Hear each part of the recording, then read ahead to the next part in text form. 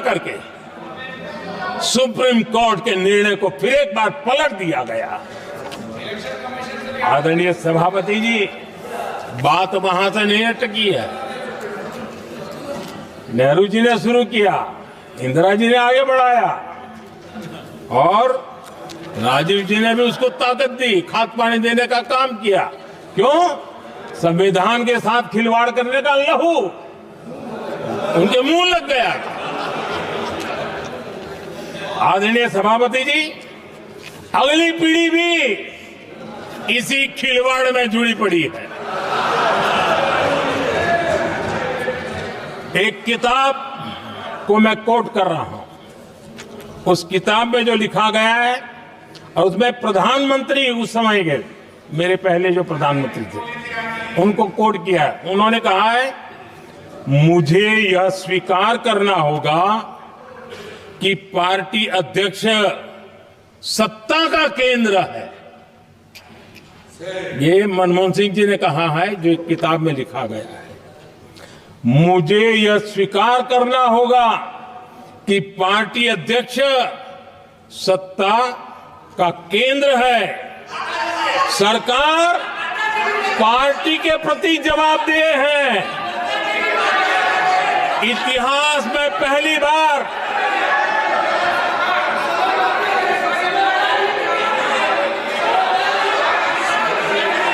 आदरणीय सभापति जी, नहीं, आप सदन इतिहास में पहली बार ये तरीका बिल्कुल ठीक नहीं है।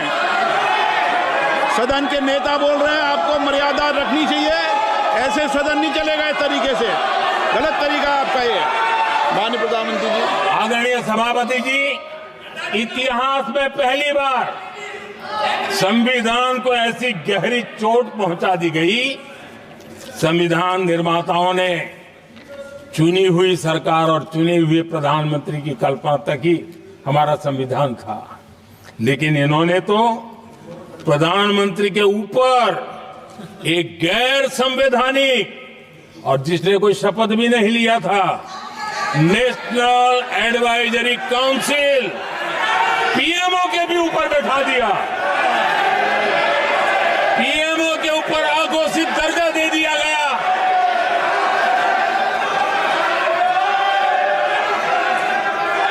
आदरणीय सभापति जी, इतना ही नहीं, और एक पीढ़ी आगे चले, और उस पीढ़ी ने क्या किया? भारत के संविधान के तहत देश की जनता जनार्दन सरकार चुनती है और वो सरकार का मुखिया कैबिनेट बनाता है। ये संविधान के तहत है। इस कैबिनेट ने जो निर्णय किया, संविधान का अपमान करने वाले अहंकार से भरे लोगों ने पत्रकारों के सामने कैबिनेट के निर्णय को फाड़ दिया। संविधान को हर मौके पर संविधान के साथ खिलवाड़ करना, संविधान को न मानना, ये जिनकी आदत हो गई थी। और दुर्भाग्य देखिए, एक अहंकारी व्यक्ति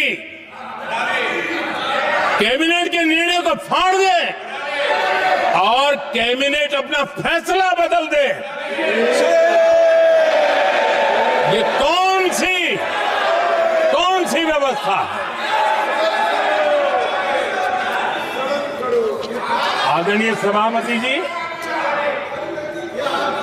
मैं जो कुछ भी कह रहा हूं वो संविधान के साथ क्या हुआ उसी की बात कर रहा हूं। उस समय करने वाले पात्रों को लेकर किसी को परेशानी होती होगी, लेकिन बात संविधान की है।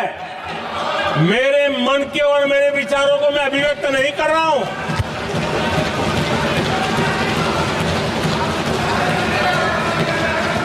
आदरणीय सभापति जी, कांग्रेस ने निरंतर संविधान की अवमानना की, संविधान के महत्व को कम किया।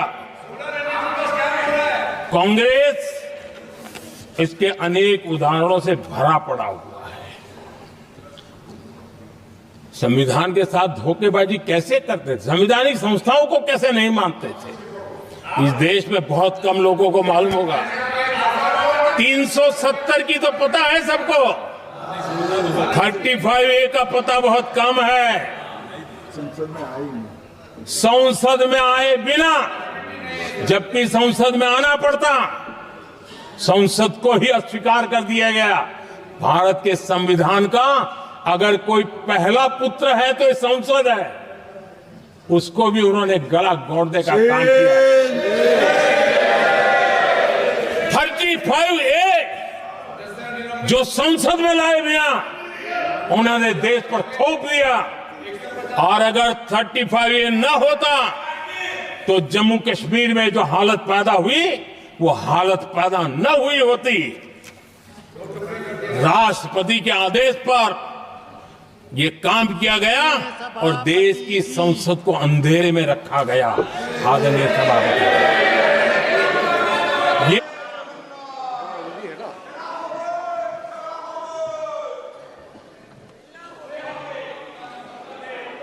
माननीय सदस्यगण, जिन्हें आज नियम 377 के अधीन मामले उठाने की अनुमति दी गई है, वे व्यक्तिगत रूप से तत्काल मामले का अनुमोदित पाठ सभा पटल पर प्रस्तुत करें।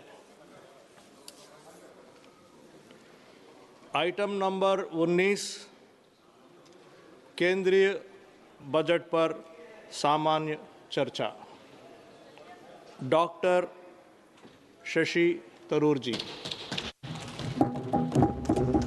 Thank you very much, Mr. Chairman. May I have your permission to speak seated? I am afraid I have a fracture on my foot. You are permitted, sir. Thank you, sir. Thank you for granting me the honor of voicing on behalf of the Indian National Congress my perspective on the Union budget presented by the Honourable Finance Minister, whom I'm glad to see in the chamber. Last year, when I was standing in this very place, I had remarked that the 2025 Finance Bill reminded me of the garage mechanic who said, "I couldn't fix your brake, so I made the horn louder." Looking at the budget this year, I'm saddened to observe that though the horn has been muted, that there hasn't been enough movement. For this budget too appears to be a squandered opportunity, equivalent to rearranging the airbags on a crashing car while assuring the passengers that the chassis is sturdy and they will feel better afterwards. This budget is praised for prudence, but prudence without vision or fairness is hollow. It ignores unemployment, it ignores rising living costs, and it ignores inequality, offering little to address the real struggles and aspirations of the Aam Aadmi.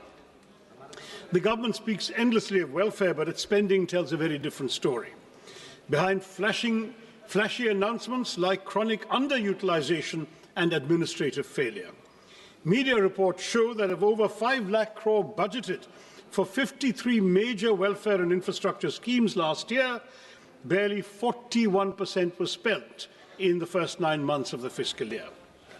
Take the Jal Jeevan Mission, allotted 67,000 crores, it managed to spend an astonishingly low 31 crores in 9 months.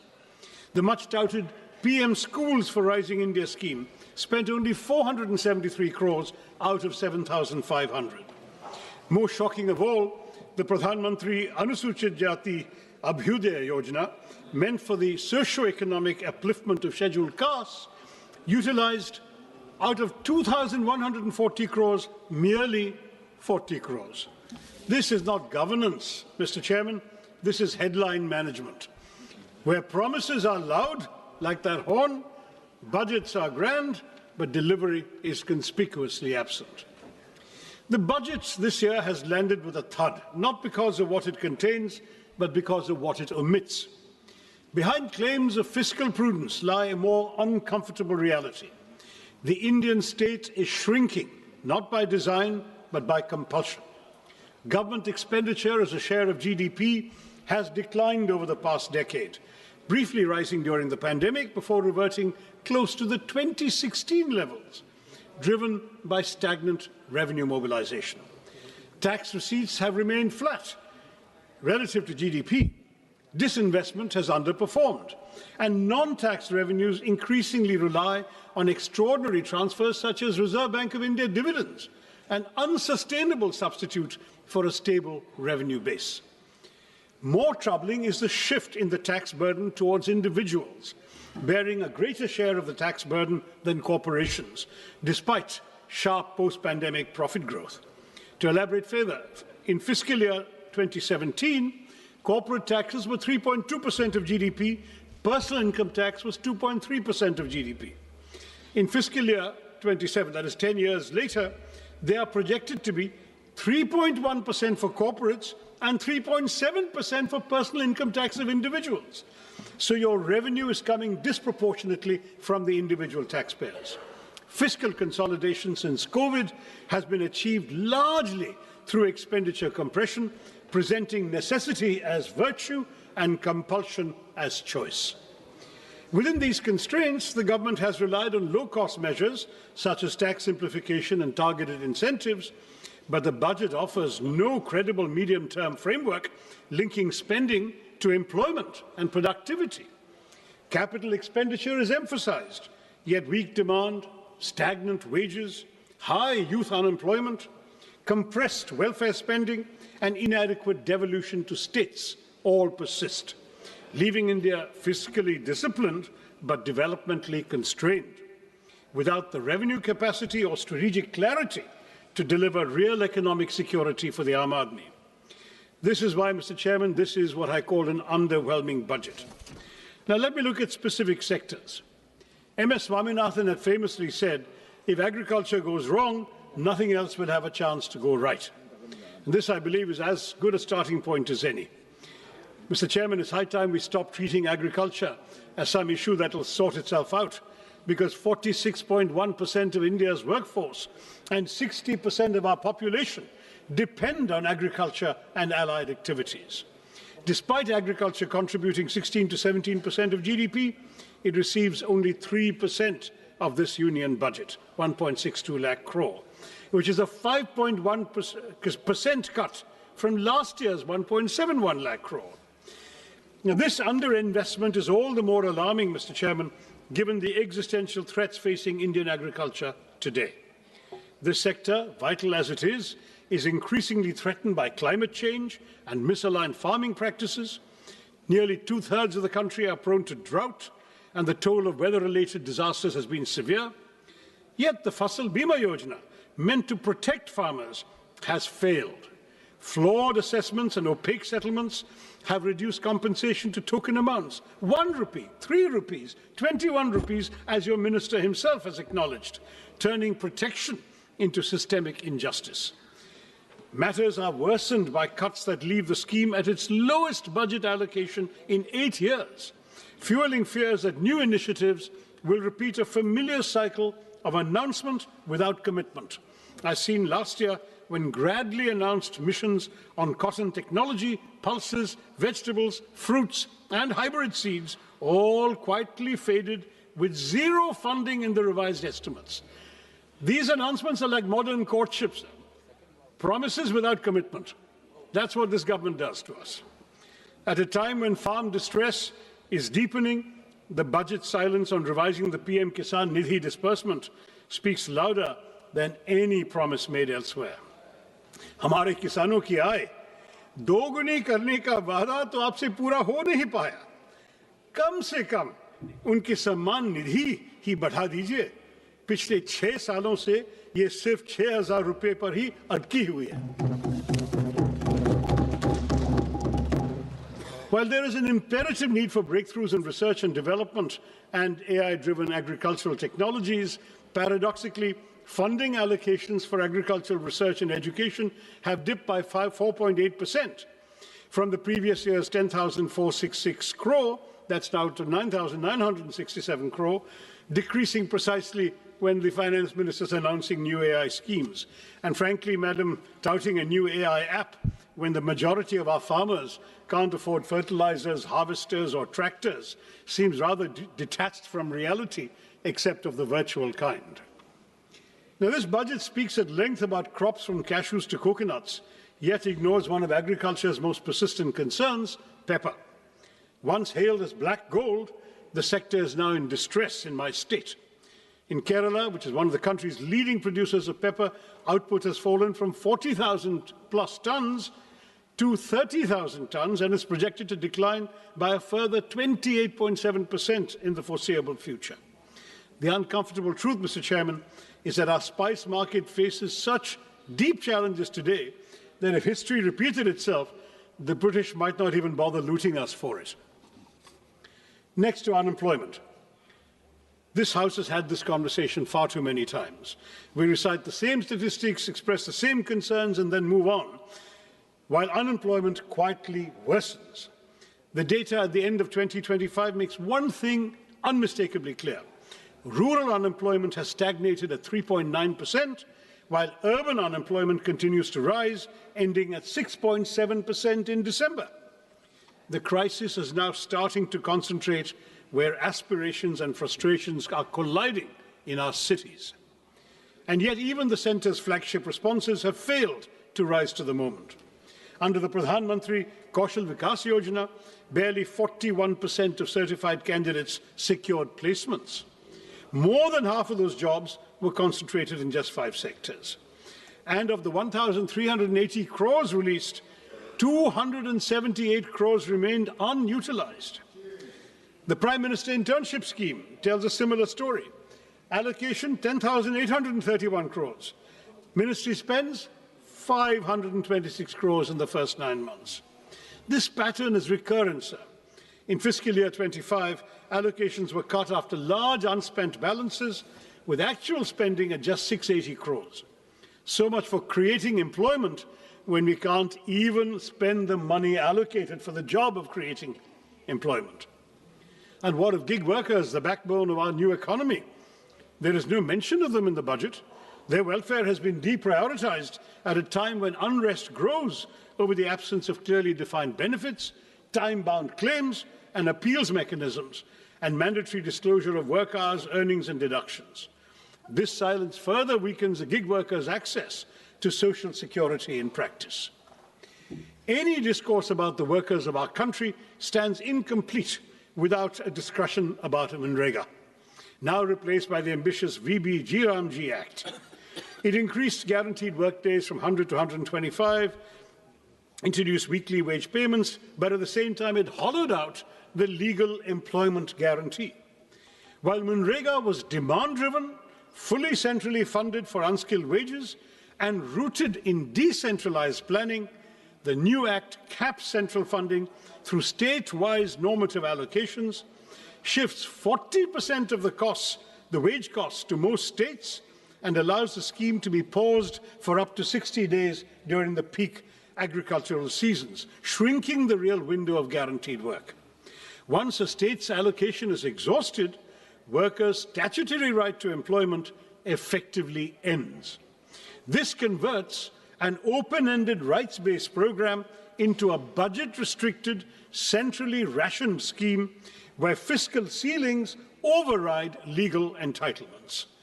The VB-G scheme received a massive allocation of 95,000 crores in this budget, yet it has a major overlooked flaw that also needs to be addressed as soon as possible, Madam Minister. It attempts inclusion, but perhaps unintentionally drives technological exclusion. Manrega trusted the panchayats and gram sabhas to plan work based on local needs and community strengths. But the G Act mandates dashboards with GIS tools, PM Gati Shakti layers, central digital stacks. Local priorities are filtered through a Viksit Bharat National Rural Infrastructure Stack, making biometrics, geotagging, dashboards, and AI audits statutory requirements. Thus, for millions of tech workers, for rural workers, one tech failure will mean exclusion without appeal and work without skill considerations. Now, when you have millions struggling to find work, Mr. Chairman, the least the government can do is to ensure that they move freely across the country to seek opportunities. But here too, Mr. Chairman, we see a pattern of neglect that is as consistent as it is shameful. Nowhere, I might add, is this neglect of connectivity clearer than in Kerala. Despite repeated demands for new railway lines to decongest existing routes, the state finds no mention in the Finance Minister's much-touted 7 high-speed railway corridor initiative.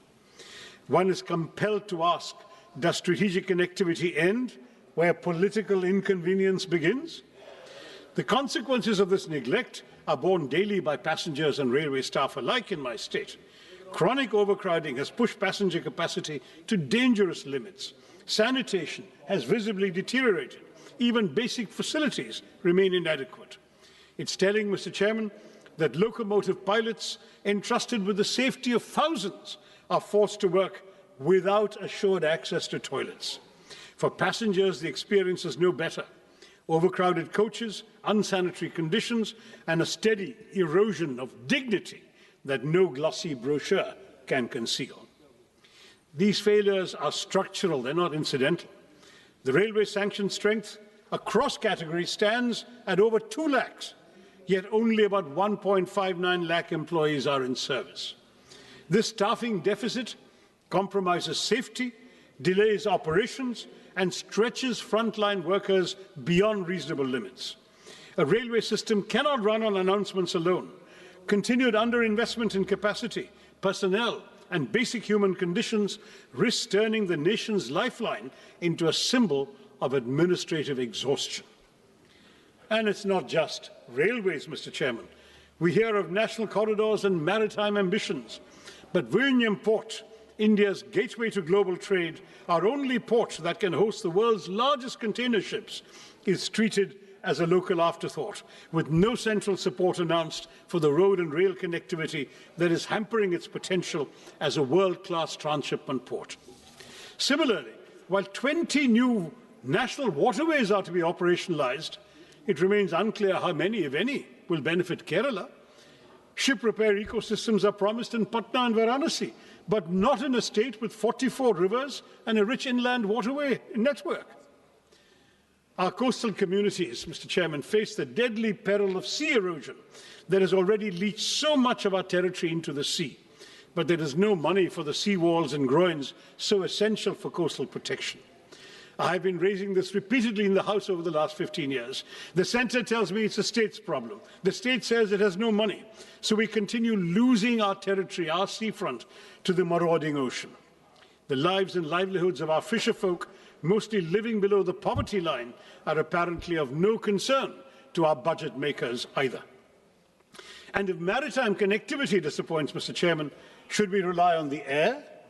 The regional connectivity scheme, which promised to give wings to the armed Nagrik to lift aspirations off the ground, make the skies accessible to all, yet today, many of those promises lie grounded. Nearly a decade on, at least 11 airports launched under UDAN have seen flights taper off or disappear altogether. Runways without aircraft, terminals without passengers, skies conspicuously empty. Last year, we were promised a modified UDAN with 120 new destinations and 4 crore passengers. But in this budget, Mr. Chairman, UDAN does not even earn a mention. Not just that, but for fiscal year 24-25, a total of 81 airports owned and operated by the Airports Authority have incurred financial losses. Duopolies have led to declining service quality, with the Indigo fiasco exposing the vulnerabilities of our airline industry. When aviation policies cannot stay airborne beyond announcements, one must ask whether this government is still committed to democratizing the skies, as it claims, or rather, as the minister claimed last year. Mr. Chairman, if connectivity cannot move people physically, one would hope education might lift them socially and economically. But here too, we see a betrayal of promises. India speaks of global excellence while presiding over domestic neglect. The national education policy promised 6% of GDP for education. Years later, spending remains at barely 4%, with the union government contributing only 0.4% and leaving states to shoulder an unsustainable burden. The consequences are visible and damaging. Over 1.5 lakh schools lack electricity, thousands lack toilets, ramps, or basic facilities for children with disabilities, and the foundations of learning continue to crumble, even as we advertise world-class universities. This neglect hits the most vulnerable the hardest. For scheduled castes, enrollment falls from 99% at the preparatory stage to 70% at the secondary level. For scheduled tribes, from 99% to just 67%. These numbers reveal a system where poverty pushes students out of classrooms and into premature work. We are told artificial intelligence will shape our future, yet only 52% of government schools have functional computers, just 58% have internet access. Where is artificial intelligence going to come to these schools? Technology without access is not transformation, Madam Minister. It is exclusion by design. Continued underfunding paired with grand promises will not uplift our children. It will mortgage India's future at a discount. Mr. Chairman, if education is one pillar of development the government should care about, health is surely the other. Budgets may speak in numbers, but nations are built in flesh and blood. And any budget serious about India's economic potential must invest in human capital, because healthcare is not charity, it is foresight. Yet public health spending remains below 2% of GDP, missing even the government's own promise of 2.5% after COVID. An allocation of over 1 lakh crore to the health ministry may sound impressive, but ambition must be measured in proportion, not in numbers. The consequences are now visible beyond government hospitals. Since 2019, over 600 private hospitals have exited the Ayushman Bharat Jan Arogya Yojana, revealing the fragility of coverage without delivery. Insurance that arrives late is merely distress deferred. Meanwhile, the fundamental determinants of health, clean air, safe water, nutritious food, and mental well-being continue to deteriorate even as disputes rise and mental health indicators worsen. A nation that seeks economic greatness cannot afford to economize on the health of its people. While you propose, Madam, exempting 7 additional rare disease drugs from import duties, your centres of excellence for rare diseases are few, unevenly distributed, and unable to utilize even the insufficient funds allocated, leaving thousands of patients to die every year for lack of treatment. And nowhere is this pattern of neglect more glaring than in the case of the long-promised AIMS in Kerala. First year of the NDA government, the promise was announced. The promise still remains unrealized. A state with one of the strongest public health records in the country continues to wait, while this budget, like its predecessors, offers neither clarity, nor timelines, nor urgency. 22 AIMS have been sanctioned across India, Mr. Chairman, but when it comes to Kerala, the silence is deafening. And AIMS that is not even a dot on a map is not institution building, it is institutional disregard. Kerala does not lack need, capacity, or credibility. What it lacks, it seems, is visibility in this government's priorities. Why, Mr. Chairman, is Kerala invisible to this government? I'd like to know. Equally telling is the silence on air pollution.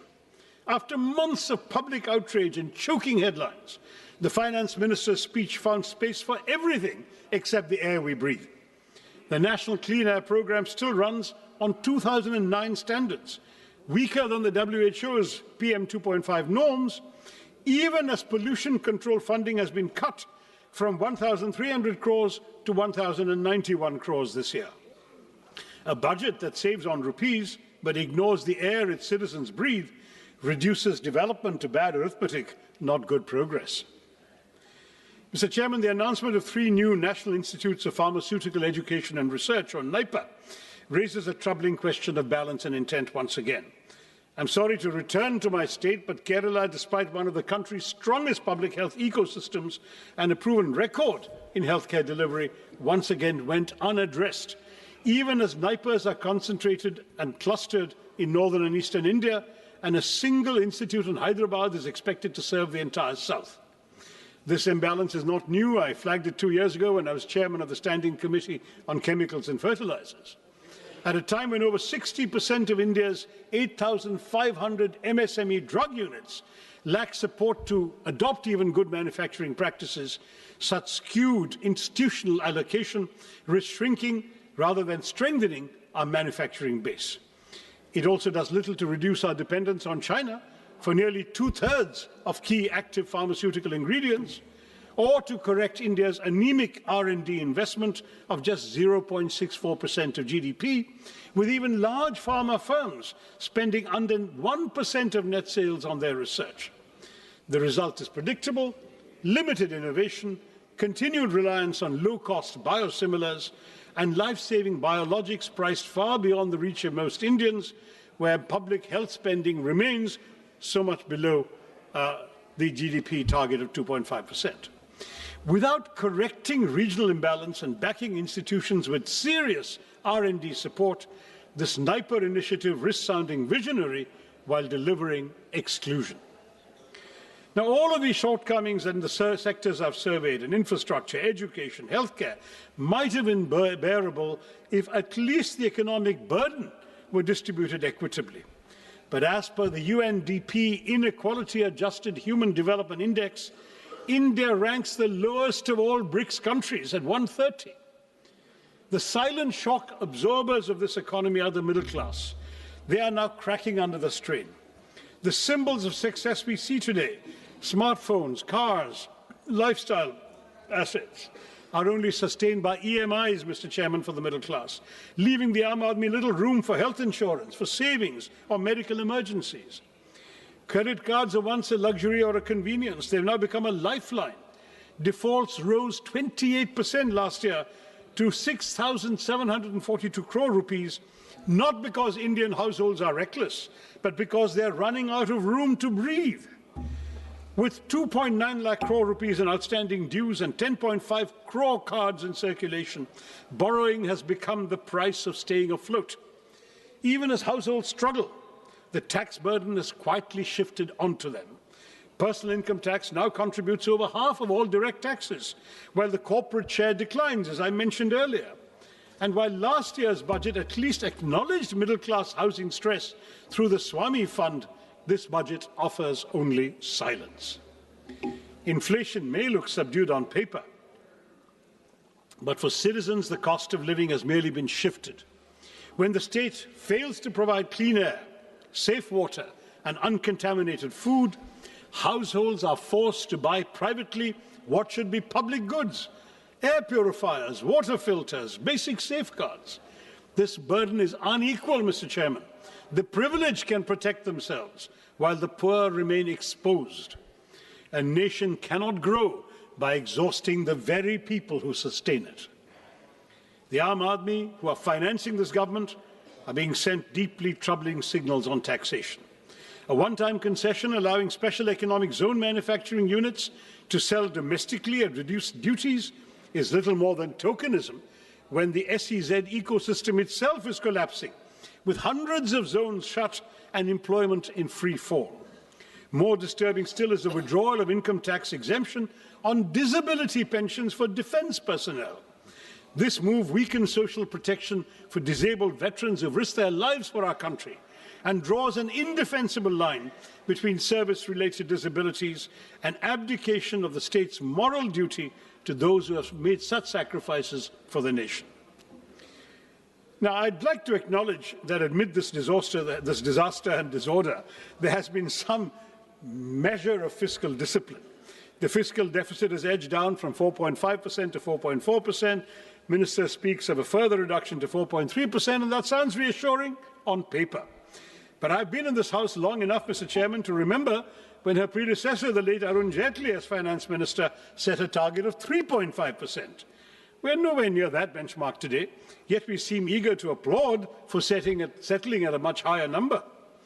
Perspective matters, sir, and without it, these figures lose their meaning, especially when they fail the only test that truly counts: whether the Aam Aadmi has more money in his pocket, whether he has wages that keep pace with prices, whether he or she has a life that is becoming easier. Fiscal prudence cannot be celebrated in isolation when household budgets remain under strain and economic security is elusive for millions.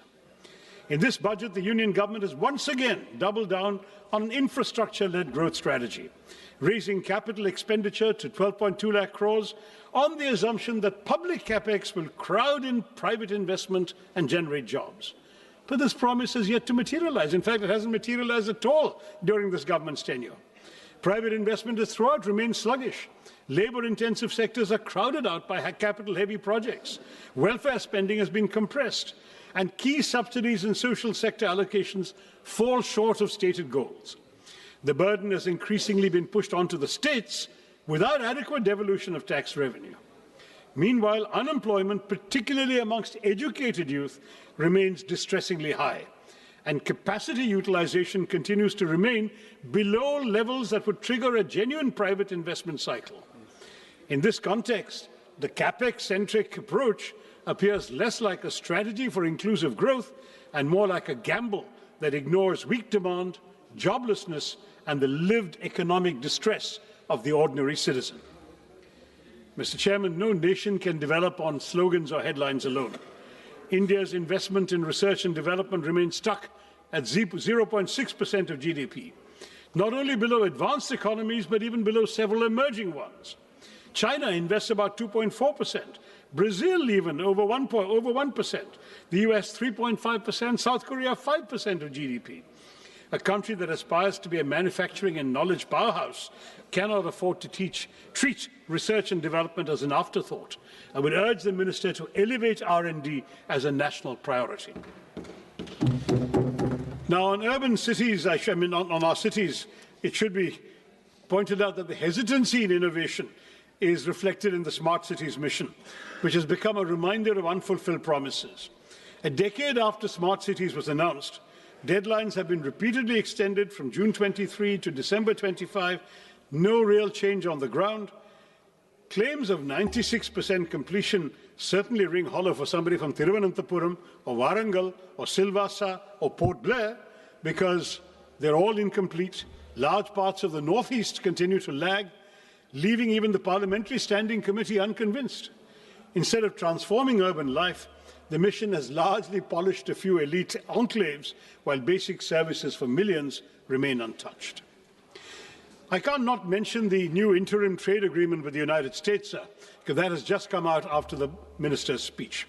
It looks less like a free trade agreement than a pre-committed purchase agreement that overturns every principle of reciprocity.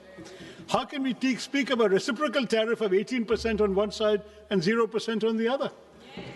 At a time when India's total bilateral trade with the US stands at roughly $130 billion, and we have a trade surplus of only $45 billion, we have surprisingly promised to buy $500 billion worth of American goods over 5 years. This effectively converts a surplus into a long-term deficit by executive assurance rather than by market demand. No major economy has ever neutralized its own trade leverage in this manner.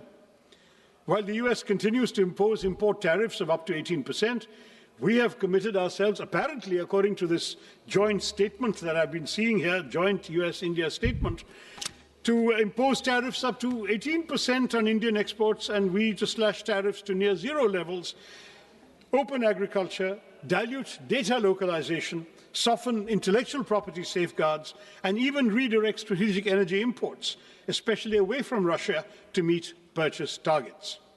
Now, this is not strategic balancing, it is economic preemption. Parliament has neither been told how farmers, MSMEs, and domestic industry will be protected, nor why India has voluntarily surrendered its negotiating power without securing proportional market access. Without securing proportional market access or policy space in return. I know the government will say, wait for the final agreement, it's coming in mid-March, but let them be aware these concerns exist right now, sir. Yes. The government's claim that India has secured a better deal than China, Vietnam, or other Asian economies does not withstand scrutiny. While India has obtained a tariff reduction of 1 or 2 percentage points from them, no East Asian economy has agreed to deliberately dilute its trade surplus with the US through guaranteed purchase commitments. On the contrary, China, Vietnam, and several ASEAN countries have actually expanded their trade surpluses with the US, even amid heightened trade tensions. And this ambiguity, Mr. Chairman, has a direct bearing on the credibility of the budget itself. When both the Minister of Commerce and Industry and the Minister of External Affairs were questioned on these commitments, they were really offered no clear explanation of their scale, timeline, or fiscal implications. Now, the reason I mention this in the context of the budget is that key budgetary assumptions on trade balances, external financing needs, and overall macroeconomic stability rest on information that the Parliament does not possess and has not been given. A budget framed amid such uncertainty is not just incomplete, it asks this House to approve numbers without knowing the obligations that may soon overtake them from this trade agreement. Now, I do want to say that when the two ministers play ping-pong with each other, saying it's not in their mandate to answer the question, each one attributes it to the other, then that looks like a rather disappointing game, because when no minister claims ownership of something like this, accountability disappears, and Parliament is left staring at a budget that conceals obligations that the government seems to lack the courage to admit openly. In short, Mr. Chairman, the real weakness of this government's budget lies in its implementation, where rhetoric is not matched by reality. Let me quote that famous verse once again by Mirza Ghalib, which I think perfectly captures our reality today as reflected in this budget and its aspirations. हमको मालूम है जन्नत की हकीकत, हमें मालूम है जन्नत की हकीकत, लेकिन दिल बहलाने के लिए गालिब ये ख्याल अच्छा है. That seems to be what we have had inflicted upon us. We know the reality behind these claims, these tall promises, these narratives of model governance, but they're not policies grounded in outcomes. They're carefully curated illusions. Glossy schemes, utopian projections, they might soothe the imagination, dil to behlata hai. But everyday life for the ordinary citizen of India has remained unchanged. Hope is repeatedly sold, but delivery remains perpetually deferred. Viksit Bharat by 2047 is an admirable ambition, safely more than 2 decades away. This budget offers no credible pathway to reach it. Instead of narrowing the gap, it widens it. Unemployment continues to rise. Poverty hardens. Jobs remain scarce. Wages remain stagnant. Small businesses, already gasping for relief, are smothered under layers of compliance, while informal workers, gig workers who sustain our economy with their labor are pushed further into invisibility and insecurity.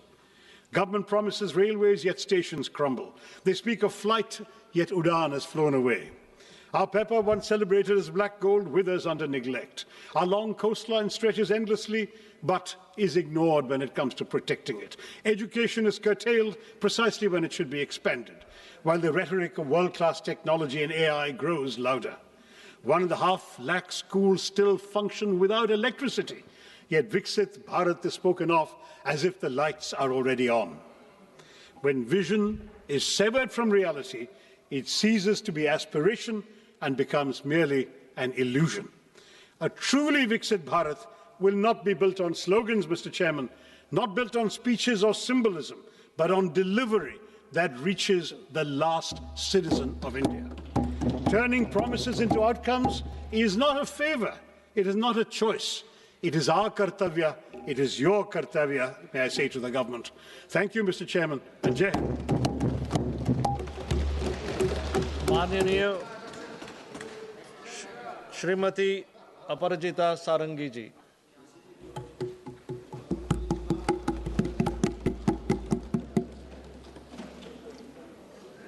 It is my pleasure and privilege to talk about the Union budget for the financial year 26-27. Thank you, Chairman, sir, for giving me this opportunity. At the outset, I commend Honorable Finance Minister, Madam Nirmala Sitharaman, for giving to this country of 1.4 billion people her 9th consecutive budget, a budget which reflects her commitment, the commitment of the government, the conviction of the government, and the consistency of the government.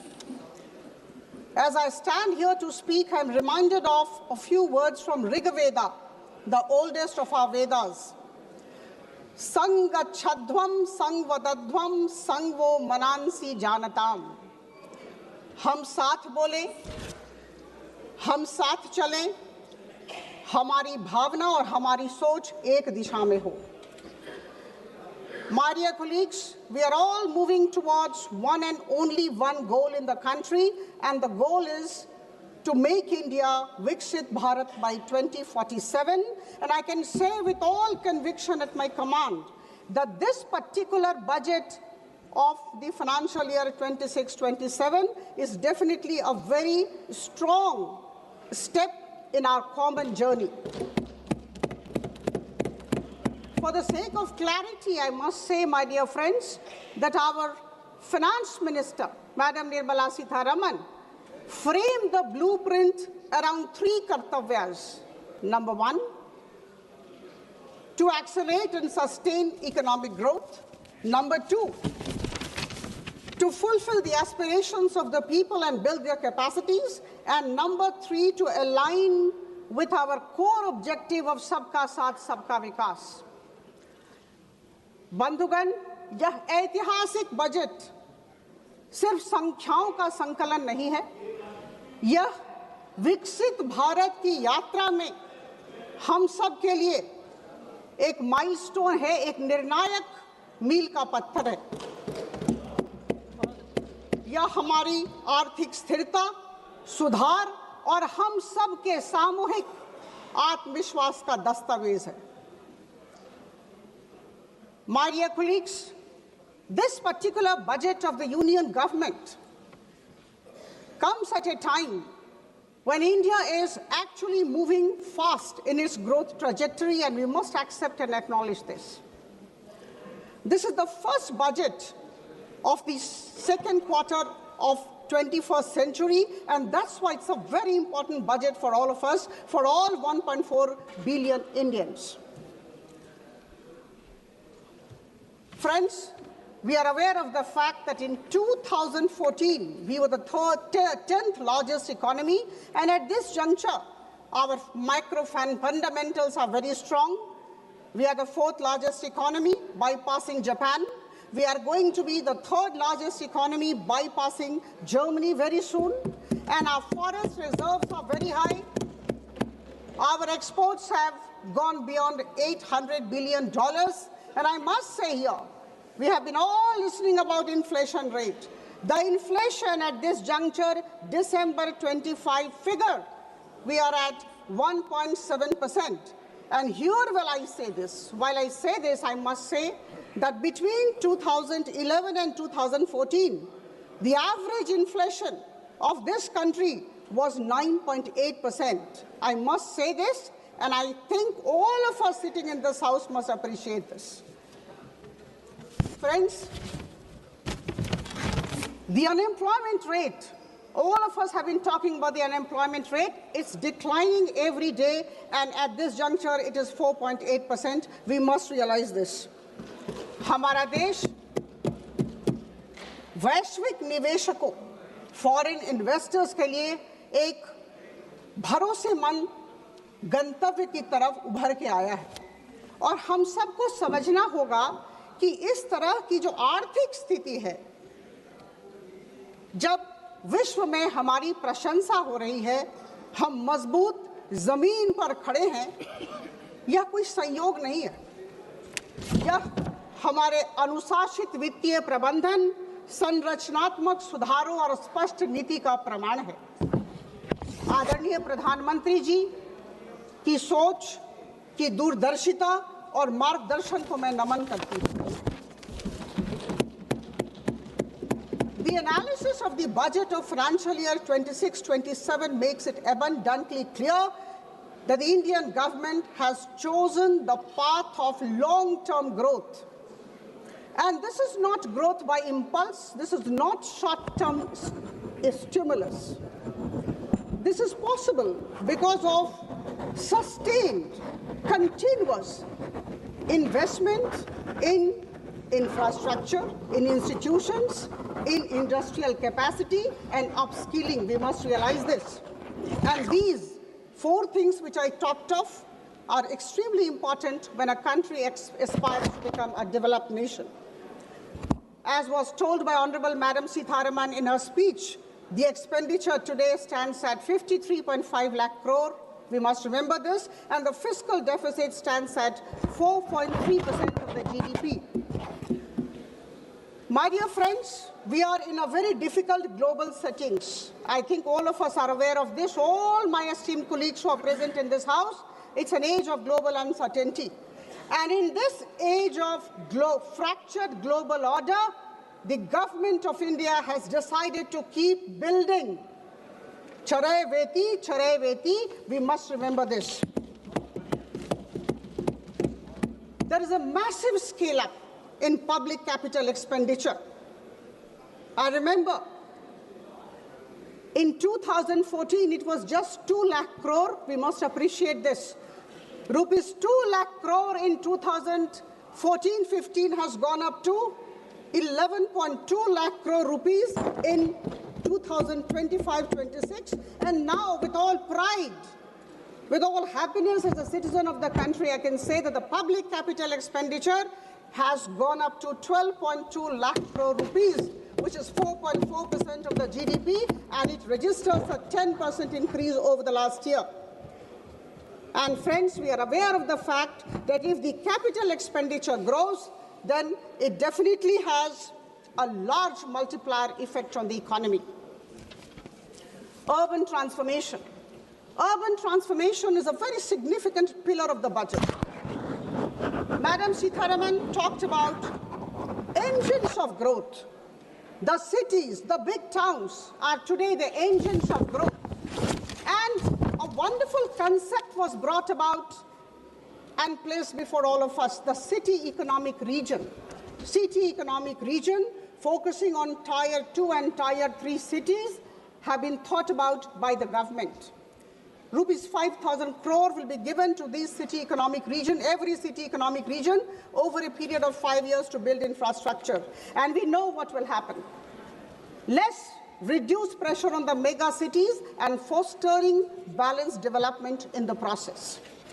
All of us know that no country ever can actually become a developed nation without having manufacturing competitiveness, and our government has tried to give a substantial push to the manufacturing competitiveness idea.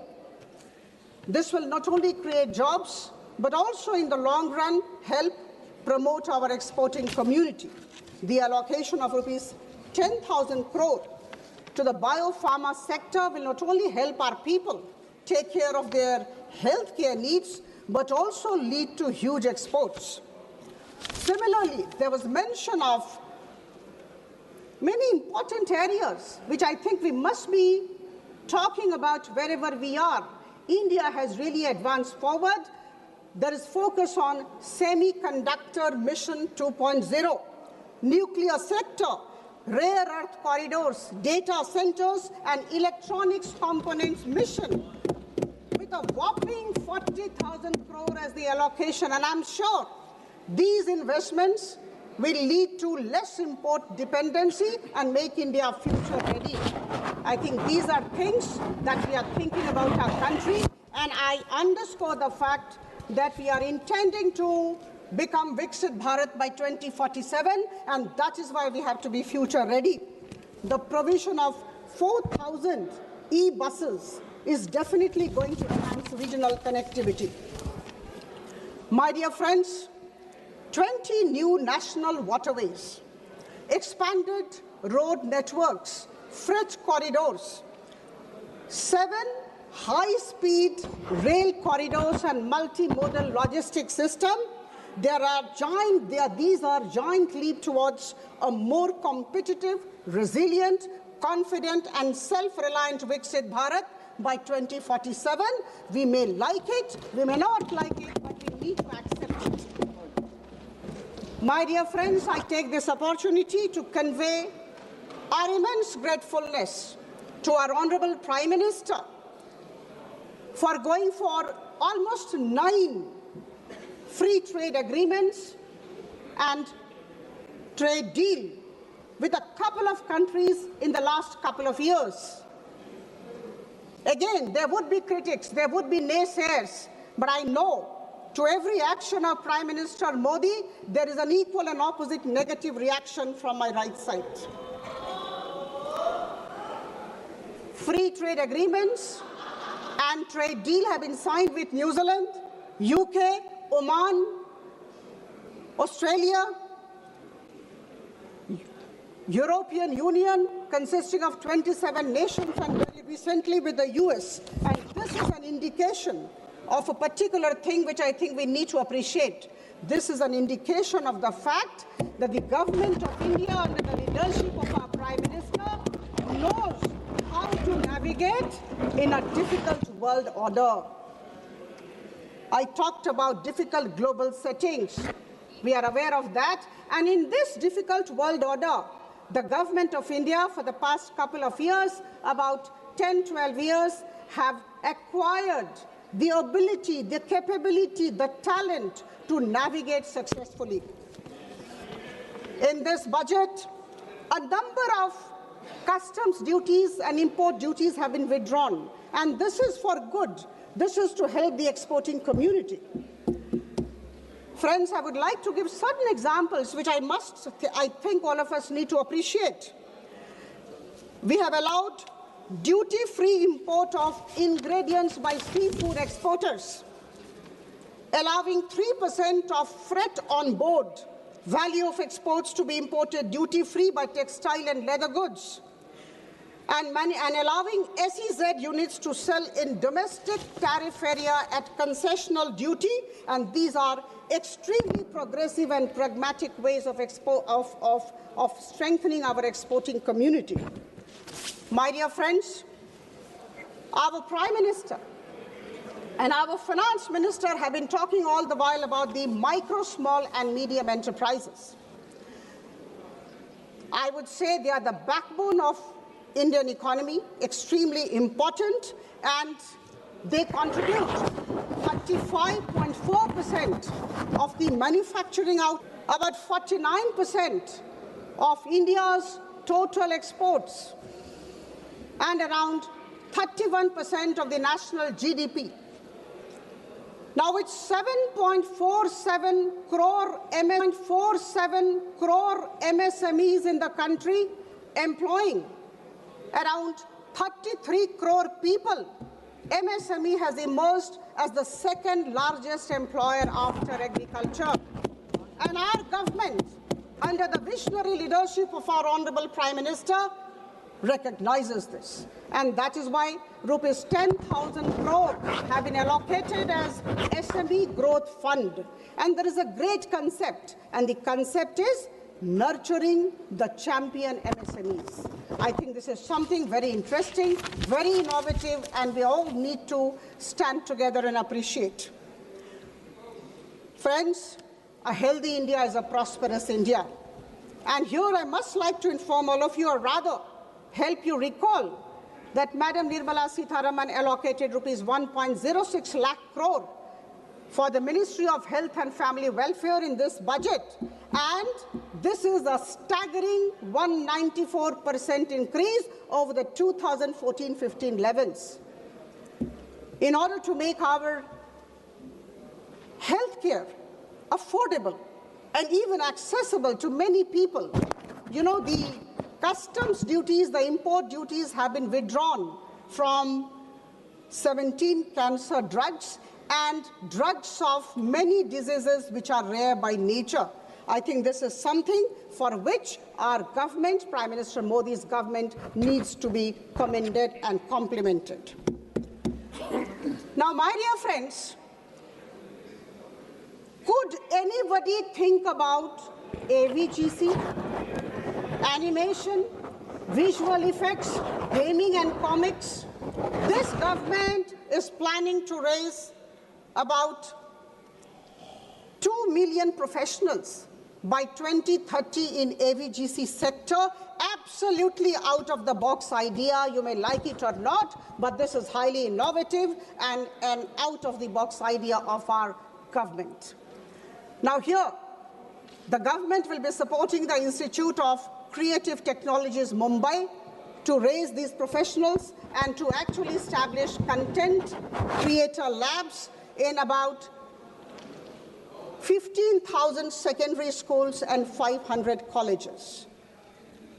It is very easy for me to read out, as my dear friend just did, when you are convinced about what your government is doing, you need not read out from the papers. I know what our government is doing and how my government is ensuring that India moves forward. I don't have to look into papers for data and statistics. We are convinced that the government is moving forward, and this confidence is coming out when we speak about the government's good works. Friends, there is a very interesting thing. Ma'am, kindly Ma'am, kindly address the chair. Yeah, thank you. To ensure sustained economic growth, and also at the same time to keep fiscal deficit in check, is an interesting phenomenon. It's a challenge. And I'm extremely happy to inform the House that we recognize, we appreciate that this government has been doing that. Our growth momentum has been sustained, and at the same time, fiscal deficit is low, 4.3%, as I told earlier. This is a challenge which has been taken on by the government. The budget of financial year 26-27 is definitely pragmatic, pro-people, and balanced in nature. हमें सशक्त, आत्मनिर्भर और विकसित भारत बनाना है। बंधुगण, आदरणीय प्रधानमंत्री जी की सोच, उनके दिग्दर्शन, उनकी सकारात्मकता के सामने हम सब नतमस्तक हैं। मैं नमन करती हूं और उनके लिए दो पंक्तियां। मैं सोच भी बदलता हूं, मैं नजरिया भी बदलता हूं, मंजिल जाने तक का जरिया भी बदलता हूं,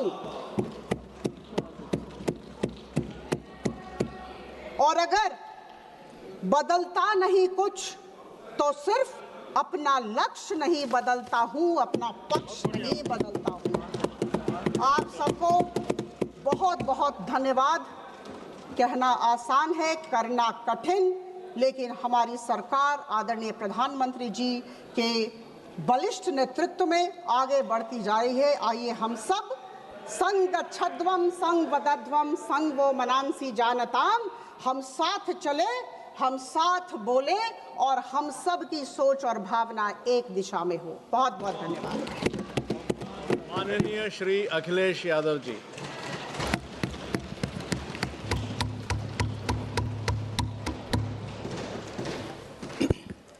मैं सबसे पहले सभापति महोदय आपका मैं धन्यवाद देता हूं कि मुझे आपने बजट पे बोलने का समय दिया है।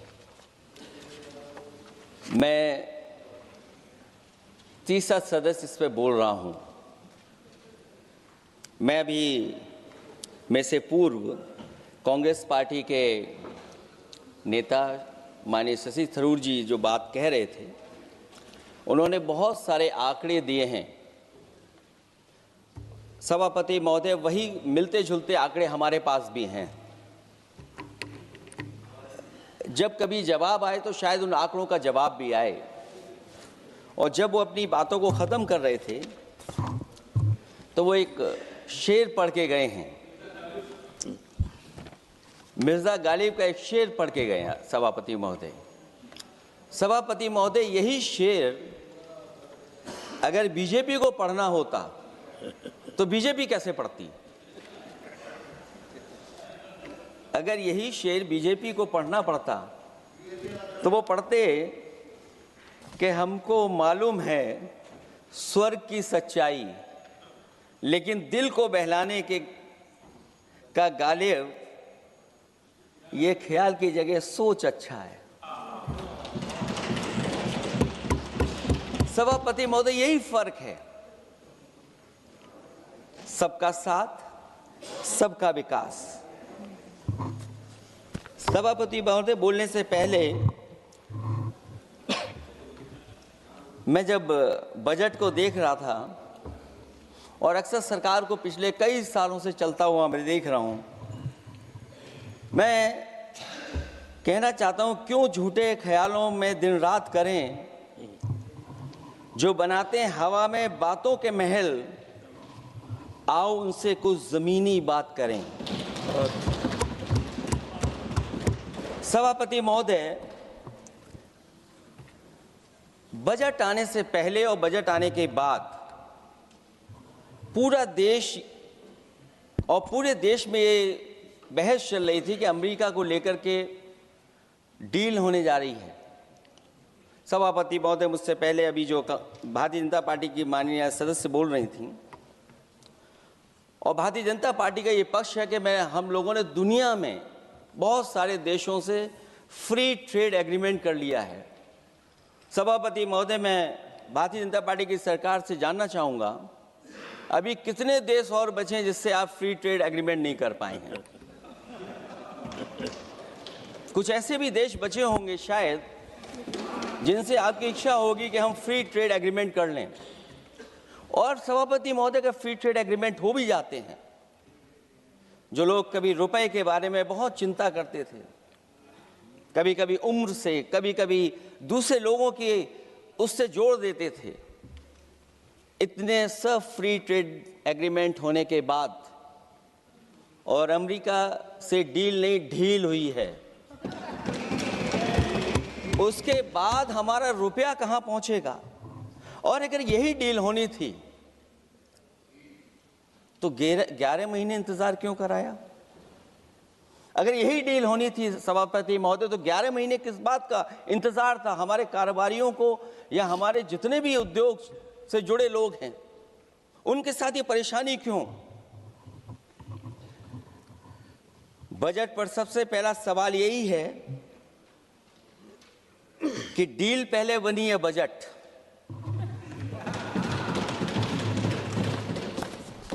और बजट का हलवा यहां ज्यादा बटा के वहां। सभापति महोदय, स्वदेशी, आत्मनिर्भर, ये शब्द तो बहुत अच्छे लगते हैं, लेकिन जब डील हो गई है तो क्या इस बजट को लाने से पहले आत्मनिर्भरता और स्वदेशी को अपने अपने शब्दकोश से हटा दिया है, या इसको उल्टे अर्थ में विलोम शब्दकोश में डाल दिया है? और ये डील नहीं है जो हम आप सब समझ पा रहे हैं, शायद सत्ता पक्ष के लोग ये नहीं समझ पा रहे होंगे, लेकिन पूरा देश समझ रहा है कि हमने अपना बाजार एक बार और खोल दिया है। $500 बिलियन का व्यापार एक तरफा, हमारे आत्मनिर्भरता कहां जाएगी? स्वदेशी नारा हमारा कहां जाएगा? हमारे देश की जनता भाजपा से कह रही है कि जहां तक हमें मालूम है डील एक तरफा नहीं होती है। क्या ये बनी वहां पहुंची यहां जहां जैसे कोई एक पक्षी मान रहा हो? जनता भाजपा से यह भी जानना चाहती है कि 0 बड़ा के 18।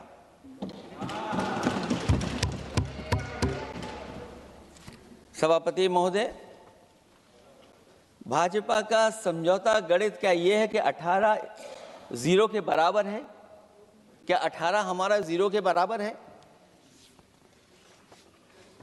देश के किसानों, दुकानों, उद्योगों को बचाने के लिए खोखले शब्दों के अलावा भाजपा के पास कोई और सुरक्षा कवच या संरक्षण योजना है कि नहीं है?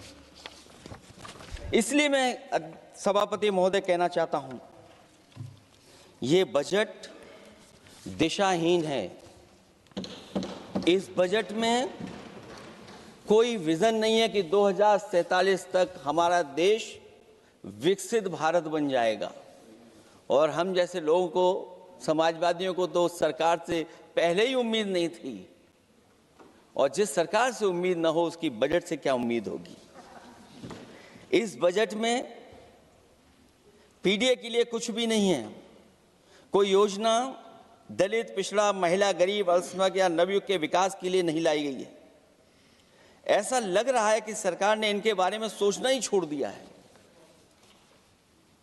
और अगर जीडीपी हमारी 7% है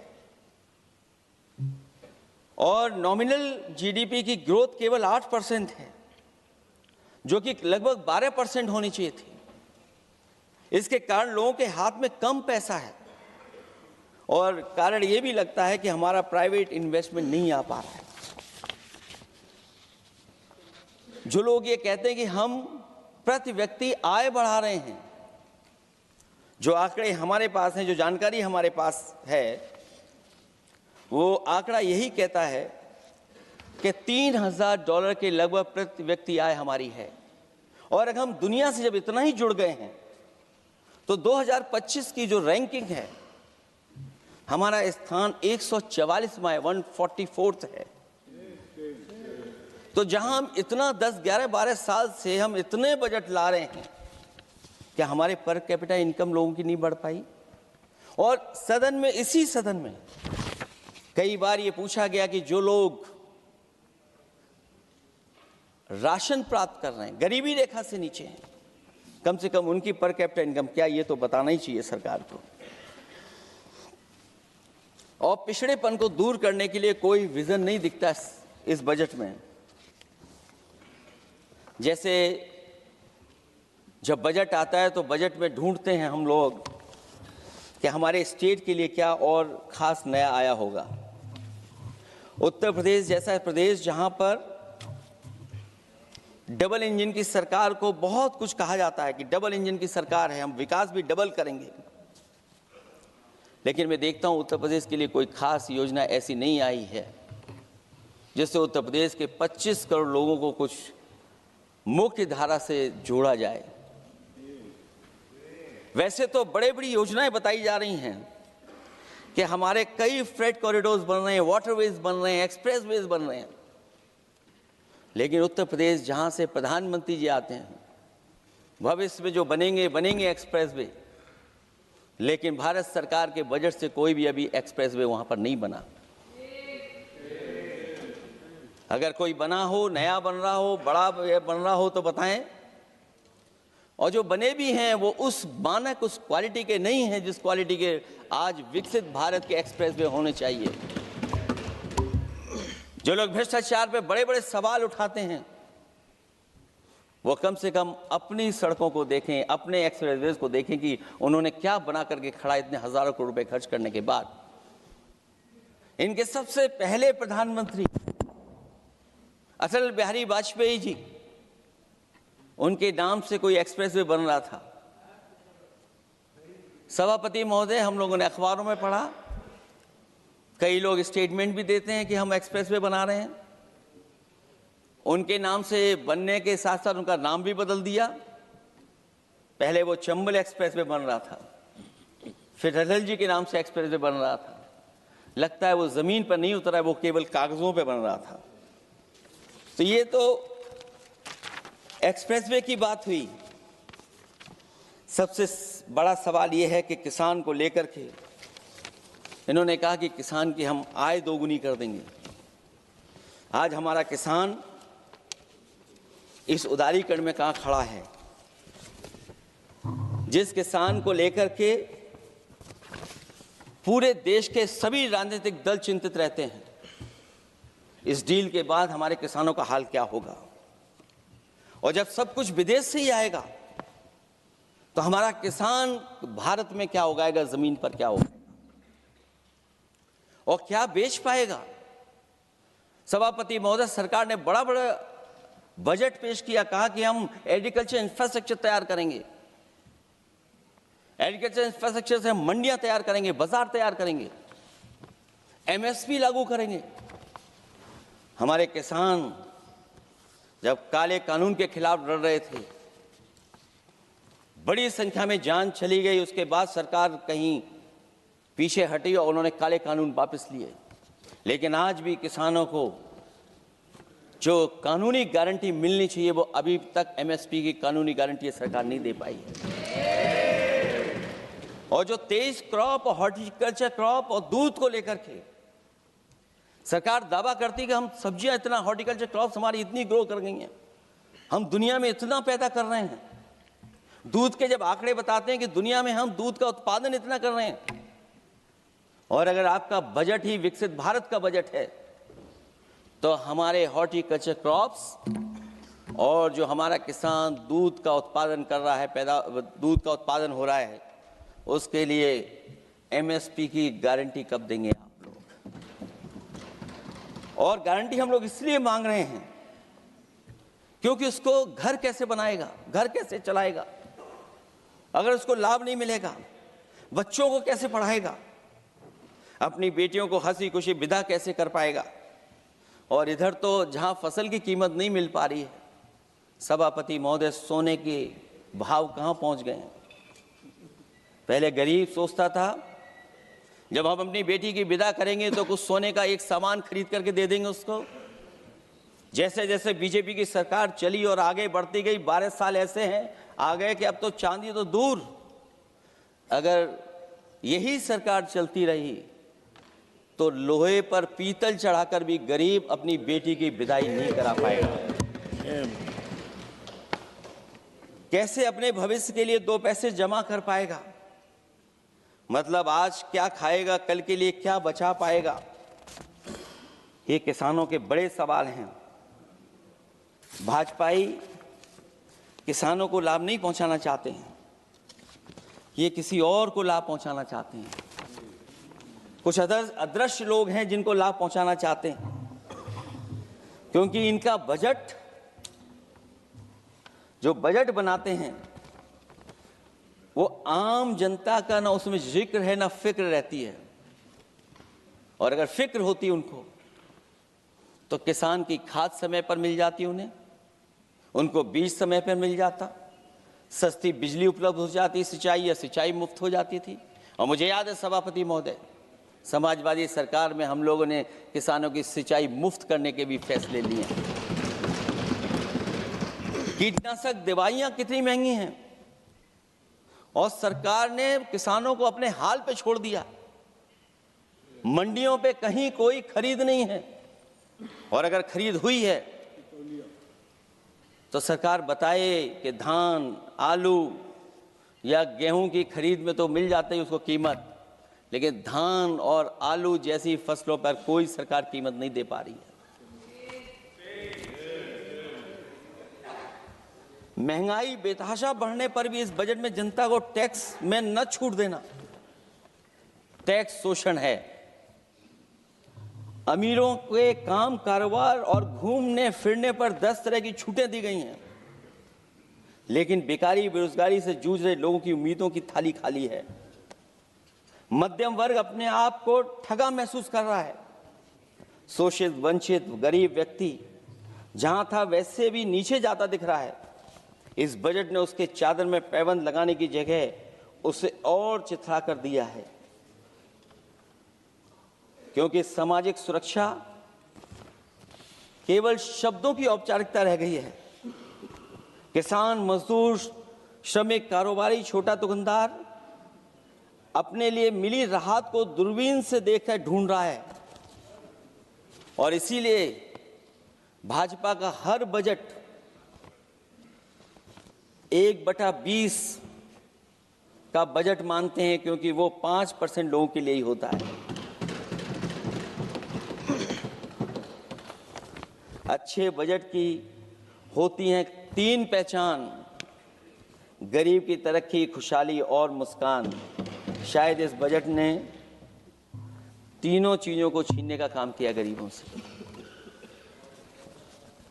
दूसरा विषय, स्वास्थ्य को लेकर के बहुत हमारा गरीब समय समय पर परेशान रहता है। स्वास्थ्य को लेकर के जो ठोस कदम सरकार को उठाने चाहिए, वो सभापति महोदय सरकार नहीं उठाती दिख रही है, और जितना भी स्वास्थ्य सेवाएं हैं वो ठप होती चली जा रही हैं। मैं उत्तर प्रदेश की बता सकता हूं। मुझे याद है सभापति महोदय, पहला जो भारत सरकार और प्रदेश सरकार को मिलकर के पहला हॉस्पिटल, मेडिकल कॉलेज शाहजहांपुर का बना था, जिस समय भारतीय जनता पार्टी के उस समय के स्वास्थ्य मंत्री और मैंने मिलकर के उसका उद्घाटन किया था। उसके बाद जो प्रचार में तो ये बहुत आगे हैं। प्रचार में तो ये कहते हैं कि हर डिस्ट्रिक्ट में हर हॉस्पिटल, हर डिस्ट्रिक्ट में एक हॉस्पिटल या मेडिकल कॉलेज, लेकिन सच्चाई तो ये है कि इन हॉस्पिटलों में इलाज नहीं है, दवाई नहीं है, ऑपरेशन के लिए कहाँ जाना पड़ता है, भटकना पड़ता है। और जिस तरीके से अभी जिन लोगों ने इंश्योरेंस या LIC में किस्त दी होगी, वो जानते होंगे कि महंगाई कम नहीं हुई है, महंगाई बढ़ी है, किस्तें बढ़ गई हैं। उदाहरण के लिए दिल्ली के एम्स के लिए 5,600 करोड़ रुपए और आयुष्मान भारत के लिए पूरे देश के लिए सरकार ने जो बजट रखा है वो 4,700 करोड़ रुपए है।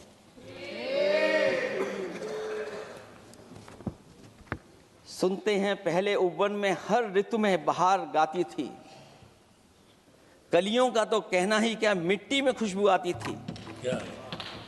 ये भी ज्ञात हमें उपवन में कुछ ऐसे भौरे आए थे, सारा चमन कर दिया मरघट, अपने साथ जहर लाए थे। लेकिन अगर चमन वाले ही भौरों के रंग ढंग अपनाएं, माली तुम ही फैसला कर दो, हम किसको दोषी ठहराएं। सभापति महोदय, मैं उत्तर प्रदेश से आता हूं, जहां पर प्रधान संसदीय क्षेत्र है। राजमाता पूजनीय अहिल्याबाई होलकर जी, उनकी मूर्ति थी, उसको बुलडोजर से तोड़वा दिया। सभापति महोदय, कोई कल्पना कर सकता है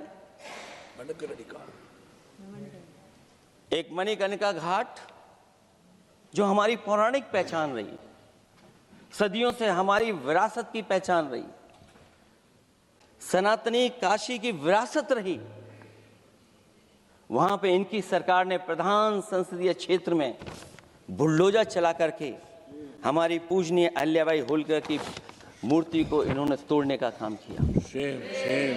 और सभापति महोदय, केवल एक मूर्ति नहीं, वहां पर अगर हम गिनती करेंगे, 1 नहीं, 2 नहीं, 3 नहीं, 4 नहीं, 5 नहीं, 6 नहीं, 7 नहीं, लगभग 100 मंदिरों को तोड़ने का काम इसी सरकार में हुआ है।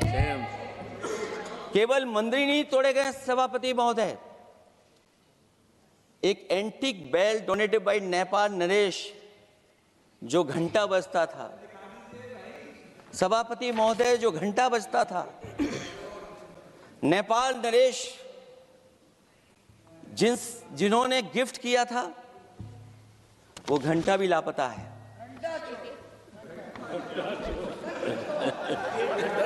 केवल घंटा ही लापता नहीं है,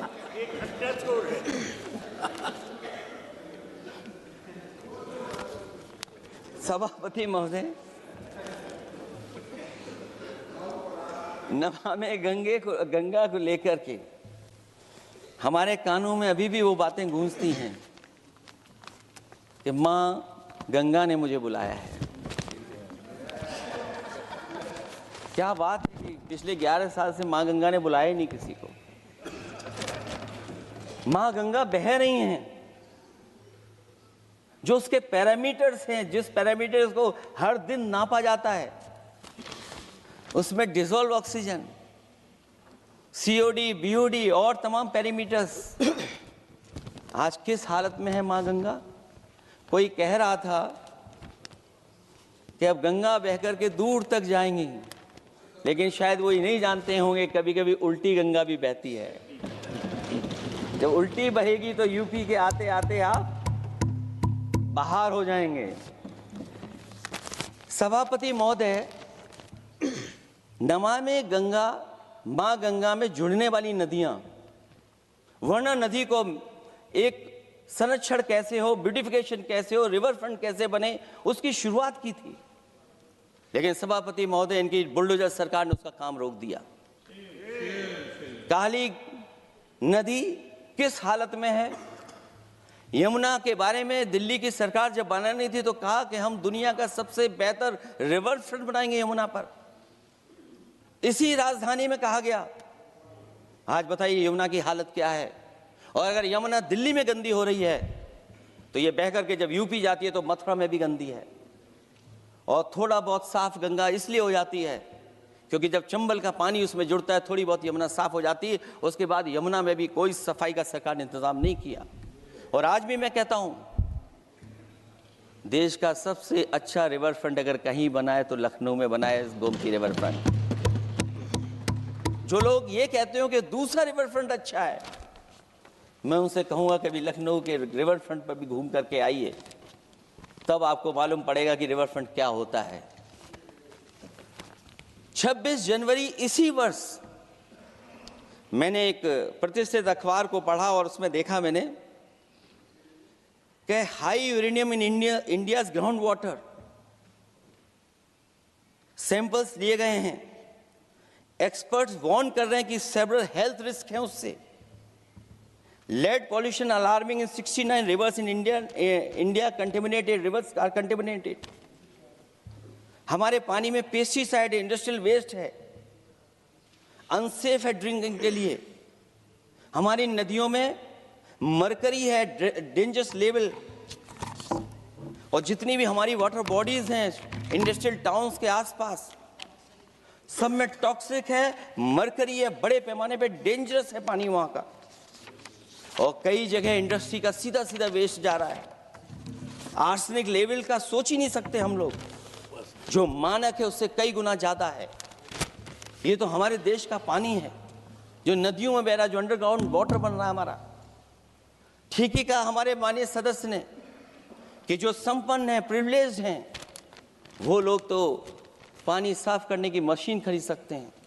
हमारा गरीब क्या खरीदेगा? गरीब की हेल्थ को कितनी परेशानी और रिस्क है। यहां तक कि अंतर्राष्ट्रीय प्लेटफॉर्म पर हमारे देश को भी सुनना पड़ा एक प्रतिष्ठित चैनल पर कि आपके देश में इन्वेस्टमेंट क्यों आएगा, क्योंकि वहां आ ही नहीं सकता है, क्योंकि आपकी हवा खराब है। सोचिए, देश का पानी खराब हो, और ये मैं नहीं कह रहा हूं, पानी खराब सरकार को मालूम है, नहीं मालूम है, लेकिन जो प्राइवेट कंपनियां हैं जिनको अपना पानी बेचना है, तो वो बता रही हैं कि आपके भारत के पानी में क्या क्या है। और अगर ये बात गलत है तो सरकार ऐसी कंपनियों पर प्रतिबंध क्यों नहीं लगाते हैं कि इस तरह अपनी कंपनियों का सामान बेचने के लिए झूठा प्रचार कर रही हैं।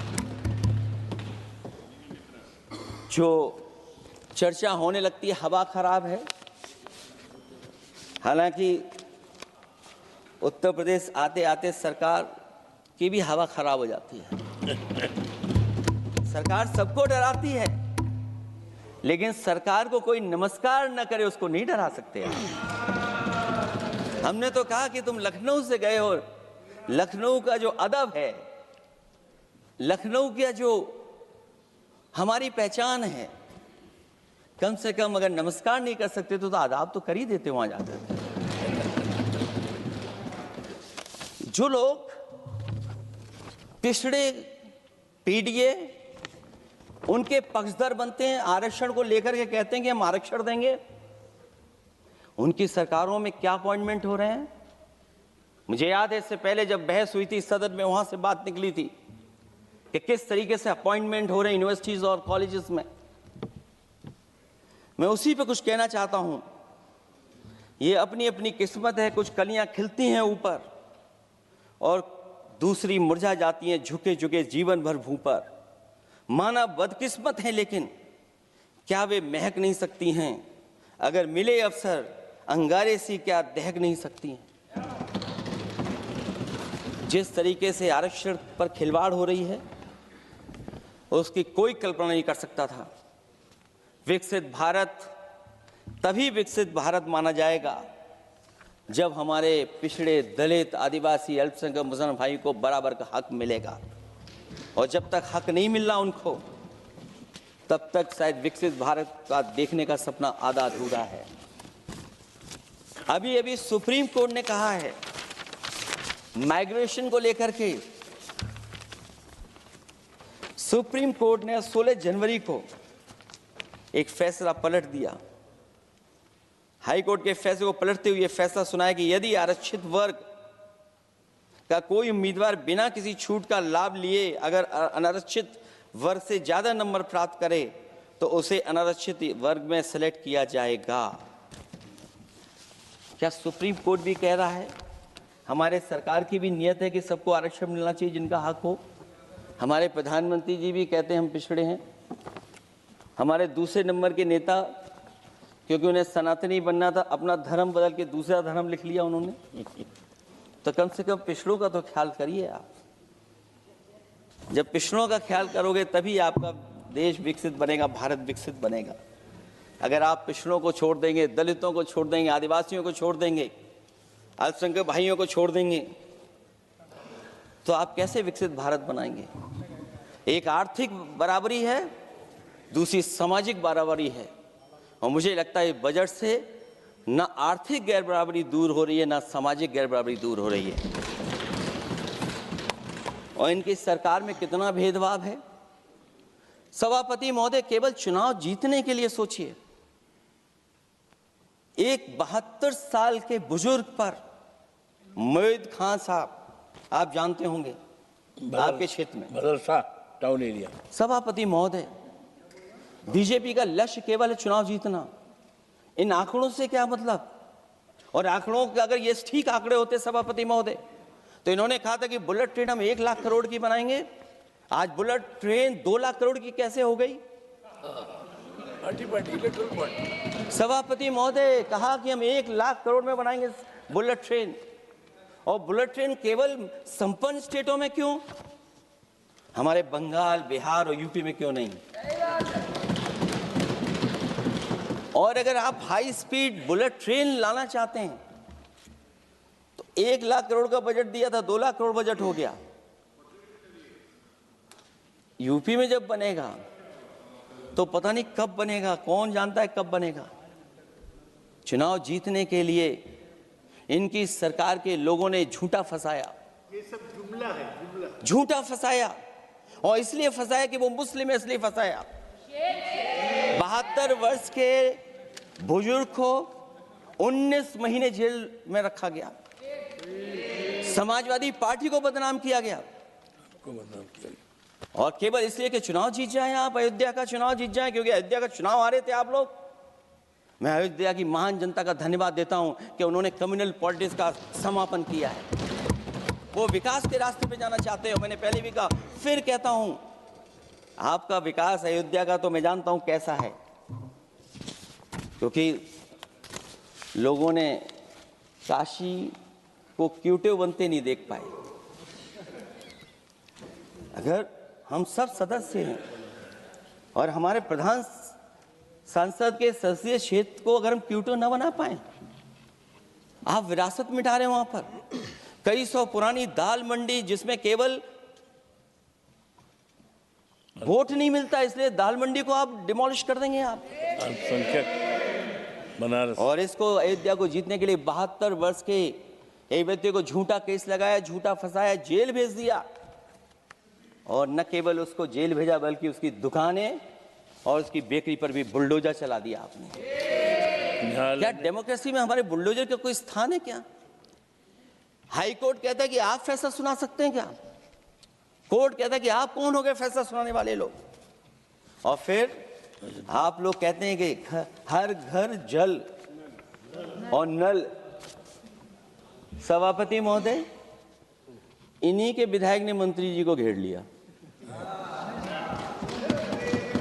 इन्हीं के विधायक ने मंत्री जी का अपहरण कर लिया, और ये कहते हैं कि हम तो, हमारे कोई अराजकता नहीं है। ये कहते हैं इन्वेस्टमेंट लाएंगे, हम एमओयू साइन करेंगे। सभापति महोदय, देश के प्रधानमंत्री, देश के सबसे बड़े उद्योगपति उत्तर प्रदेश पहुंचे थे, एमओयू साइन किए गए, लाखों करोड़ के एमओयू साइन हुए। और एमओयू साइन होने के बाद जमीन पर कितना उतरा ये बताए सरकार। एमओयू के बाद सरकार बताए कितना जमीन पर उतरा है। इन्होंने जब कश्मीर का 370 हटा रहे थे सभापति महोदय, हाँ ना, बजट ही है ये एमओयू में, क्योंकि इंसेंटिव अगर नहीं देंगे तो कौन आपका इन्वेस्टमेंट लाएगा? ये राज्य का विषय नहीं है सभापति, राज्य से प्रधानमंत्री आते हैं। और आपने ये कहा कि प्रधानमंत्री के क्षेत्र में हमने देश में कहा कि हमने 1000 किलोमीटर मेट्रो बिछाई है। आपने देश के प्रधानमंत्री के क्षेत्र में क्यों नहीं मेट्रो बिछाई?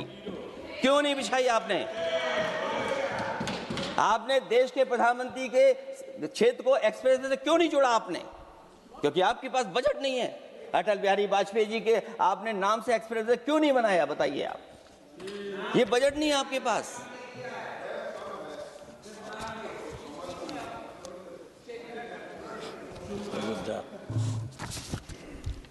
अयोध्या एयरपोर्ट घोटाला, एयरपोर्ट बनते ही पानी टपकने लगा। एयरपोर्ट तो दिल्ली का है, बजट तो दिल्ली ने दिया होगा। अयोध्या रेलवे स्टेशन, हमारे कन्नौज का रेलवे स्टेशन बनते ही गिर गया, और गिरने के बाद अभी तक नहीं बन पाया। तो ये बजट का हिस्सा नहीं है क्या? आप वाटरवेज बात कर रहे हैं, गंगा साफ नहीं है, आप पानी का जहाज कहां ले जाएंगे? बिहार में जाकर के रुक जाएगा। पिछली बार भी एक पानी का जहाज चला था, बनारस से जाते ही बिहार में रुक गया, जाकर के पटना भी नहीं पहुंच पाया। Rampath, sewer line smart city का हिस्सा है। आपका स्मार्ट सिटी कैसा है? इंदौर में पानी पीने से कितने लोगों की जान चलेगी सभापति महोदय? और कोई शहर बता दीजिए जहां कूड़ों का ढेर ना हो। जब देश के प्रधानमंत्री जी ने झाड़ू उठाया हो और उसके बाद भी कहीं कूड़ा ना हटे सभापति महोदय। भजन संध्या स्थल घोटाला हुआ, अंतर्राष्ट्रीय मीडिया सेंटर बनाया, उसमें भी पानी गिर रहा है। लाइट सजावट की चाइनीज आई हैं। हमारे देश का कारोबार कैसे उलझा दिया आपने? चीन और अमेरिका और थोड़ा बहुत रशिया, विदेश नीति तो असफल हुई है, लेकिन हमारा बाजार को भी पूरा बेच दिया। और चीन के सवाल पर सभापति महोदय, चीन हमारी जमीन पर भी निगाहें रखे हुए है और हमारे बाजार पे भी। इसलिए जो सरकार फैसला ले बड़ी सावधानी से ले। मैं कितनी बातें बताऊं, वहां पर सेना जमीन ले लिया, जमीनें जाने कहां चली गई हैं। इसलिए सभापति महोदय, ये बजट दिशाहीन है। ये 2047 में हमारा विकसित भारत तो नहीं बनेगा। और जिस तरीके से बेरोजगारी बढ़ी है, बेरोजगारी को लेकर के जो चिंता रही, हमेशा रहती थी, और जो सरकार ने बड़े बड़े फैसले भी लिए थे, जानकारी दी थी कि हम बेरोजगारी ऐसे दूर कर लेंगे। मेक इन इंडिया का जो सपना दिखाया था, आखिरकार मेक इन इंडिया का सपना कहाँ पूरा हो पा रहा है? मेक इन इंडिया का जो शेर था वो जंग खा रहा है सभापति महोदय। जो योजना लेकर के आए थे, एम्प्लॉयमेंट लिंक्ड इंसेंटिव्स, सरकार बताए कि हमें कितना उसमें लाभ पहुंचा है। 2024-2025 के बजट में इन योजनाओं के लिए 33,000 करोड़ रुपए आवंटित किए गए थे, लेकिन खर्च कितना हुआ? 1,700 करोड़ रुपया केवल। एक आपने पिछली बार सपना दिखाया था कि इंटर्नशिप की योजना, इंटर्नशिप वाली योजना जो घोषित की, जिसके लिए 10,000 करोड़ रुपए आवंटित किए थे आपने, लेकिन उसमें खर्च कितना हुआ है? 500 करोड़ रुपया। और जो लक्ष्य रखा था आपने रखा था 5 साल में 1 करोड़ लोगों को, लेकिन इसमें आए कितने? 1,65,000 लोगों ने फॉर्म भरा, ऑफर दिया उन्होंने, लेकिन फाइनली जिसमें ऑफर जिसका सिलेक्ट हुआ वो केवल 16,000 लोगों को काम पहुंचा है। सोचिए, हमारा देश इतना बड़ा, जहां करोड़ों को आप इस योजना से जोड़ना चाहते थे, केवल 16,000 लोग जाएंगे उसमें। ये आपको बेरोजगारी खत्म करने की योजना है आपकी?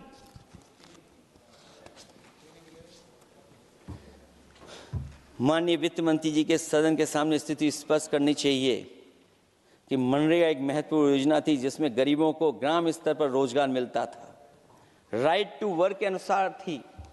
इस योजना को समाप्त करते हुए आपने क्या नाम रखा है? बीबी राम जी।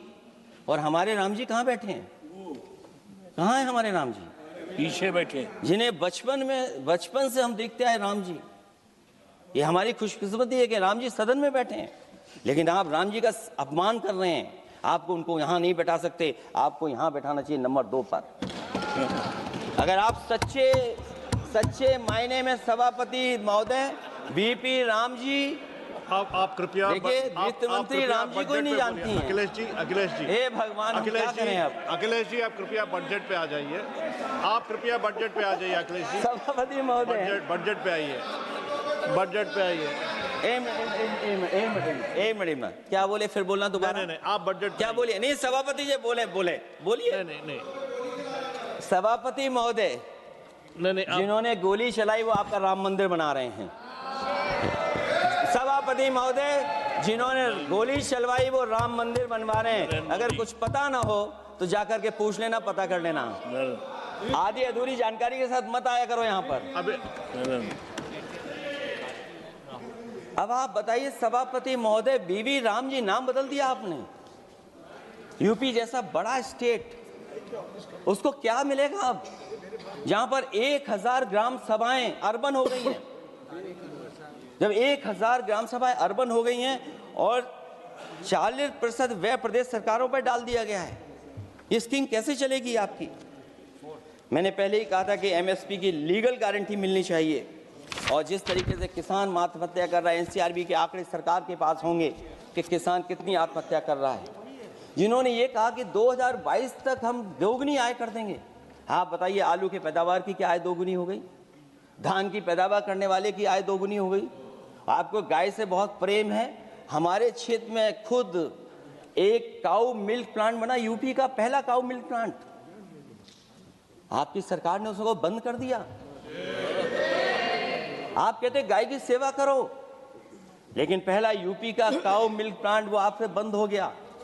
अगर शायद हम ऊंट के मिल्क की चॉकलेट बना रहे होते उस प्लांट से, तो वो प्लांट चलता रहता।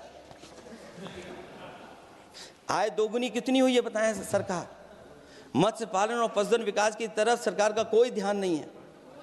सरकार का कहना है कि वित्त अच्छी हुई है, लेकिन क्या कारण है कि एफडीआई में लगातार कमी आ रही है? विदेशी इन्वेस्टर्स क्यों बाहर ले जा रहे हैं? भारत में इन्वेस्ट करने के लिए क्यों नहीं इच्छुक हैं? और शेयर मार्केट क्यों इतनी जल्दी गिर जाता है?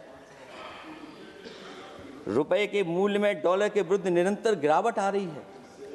और इसके बाद सभापति महोदय, इस डील और ढील के बाद हमारा रुपया कहां होगा, ये सरकार जरूर बताए हमें। मैन्युफैक्चरिंग में कोई सुधार नहीं हो रहा है।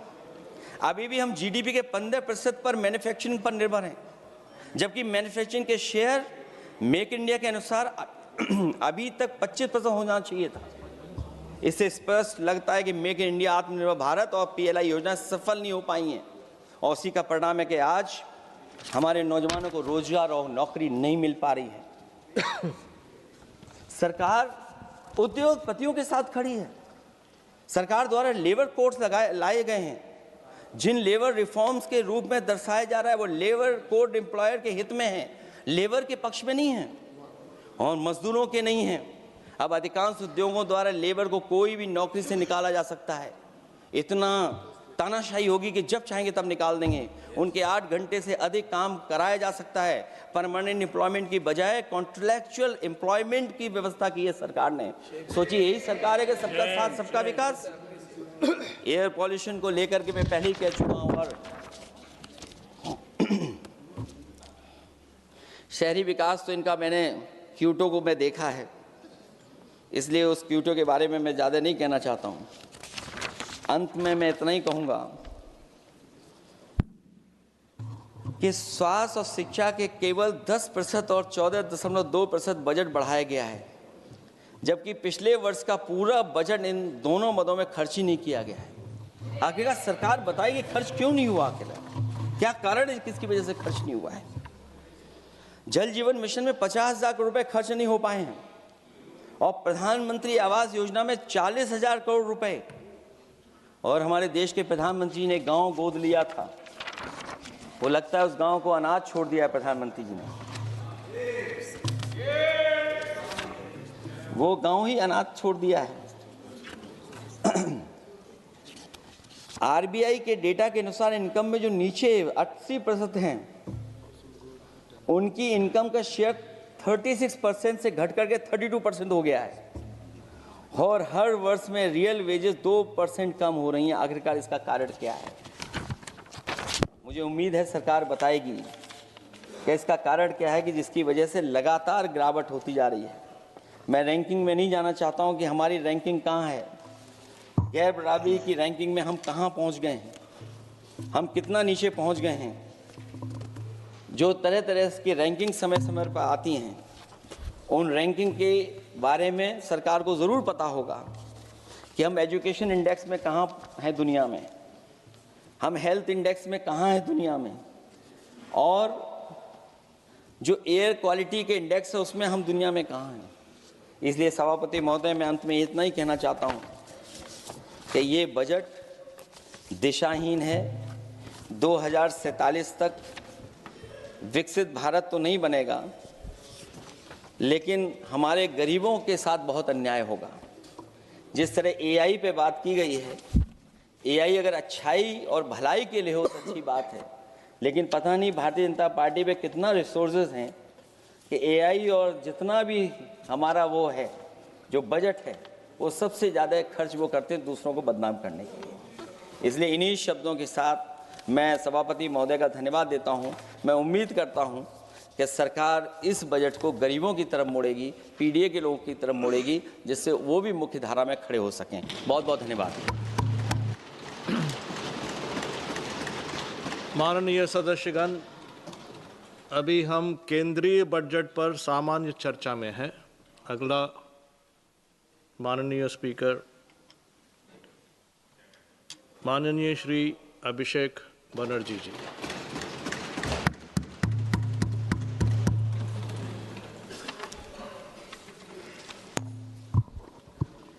Thank you, sir, for giving me the opportunity to speak on the general budget.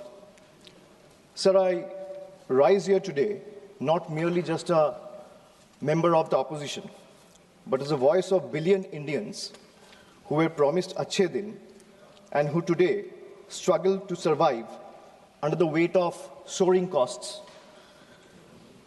So this union budget was presented on Maghi Purnima, a day which is ideally meant for clarity, renewal of purpose, and moral responsibility. Yet, sir, this budget offers none of these. It does not heal the economy. Rather, this budget curates headlines.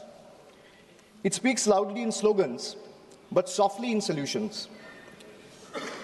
So this is a budget that rewards those who can avoid taxes through privilege and punishes those who pay them honestly through compulsion. With all due respect to the Honorable Finance Minister, I think the Honorable Finance Minister is appearing to practice the Robin Hood model in reverse. She drains the poor through taxation and inflation while rewarding the rich with concessions and privileges. Sir, even a cup of tea today comes with GST, but relief for the common man comes with condition, clauses, terms, and regulation.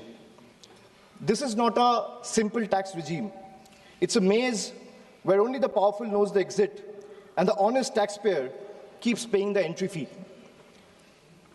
Sir, Akhilesh ji was speaking before me. He was saying, UP के लिए क्या मिला है मैं इस budget में देखना चाह रहा था. सर 85 minutes का finance minister का speech था. Bengal was not even mentioned once. Even the freight corridor from Dankuni, referenced in this very budget, was originally announced by the then railway minister in 2009, which was Mamata Banerjee, who is now the chief minister of West Bengal. The constitution promises equality among states, but this government practices preference. Allies are funded while opponents are starved. So this is not a model of cooperative federalism. This is a model of subscription-based federalism. So the budget and the manner in which the government chooses to function forces us to confront a truth that we as citizens have been avoiding for too long. So in November 2021, on a stage thousands of miles away at the Kennedy Center, Veer Das, a young stand-up comedian from India, spoke of two Indias. Many laughed, Some were offended. Few paused to listen. But what he offered was not comedy. It was a warning, a prophecy, a mirror held up to a nation standing at the edge of its own contradictions. Because I too, sir, come from India. And I come from an India which proclaims Ek Bharat, Shresth Bharat. And I also come from an India where mother tongue becomes a marker of suspicion, where speaking Bengali makes you a Bangladeshi and eating fish makes you a Mughal. Sir, I come from a part of India that gave birth to revolutionaries and wrote courage in blood. And I also represent an India where saying Joy Bangla or singing Amar Sonar Bangla is enough to strip you and brand you a labeled Ghuspetia. Sir, I come from an India that thunders Sabka Saath, Sabka Vikas from every podium. And I come from an India where West Bengal's rightful dues to the tune of 1,96,000 crores are frozen in cold bureaucratic silence. Sir, what is withheld is not just money. What is withheld is dignity. What is withheld is constitutional promise that every Indian, every state, stands equal before the union. This is not governance or federalism, sir. This is a message that you stand in line or you'll be made to pay the price. And that is the tragedy of our time. India has two faces, but that one India is being asked to kneel before the other is the truth that we all are facing today. Sir, I come from an India where the finance minister proudly declares with absolute confidence that India is the fastest growing economy in the world. And I come from another India where Bengal, after contributing 6.5 lakh crores in taxes in just last 7 years, is systematically denied its rightful share. So despite repeated requests and appeals, we have been denied employment under Manrega, housing under PM Awas Yojana, road connectivity under Gram Sadak Yojana, even basic drinking water under Jal Jeevan Mission is being stopped. Sir, I come from an India that boasts of maximum governance, minimum government. And I also come from an India where governance means abandonment, where the poorest are forced to fight for roti kapra makan, where wages are held hostage, where houses are sanctioned on paper but erased in practice, where even drinking water becomes a bargaining chip in a political vendetta. I come from an India where farmers are stopped at the national capital with nail embedded in the roads with concrete barricades. And I also come from an India where terrorists can enter the national capital and carry out blasts killing 15 innocent people. I come from an India where we are told, and I quote, India's borders are safe and they cannot be violated. A promise that is made from the highest office. And I also come from an India where that promise lies in ruins. Terrorists crosses our border, infiltrated heavily guarded militarized zones like Pahalgam, and gunned down 26 innocent civilians under broad daylight. And Honorable Sir, all of these, the abandonment, the broken promises, the selective cruelty, it's not random, it's not accidental. It flows from a single, unmistakable principle of this budget.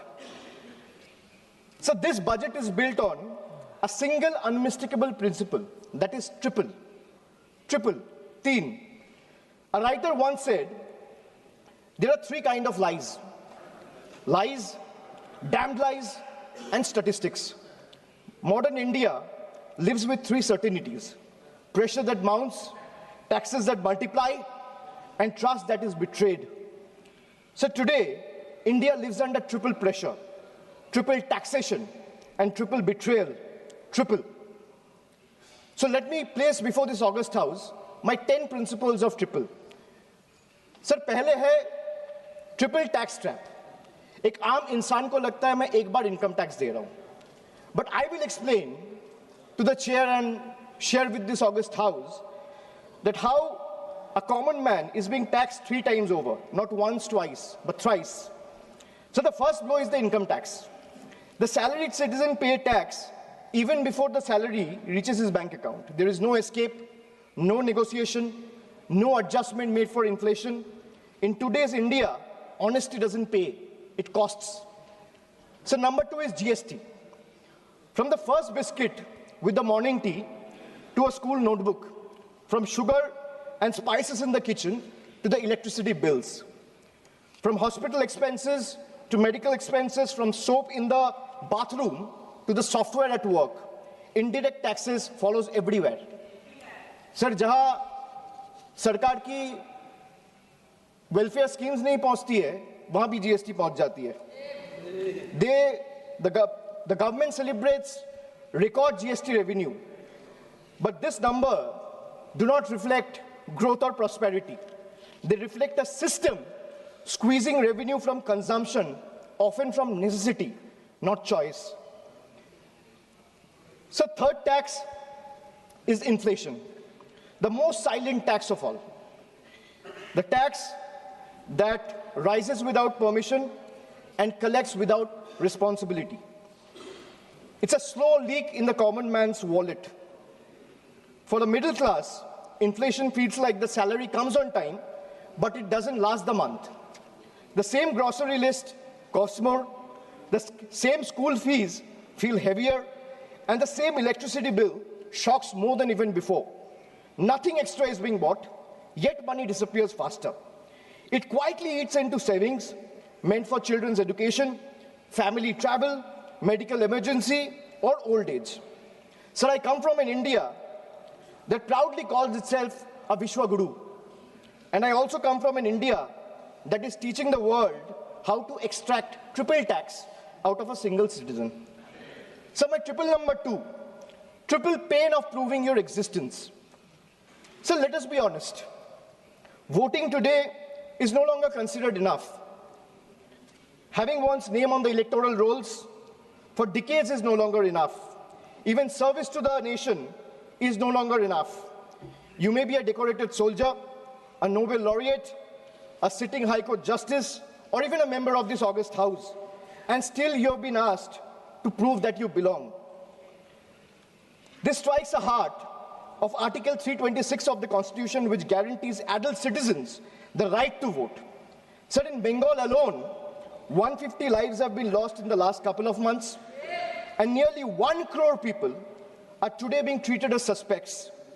If electoral rolls are so unreliable that every citizen must continually reprove their legitimacy, then by that same logic, sir, the legitimacy of this very house, formed on the basis of this very electoral rolls, is itself questionable. Yes. So my triple number 3, and I'll talk of 3 betrayal. First betrayal is where the global crude oil prices crash. Indian citizen sees no benefit. Instead, the common man is generally offered ethanol mixed petrol at a premium, paying extra for a policy experiment he neither demanded nor benefits from. My second betrayal, the government boasts of bullet trains, which Akhileshji has also mentioned. While fancy trains make the headlines, only 4% of the network is safeguarded with Kavach, leaving ordinary travelers exposed to risk. Third betrayal. So the ordinary Indian doesn't ask for any miracle. They ask for clean air to breathe, clean water to drink, safe roads to return home, and affordable health care while life falters. Even these simple hopes remain uncertain. An ordinary citizen pays income tax to buy a vehicle. Or for example, an ordinary citizen pays income tax to earn, a road tax to buy a vehicle, and toll tax to drive it on the road, often broken, unsafe, and unfinished. So 3 payments on 1 journey. अगर एक इंसान income tax दे रहा है, तो एक गाड़ी को सड़क पे चलाने के लिए सर उसको 3 बार टैक्स देना पड़ता है. एक है इनकम टैक्स, दूसरा है रोड टैक्स, तीसरा है toll tax. That is why I said 3 betrayals. So now I'll come to triple bonanzas for the rich. So this budget reveals a clear pattern. First, a triple bonanza for the elites and a triple lock on the poor. So top 10% of this country now corner 57% of nation's income and 65% of its wealth, while the bottom half survives on just 6.4%. In this economy, money earns money, but survival earns nothing. Second, so if you look at taxation and support, foreign cloud giants are handed tax holidays, while Indian MSME, the very backbone of employment, are left empty-handed. Sir, relief exists on paper, but in actual distress exists on the ground.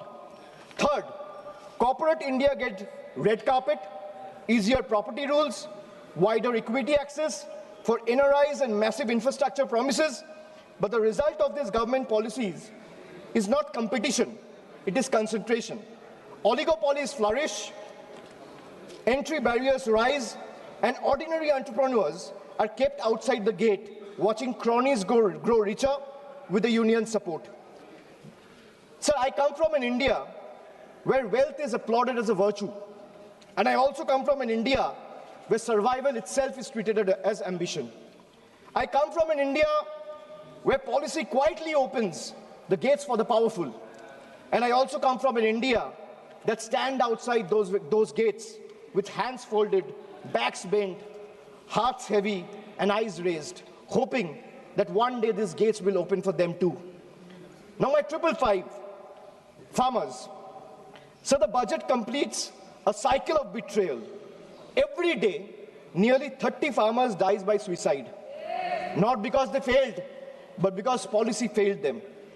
5 years after the historic farmers' movement, which saw 700 lives lost, the union government has still refused to legalize MSP. Promises were made at protest sites,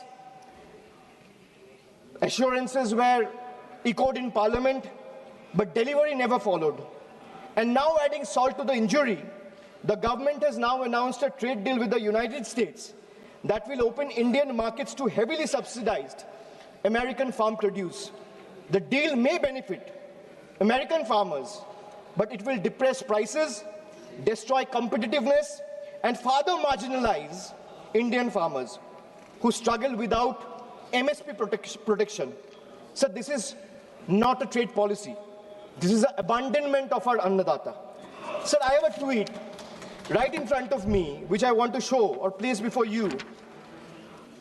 Sir, Secretary Brooke Rollins, who is the Agricultural Secretary of the United States, she said, and this is 5 days back, on the day when the trade deal was announced, she's clearly saying, new US-India deal will export more American farm products to India's massive market. In 2024, America's agricultural trade deficit with India was 1.3 billion. India's growing population is an important market for American agricultural products, and today's deal will go a long way to reduce that deficit. So this is not my tweet. She clearly says, thank you, President of the United States, for once again delivering for our American farmers. If the government doesn't agree with a tweet, so where is the disapproval letter, or where is the communication that the government has sent in protest to the tweet that has been sent out 5 days back? Sir, America का agriculture secretary कह रहा है इस deal से America का किसानों का फायदा है, इसीलिए हम अमेरिका का सभापति का धन्यवाद करता है. And the Indian government or the union has not written a line in protest of what the agriculture secretary has tweeted. So now I come to youth. So the much publicized PM internship scheme was allocated over 10,800 crores. Less than 5% of the amount has been utilized. Similarly, the PM Young Achiever Scholarship, which was meant to uplift the talented students from marginalized backgrounds, saw 31% of its fund go unused in financial year 25-26. Sir, if I speak of women, More than 86 women are raped every day in this country. A number that reflects systematic collapse, not isolated crime. Sir, Bengal exercised its constitutional authority and passed the Aparajita Bill, a stringent anti-rape law providing the strongest deterrence against crime against women. So the bill was duly sent to the Union through the governor about 18 to 19 months ago. For a year and a half, it has remained pending without any decision. So when a democratically passed law maintained to strengthen protection is left in a limbo, it expresses a lack of intent. This reminds me that I come from an India that promises to double farmers' income. And I come from an India where 1,11,174 farmers and agricultural laborers, brothers and sisters have been forced to commit suicide. I come from an India which launched Beti Bachao, Beti Padhao. And I come from another India where every 16 minutes a rape or a crime against women is being reported. So now I come to 3 cracks in the Constitution. Number 1, so hatred has now been normalized. It has moved from margin to the mainstream. So if I talk about cases registered for promoting enmity between religious and social groups, the number of cases has doubled between 2021 and 2023. And this rise didn't happen in silence. It happened alongside political speeches, public rallies, and calculated dog whistles. When hate goes unpunished, it spreads. When it spreads, minorities pay the price. Second, hate is no longer whispered. It has become a broadcast. So our country has documented more than 1,300 hate speeches in a single year. When such volume of hate fills public space, the government refuses to act decisively, swiftly, then the message is clear, sir. Intimidation is tolerated and silence is the union's policy.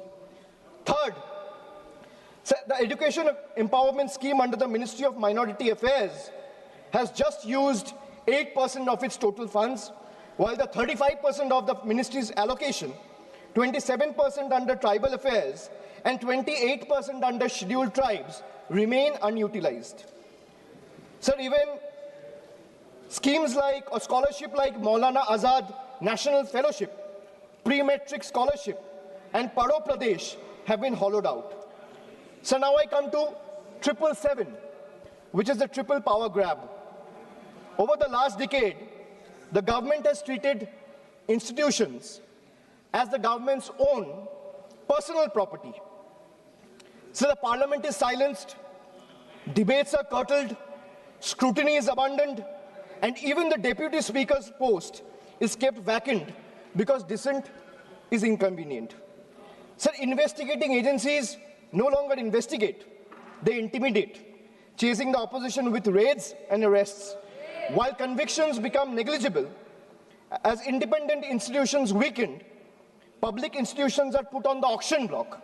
Air India, BPCL, the shipping corporation, built by generation with public money, are being sold like distressed assets, hastily, without any sort of accountability. So this is described as reform, but it is actually a managed handover. When institutions are bent to serve power and national assets are reduced to headlines and handover, the Constitution is not broken in protest, it's torn apart. Sir, I come from an India where the Honorable Prime Minister says, na khaunga, na khane dunga. And I also come from an India where questioning the washing machine that gave reprieve to 23 of the 25 leaders who joined the BJP makes you the most corrupt one. So now I come to triple jumla on finances. Agriculture. So the budget waxes eloquent about coconut, cocoa, cashew, sandalwood, fisheries and AI advisories, but remains silent on MSP assurances, procurement expansion, There is no price stabilization fund, no diesel support, no fertilizer relief, and no electrical subsidy. This is diversification without security, and it leaves the majority of Indian farmers, trapped in distress. Sir, even the PM Kisan scheme has been stuck at 6,000 rupees since December 2018. Despite soaring input costs and record diesel prices, sir, in actual, if we see, real terms, farmers are earning less each year. A rupee in 2018 is not a rupee in 2026. Sir, if I speak of healthcare, the government spends less than 0.26% of the GDP. And they might have questions on my source of information. If the need be, I will place all the sources before the table by 8 p.m. tonight. The government spends 0.26% of GDP on public health even today. The national health policy promised 2.5% of GDP. What we get instead is postponement, excuses, and under-allocation. In a country where illness is still the fastest road to poverty, this budget chooses flyover over first aid, optics over oxygen, and announcement over actual care. So if I speak of infrastructure, the smart city mission promised transformation in 100 cities with over 2 lakh crore. Yet a decade later, what we have is half-dug roads and half-built homes. Instead of finishing the job, this budget announces new economic regions. Sir, under the Jal Jeevan mission, funds were cut by 74%, forcing states to pick up the bill. In higher education, 55,000 crore is spent on management, but 2.68 crore on infrastructure, not even enough to build a world-class lab. So now I come to my 999, the triple truth trap. And what I mean by truth is, the accountability on the government, sir, primarily rests on 3 pillars. One is the RTI Act. But when I speak of transparency, it diluted the RTI Act by expanding personal information as a ground for refusal. Sir, if you speak of PM Cares, the PMO claims it lies outside the purview of RTI because it's a private fund. A fund that is created by public authority in a public office with the money of the people is being claimed as a private fund. There's no accountability. Sir, NFHS and NCRB data has been frozen because welfare still runs on census 2011. Sir, if I am to summarize the budget from the perspective of 3 stalwarts, B.R. Ambedkar warned us. What is the moral verdict of the budget? If we were to look at it from the perspective of Dr. Ambedkar, Gandhiji, or Swami Vivekananda, Dr. Ambedkar warned us that democracy is not just institutions. It is a constitutional morality. Gandhiji taught us economics divorced from ethics is violence. Swami Vivekananda reminded us that a nation cannot rise by crushing the weakest. Well, this budget violates all 3. In today's India, sir, tax does not follow income. Tax follows life. आज के भारत में tax कमाई के पीछे नहीं, जिंदगी के पीछे है, चलता है sir. I will give you a small example. A baby is born, his milk and diapers are taxed. He grows, his education is taxed. He studies, his books, pencil and mobile data are taxed. He starts earning, his income is taxed. He saves for future, his savings are taxed. He spends to survive, his survival is taxed. He goes to work, his fuel is taxed. He falls sick, his illness is taxed. He grows old, pension and healthcare are also taxed. And Honorable Speaker, even after his death, the family still pays tax. बच्चा पैदा होता है, दूध और diaper पर tax, पढ़ाई शुरू होती है, शिक्षा पर टैक्स, किताबें, notebook, pen, pencil, mobile data सब पर टैक्स, कमाई शुरू होता है, इनकम पर टैक्स, सर बचत करता है, बचत के ऊपर टैक्स, जीने के लिए खर्च करता है, खर्च पे टैक्स, काम पर जाता है, पेट्रोल डीजल पर टैक्स, बीमार पड़ता है, इलाज और दवाई पर टैक्स, बुढ़ापा आता है, पेंशन और इलाज पे टैक्स, और मौत के बाद भी सर शोक सभा में अगरबत्ती जलाने के लिए भी परिवार को टैक्स देना पड़ता है. This summarizes the budget. Sir, I am addressing the chair. I'm sure the finance minister will have a reply ready. When she is given the opportunity to speak, she can quote me, and if I am misleading the House, she can take my name and then place her arguments. Sir, from a baby's first milk to a citizen's final farewell, this government taxes life at every step. जन्म से लेके अंतिम संस्कार तक हर कदम पर tax. ये reform नहीं sir, ये लाइफ टाइम टैक्स ट्रैप है. Sir, now I come to 1010. मेरा लास्ट ट्रिपल. मैंने 9 ट्रिपल का बात किया, अब 10वां कर रहा हूं. Sir, I will and with 3 dates, 3 moments of history: 2016, 2021, and 2024. 3 elections, 3 verdicts, 3 decisive defeats for the BJP in West Bengal. And after this triple defeat, a 4th one is no longer a warning. It is approaching. Sir, मैं ज़्यादा घुमाऊंगा नहीं. Let me come straight. Sir, the government want to punish Bengal. Let them proceed. We won't bow. You want to freeze our funds? We will persist. मैं क्यों कह रहा हूँ persist? क्योंकि पीएम आवास से लेके, सड़क से लेके, मनरेगा से लेके सारे पैसे बंगाल के पिछले 5 साल से ये सरकार ने रोक के रखा है.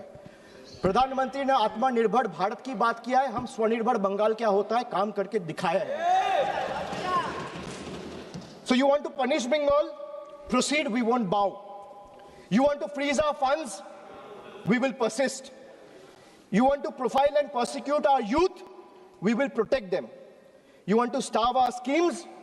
We will sustain our people. Bengal's spine was not ever bent by surrender, nor softened by sermons of hate. It is forged in struggle, tempered in sacrifice, and is not for sale. Go ahead, send your audits. We will answer them. Unleash your agencies. We will confront them. Delay our clearances. We will chronicle every day stolen, every stolen day.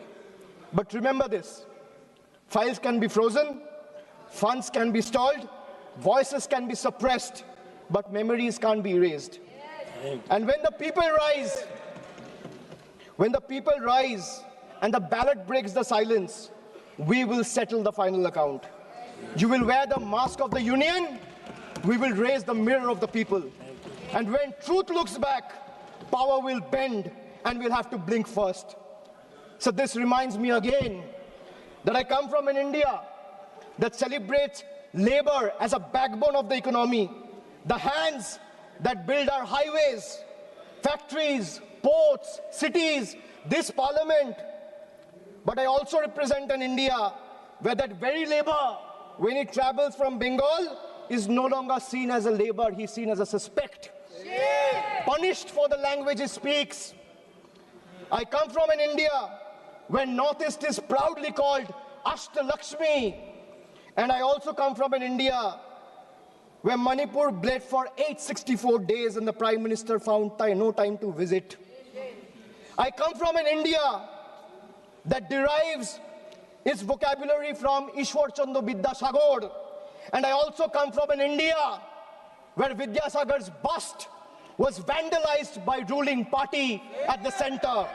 I come from an India where we worship Ma Durga as Supreme Shakti. And I also come from an India where Ma Durga's ancestry is questioned by BJP leaders. Sir, I really come from to India. And honestly, I'm tired of explaining this house which India I belong to. Because the truth are, they both exist. And until and unless we acknowledge the second one exists, we will never be able to be the first one we claim to be. So budgets can divide, politics can polarize, power can pretend, but there's something deeper than budgets, older than governments, and stronger than fear, which is the moral imagination of the people. When institutions weaken and language loses its faith, it is our literature, our culture, our shared memory that rises to remind the nation of who it is and who it must never cease to be. So I finally return to the Constitution. When you open the Constitution, it opens with the words, "We, the people of India." It's not a ceremonial phrase. It's a declaration of sovereignty. It's a reminder that power flows upward from the people, not the other way down. That governments may rule, but people remain the supreme. That sentence is not meant to be recited, it is meant to be lived. And as long as people remember it, no fear can last, no injustice can endure, and no republic can ever truly be taken away. And thus today, I do not end with slogans. I end with conscience, and I end with voice of Bengal. এই মৃত্যু উপত্যকা আমার দেশ না, এই জল্লাদের উল্লাস মঞ্চ আমার দেশ না, এই বিস্তীর্ণ শ্মশান আমার দেশ না, এই রক্তস্নাত কসাইখানা আমার দেশ না। আমি আমার দেশকে ফিরে কেড়ে নেব। জয় হিন্দ, জয় Bangla. Thank you. Next speaker, Sri T.R. Baluji. Honorable Chairman, sir, thank you for giving me this opportunity to discuss on the subject matter of budget estimate 26-27. First of all, I would like to congratulate Madam Birla Sitaramanji for having brought the budget estimates for the consecutive 9th time, next to Mr. Chidambaram, who has also done the same thing in the same parliament. Sir, Finance Minister claims she aims at develop India by 2047. India has programmed like artificial intelligence, biopharma, semiconductors, critical minerals, and they are given a lot of priority and importance. But the question is, how efficiently Madam Birla ji is going to implement them with a sustained push. So strategy of the government is said to be reducing revenue expenditure and increasing capital expenditure. It is also claimed that revenue expenditure has fallen by 11% in the last 10 years. That is from 88% in 2014-15 to 77% 26-27. It is also stated that reduction of the revenue expenditure included 7% of subsidies. But what is the reality? Your usual practice is reduction of subsidies in the budget estimate, and in the next 6 months we come up with additional demands for subsidies through supplementary demands. That is what I have also mentioned in the last supplementary demands in 25-26. Within 6 months, things became haywire. Now at the end of the current fiscal year, you are saying that the revenue receipts shortfall is around 78,086 crores. Decrease in revenue expenditure is 1,05,503 crores.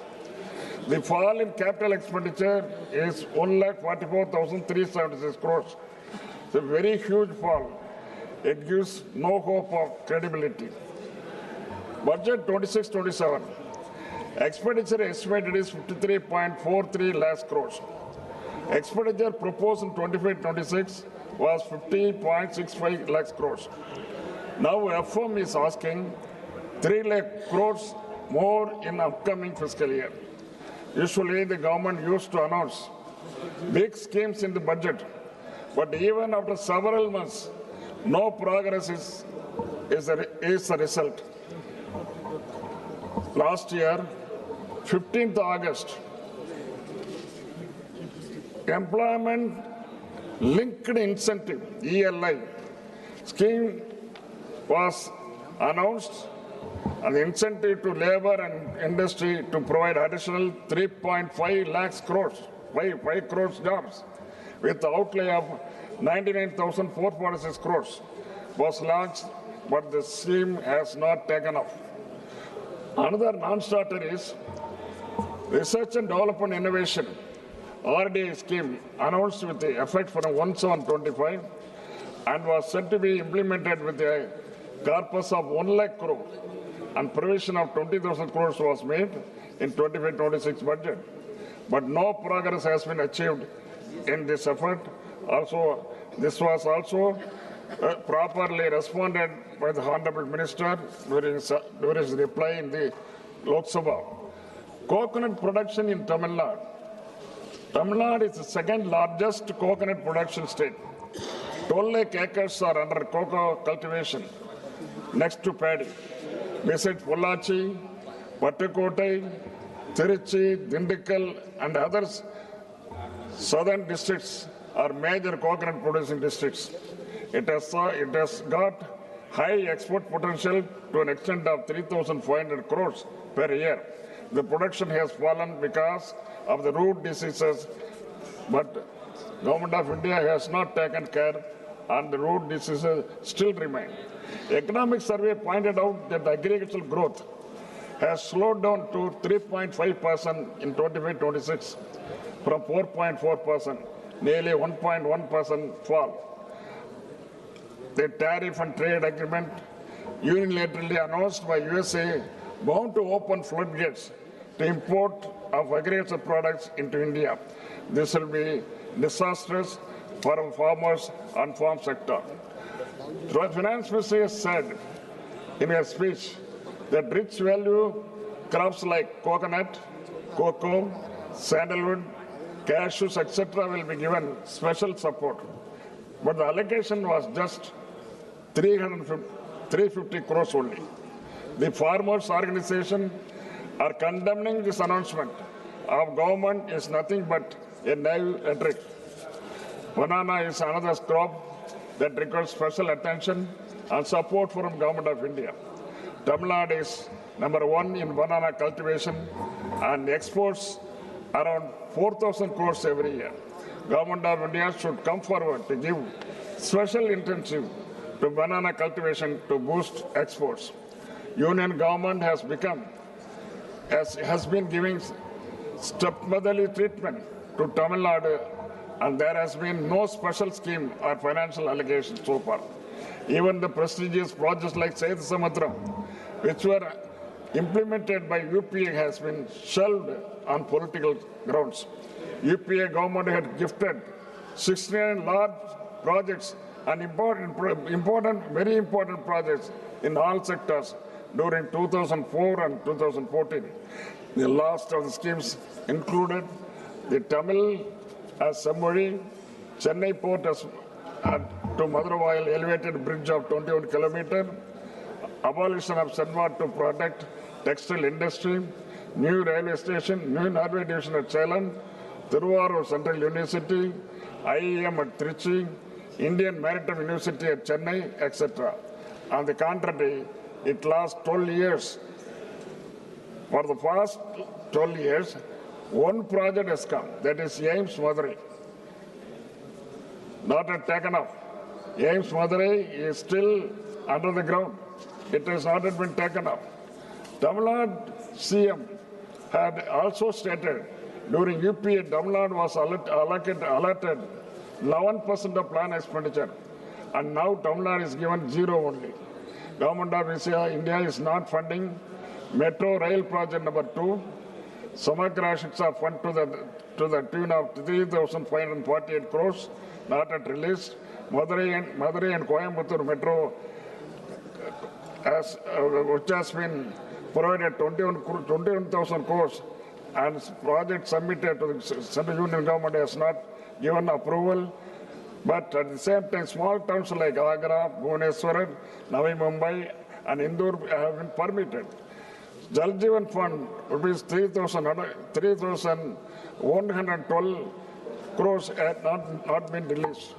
Railway schemes 289.73 crores to Thiruvananthapuram Kanyakumari not released so far for the land acquisition. Further, to purchase 931 hectares of land, funds have not been provided. CM Tamil Nadu has also urged that the devolution from the divisible pool from taxes should be increased to 50%, but it has fallen on deaf ears of the union government, and at present 41% is retained. I also urge the Government of India that cess and other taxes which are not being shared with the state should be abolished immediately, or they should be brought under the divisible pool.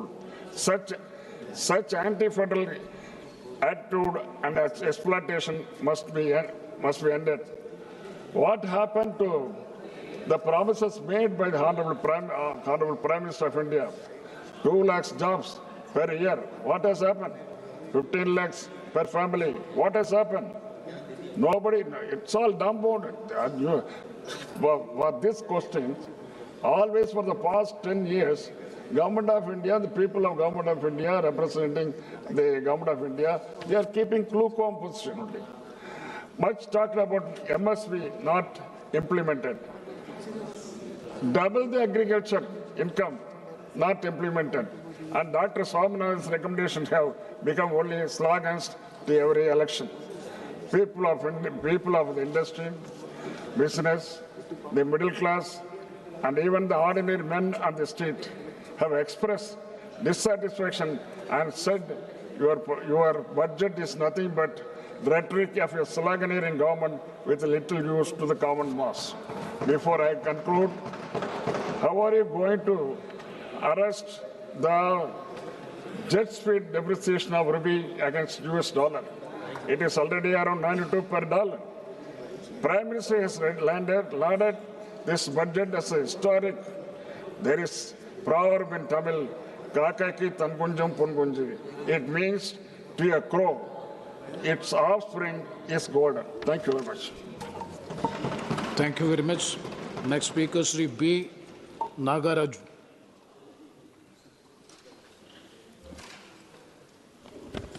Respected Speaker, sir, మన గౌరవనీయ ప్రధానమంత్రి నరేంద్ర మోడీ గారి యొక్క దూరదృష్టి నాయకత్వాన్ని ప్రశంసిస్తూ 2026-2027 ఆర్థిక సంవత్సరానికి ముందు చూపుతో మరియు ఆర్థిక క్రమశిక్షణతో కూడినటువంటి కేంద్ర బడ్జెట్ను సమర్పించినటువంటి గౌరవనీయులైన ఆర్థిక మంత్రి నిర్మలా సీతారామన్ గారిని అభినందిస్తూ వికసిత్ భారత్ లక్ష్యంగా ఈ ఆర్థిక సంవత్సరపు బడ్జెట్ను 3 కర్తవ్యాల ఆధారంగా రూపుదిద్దుకుంది అధ్యక్ష.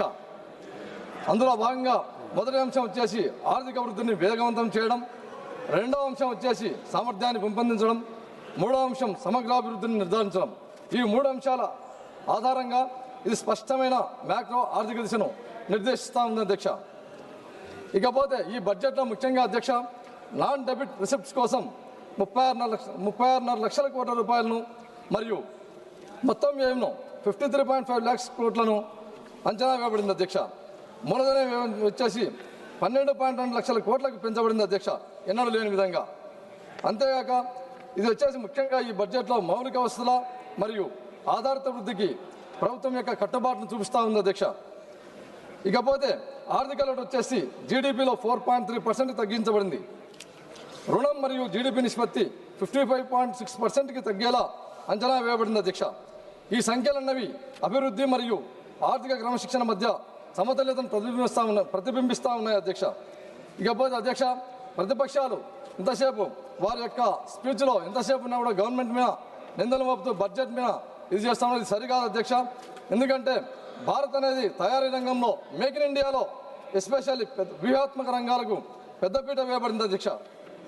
అందులో భాగంగా బయోఫార్మా శక్తి కోసం 10,000 కోట్ల రూపాయలను మరియు ఎలక్ట్రానిక్స్ భాగాల తయారీకి 40,000 కోట్ల రూపాయలను, కార్బన్ క్యాప్చర్ సాంకేతికలకు 20,000 కోట్ల రూపాయలను మరియు ఛాంపియన్ ఎస్ఎంఈల కింద 10,000 కోట్ల రూపాయల నిధిని ఈ బడ్జెట్లో ఏర్పాటు చేశారు అధ్యక్ష. ఇకపోతే అధ్యక్ష ఇప్పుడున్నటువంటి ఆధునిక యుగంలో పాశ్చాత్య దేశాలతో పోటీ పడుతూ టెక్నాలజీని ఇప్పుడున్నటువంటి ప్రజలకు అవసరాల కోసం ఏ రోజుకు ఆ రోజు పోటీ పడుతూ ఈ బడ్జెట్లో 7 హైస్పీడ్ రైలు కారిడార్లను ప్రతిపాదించబడ్డాయి అధ్యక్ష. అంతేగాక 20 జాతీయ జలమార్గాలు అభివృద్ధి చేయబడుతున్నాయి అధ్యక్ష. మూలధన వ్యయం కింద చరిత్రాత్మక స్థాయిలో ఎన్నడూ లేని విధంగా ఉపయోగిస్తూ ఉన్నారు అధ్యక్ష.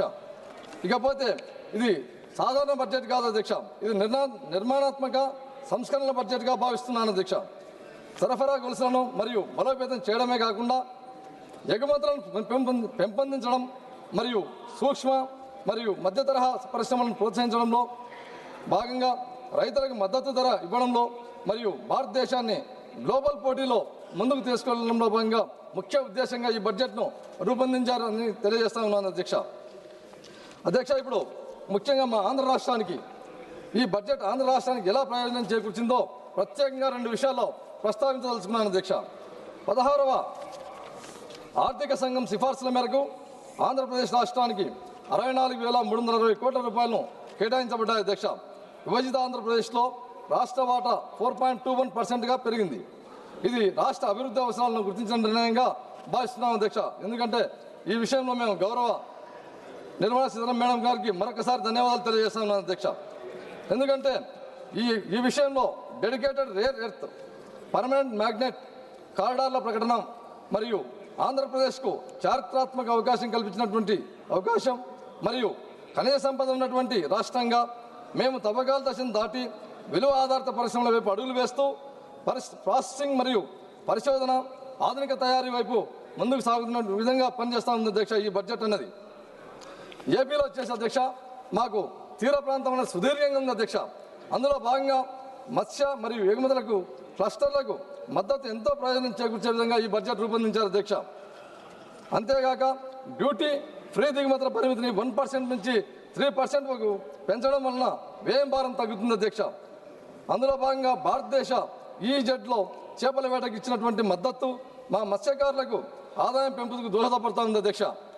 ఇకపోతే అధ్యక్ష ట్రైబల్ ఏరియాలో భాగంగా అరకులోయలో సస్టైనబుల్ మౌంటైన్ ట్రైల్స్ను మరియు పులికాట్ సరస్సు యొక్క పరిసరాల్లో ఈ పక్షి వీక్షణ మార్గాలను ఆంధ్రప్రదేశ్కు పర్యావరణ పరంగా పర్యాటక పరంగా కేంద్రంగా నిలబడుతున్నాయి అధ్యక్ష.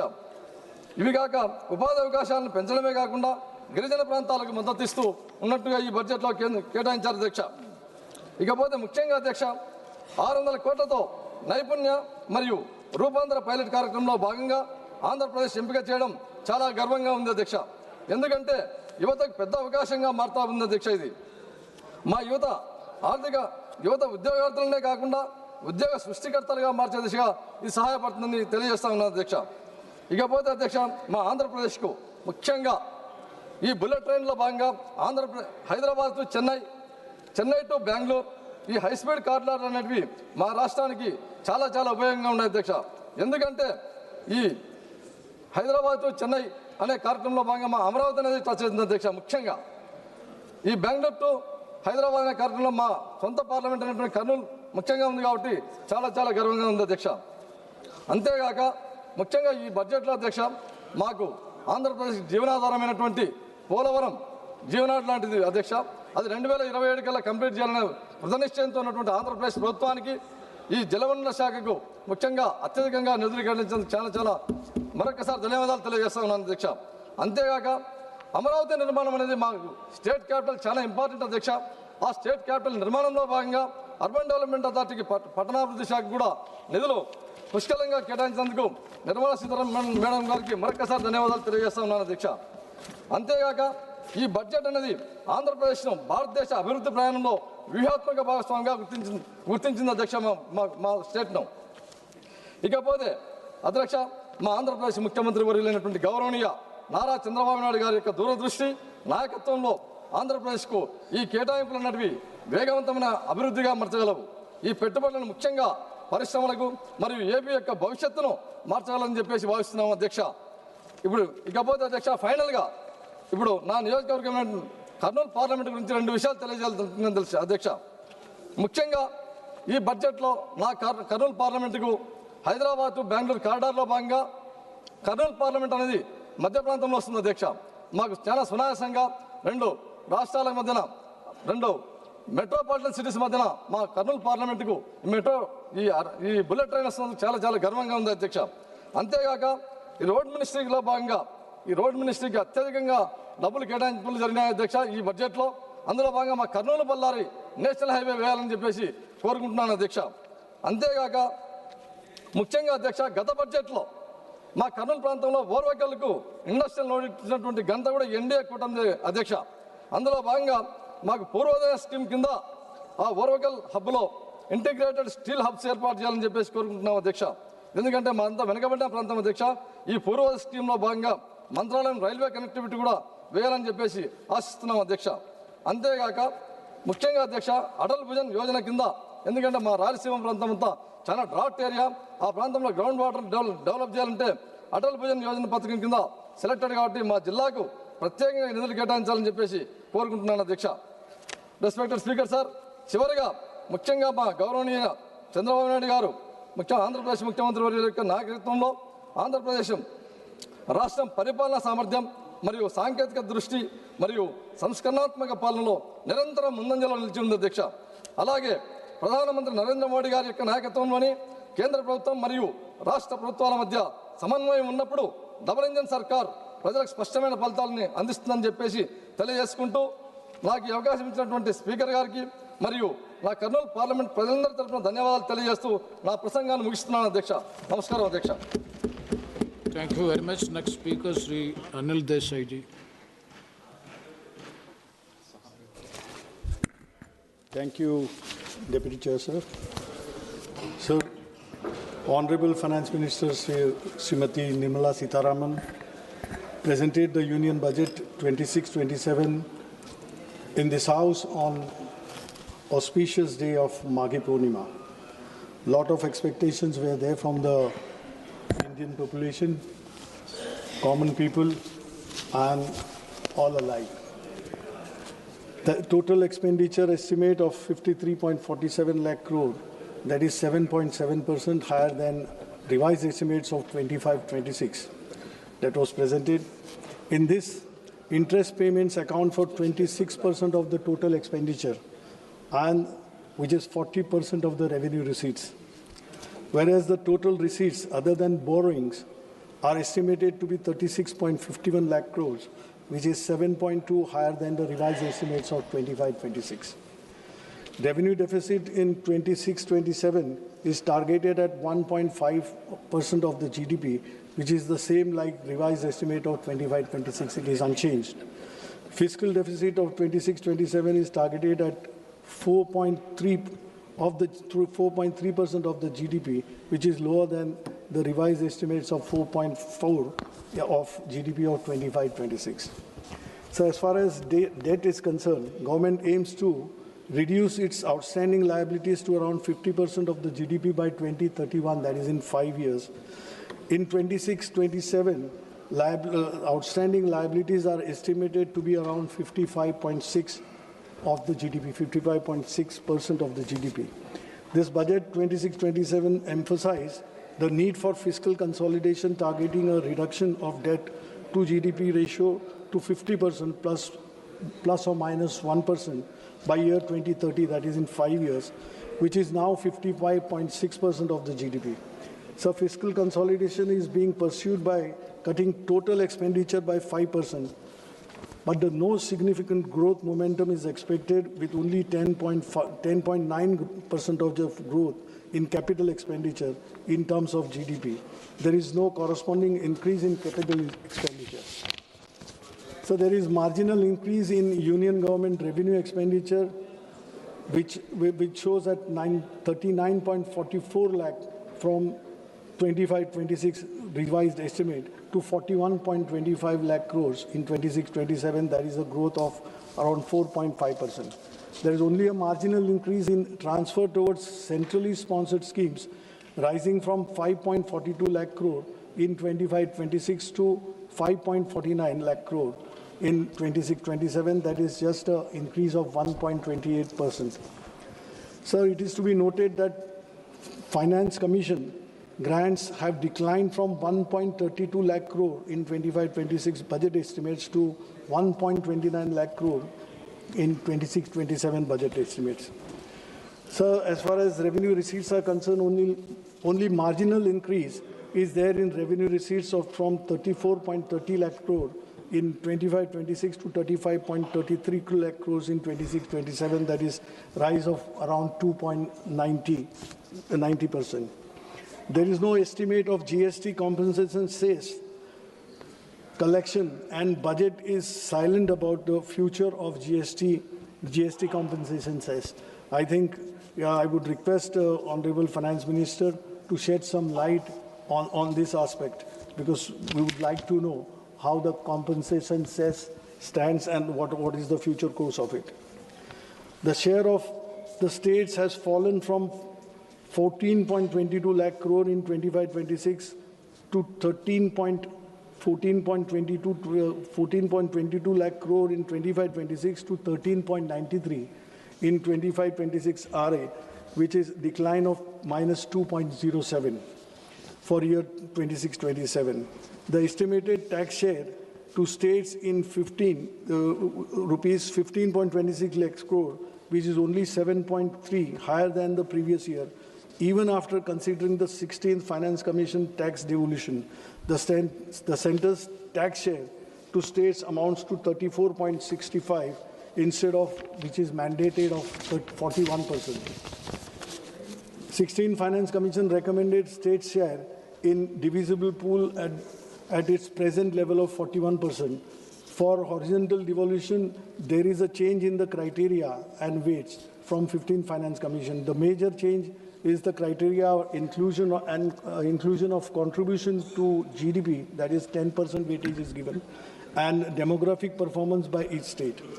With regard to revenue deficit grants, the 16th Finance Commission has not recommended that the same be granted to the states. When states fall of revenue deficit, they try to get revenue deficit from something from the center to carry on with their projects like development or wherever it is needed. But this time around, Finance Commission has regretted, it has negatived the recommendation, which will put the stress on the states, because states are not able to generate any kind of significant revenue, as GST has already subsumed all taxes and there are hardly any avenues left for the center to generate a revenue of its kind. My state of Maharashtra contributes the maximum to the central exchequer. In recent years, we've seen, sir, that we've been contributing more than 5 lakh crore, 5 to 5.5 lakh crore to the central exchequer, but what we get in return is hardly around 3 lakh crore. Though Maharashtra CM Sri Fadnavis has said, and he has praised the entire budget, substantiating the facts that around 1 lakh crore will come to the state of Maharashtra, out of which 98,000 crores will be in the form of devolution or the tax returns what we'll be getting by it, and 12,000 crores for various projects which are there in Maharashtra, which have come up, that 26-27 allocations have been made for different projects. Now, Maharashtra is expected to receive close to rupees 1 lakh, but the basic thing, if we go by the budget, whatever has been stated by the CM and whatever has been praised, I mean, the reality is far from what the picture exists on the ground. The projects which have been funded or projects which have been allocated, good amount of, as far as infrastructure is concerned or urban projects are, urban development projects are concerned, the projects which have been there in the pipeline, projects which have been initiated and which are in progress, they have been exorbitantly cost escalation has taken place. The overvaluation is being done, and it is favoring the contractors, which comes from to the government, and it gives suspicion for a lie or for suspicion to raise our doubts as far as corruption is concerned in Maharashtra. So whatever projects which are there, Mumbai-Aurangabad high-speed rail, that is 6,103 crore has been provided for that corridor. Mumbai metro projects, 1,702 crore has been provided for that. Mumbai urban transport project, MUTP 3, 462 crores have been allocated. Now, green mobility projects in MMR region, that is Mumbai metropolitan region, 155 crores have been allocated. Intelligent transport system ITS on Samriddhi Mahamarga, that is 680 crores. Now these are, and Pune Metro Rail project, that is 517 crores. These projects which ought to have been completed by long but it is not yet completed. That escalation is on, overvaluation is being done, and this non-completion is not only proving inconvenient to the people, but it comes as a hindrance in the progress of Maharashtra.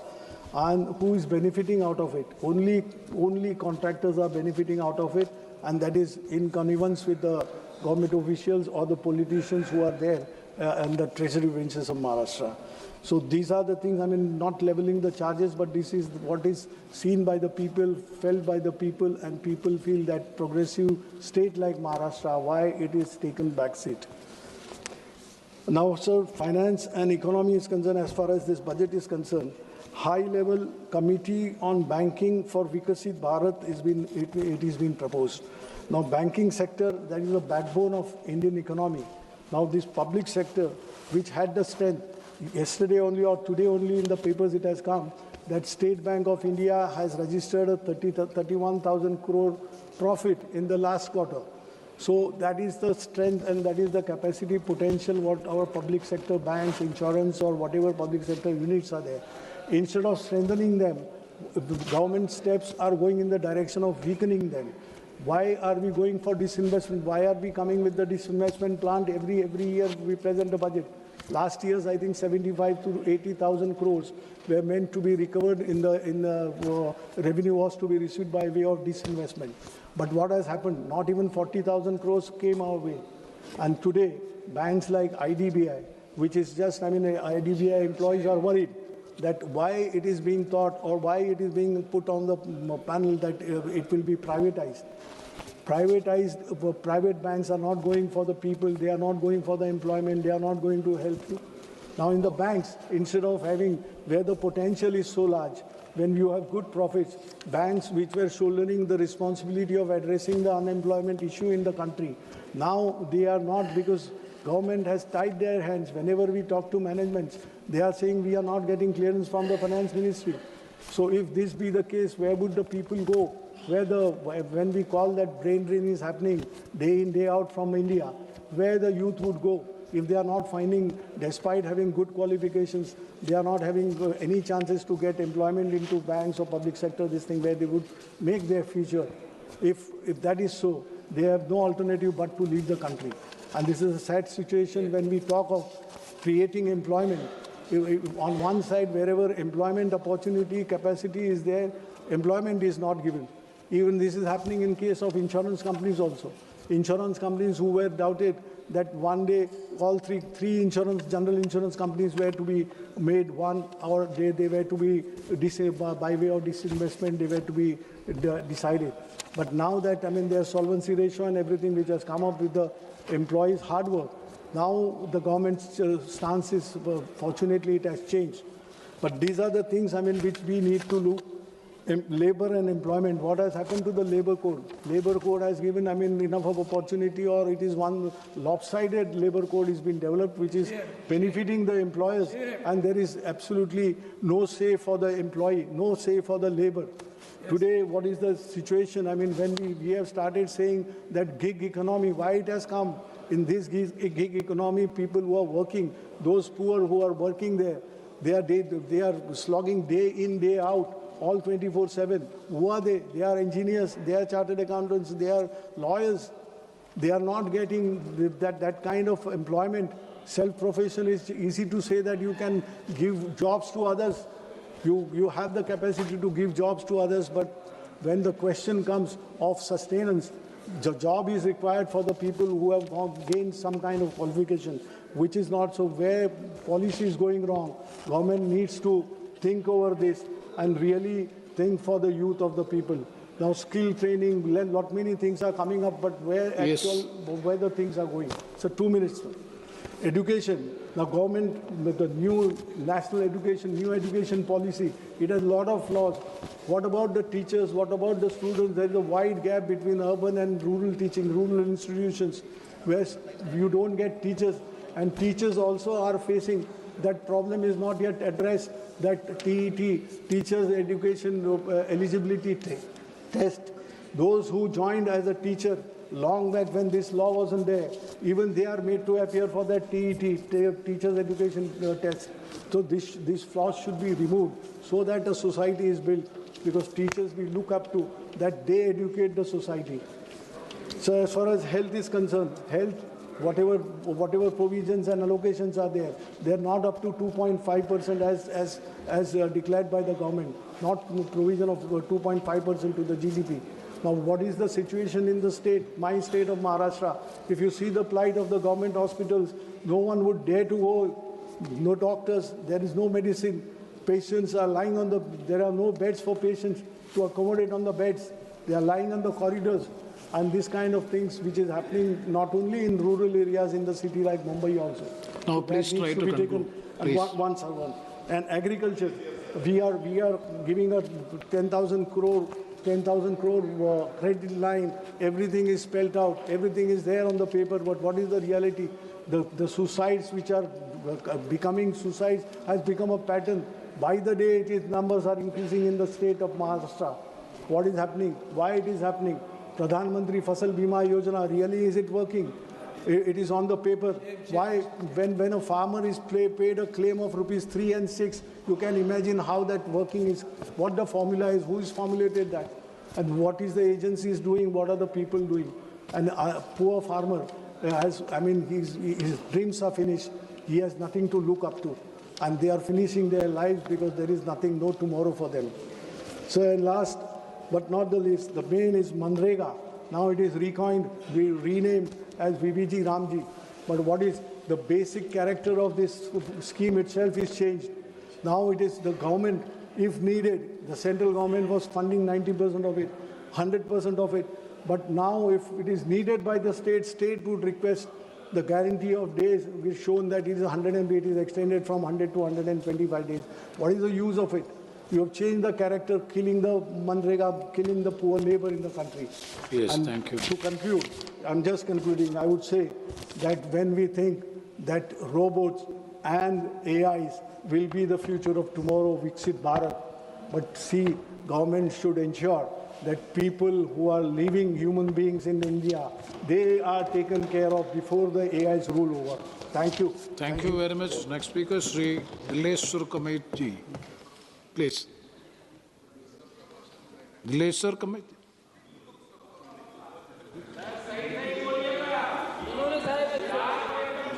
मुझे वर्ष 2026-27 के आम budget पर चर्चा में भाग लेने का अवसर दिया, इसके लिए आपका आभार प्रकट करता हूं। माननीय प्रधानमंत्री श्री नरेंद्र मोदी जी एवं बिहार के लोकप्रिय मुख्यमंत्री श्री नीतीश कुमार जी को हार्दिक बधाई एवं धन्यवाद देता हूं कि उनकी अगुवाई में एनडीए ने बिहार विधानसभा चुनाव 2025 में ऐतिहासिक विजय प्राप्त कर प्रचंड बहुमत से सरकार बनाने का काम किया। महोदय, समावेशी विकास का यह आम बजट वाकई में राष्ट्रहित और जनहित के लिए अमृत एवं संजीवनी के रूप में कार्य करेगी। महोदय, भारत के यशस्वी प्रधानमंत्री आदरणीय श्री नरेंद्र मोदी जी के दूरदर्शी एवं प्रगतिशील आर्थिक नीतियां एवं योजनाओं जो समाज के अंतिम व्यक्ति के साथ सभी वर्गों को समानांतर एवं सार्थक लाभान्वित करती है। इसके लिए मैं आदरणीय प्रधानमंत्री जी का एवं माननीय वित्त मंत्री जी का हार्दिक आभार व्यक्त करता हूं। महोदय, यह बजट भारत के किसानों, युवाओं एवं महिलाओं तथा सभी वर्गों के उत्थान तथा विकास के लिए है, किंतु हमारे साथी को यह सब दिखाई नहीं पड़ता है। न जाने उन्हें यह क्यों नहीं दिखाई पड़ता है, उनके चश्मे में इस तरह दिखाई क्यों नहीं पड़ रहा है। महोदय, रोजगार, कौशल प्रशिक्षण और अन्य अवसरों की सुविधा उपलब्ध कराने के लिए माननीय प्रधानमंत्री जी की योजनाएं जो विकसित भारत बनाने में एक महत्वपूर्ण कदम है। महोदय, प्रधानमंत्री जी ने किसान भाइयों के लिए कृषि में उत्पादकता और अनुकूलनीयता को प्राथमिकता देते हुए परिवर्तनकारी राष्ट्रीय सहकारिता नीति जैसी योजनाओं को कार्यान्वित किया है। महोदय, प्रधानमंत्री जी ने भारत के युवाओं के भविष्य को उज्जवल बनाने के लिए रोजगार और प्रशिक्षण को प्राथमिकता देते हुए रोजगार पाने वाले विनिर्माण क्षेत्र में रोजगार सृजन एवं नियोक्ताओं की सहायता जैसी योजनाएं शामिल किया है। महोदय, भारतीय अर्थव्यवस्था की विकास यात्रा को विकसित भारत के लक्ष्य प्राप्त करने के लिए समावेशिता के मार्गदर्शन प्रेरणा से ईंधन के रूप में हमारे सुधार का उपयोग कर कृषि, एमएसए, एमई, निवेश और निर्यात जैसी 4 शक्तियां इंजन गति प्रदान कर रही है। यह बजट कृषि क्षेत्र समावेशी, संतुलित, उच्चतर समृद्धि और उत्पादकता की ओर अग्रसर है। युवाओं का सशक्तिकरण हमारी समृद्धि युवाओं को पर्याप्त रूप से साधन संपन्न करने और सशक्त बनाने पर निर्भर करती है। एनडीए की सरकार ने विकास के प्रति मानवोचित और समावेशी दृष्टिकोण अपनाया, जो पिछले 11 वर्षों में इन विकास कार्यक्रमों ने रिकॉर्ड समय में सभी के लिए आवास, हर घर जल, सभी के लिए बिजली, सभी के लिए रसोई गैस, सभी के लिए बैंक खाते और वित्तीय सेवाओं के माध्यम से प्रत्येक परिवार और व्यक्ति के लिए सेवाएं सुलभ कराई है। वहीं करोड़ लोगों को मुफ्त राशन उपलब्ध कराकर गरीबी की चिंता समाप्त कर दी है और रोजगार का सृजन हुआ है। साथ ही सरकार सर्वांगीण, सर्वस्पर्शी और सर्वसमावेशी विकास के दृष्टिकोण से कार्य कर रही है। इसमें सभी जातियों और सभी स्तरों के लोग शामिल हैं। हम 2047 तक भारत को विकसित भारत बनाने के लिए कार्य कर रहे हैं।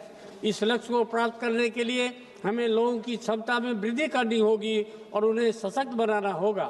गरीब महिलाएं, युवा और अन्नदाता, उनकी आवश्यकताएं, उनकी आकांक्षाएं और उनका कल्याण हमारी सर्वोच्च प्राथमिकता है।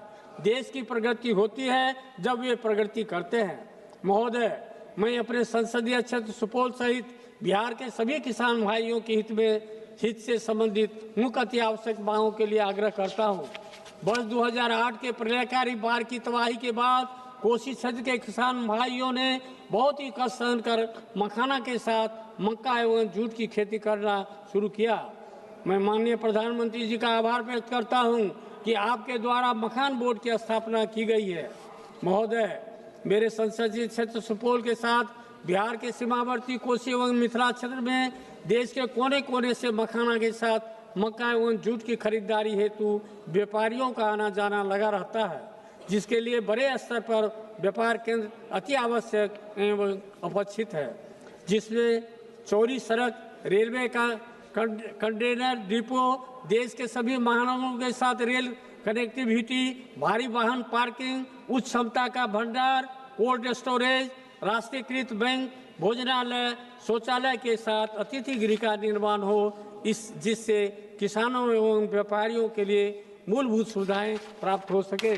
महोदय, मेरे संसदीय क्षेत्र सुपौल एवं बिहार के कोसी मिथिला वासियों के लिए एक केंद्रीय कृषि अनुसंधान महाविद्यालय की स्थापना जनहित में अत्यंत ही आवश्यक एवं उपेक्षित है, जिसमें कृषि एवं किसान कल्याण संबंधी सभी विषयों का पठन पाठन हो सके।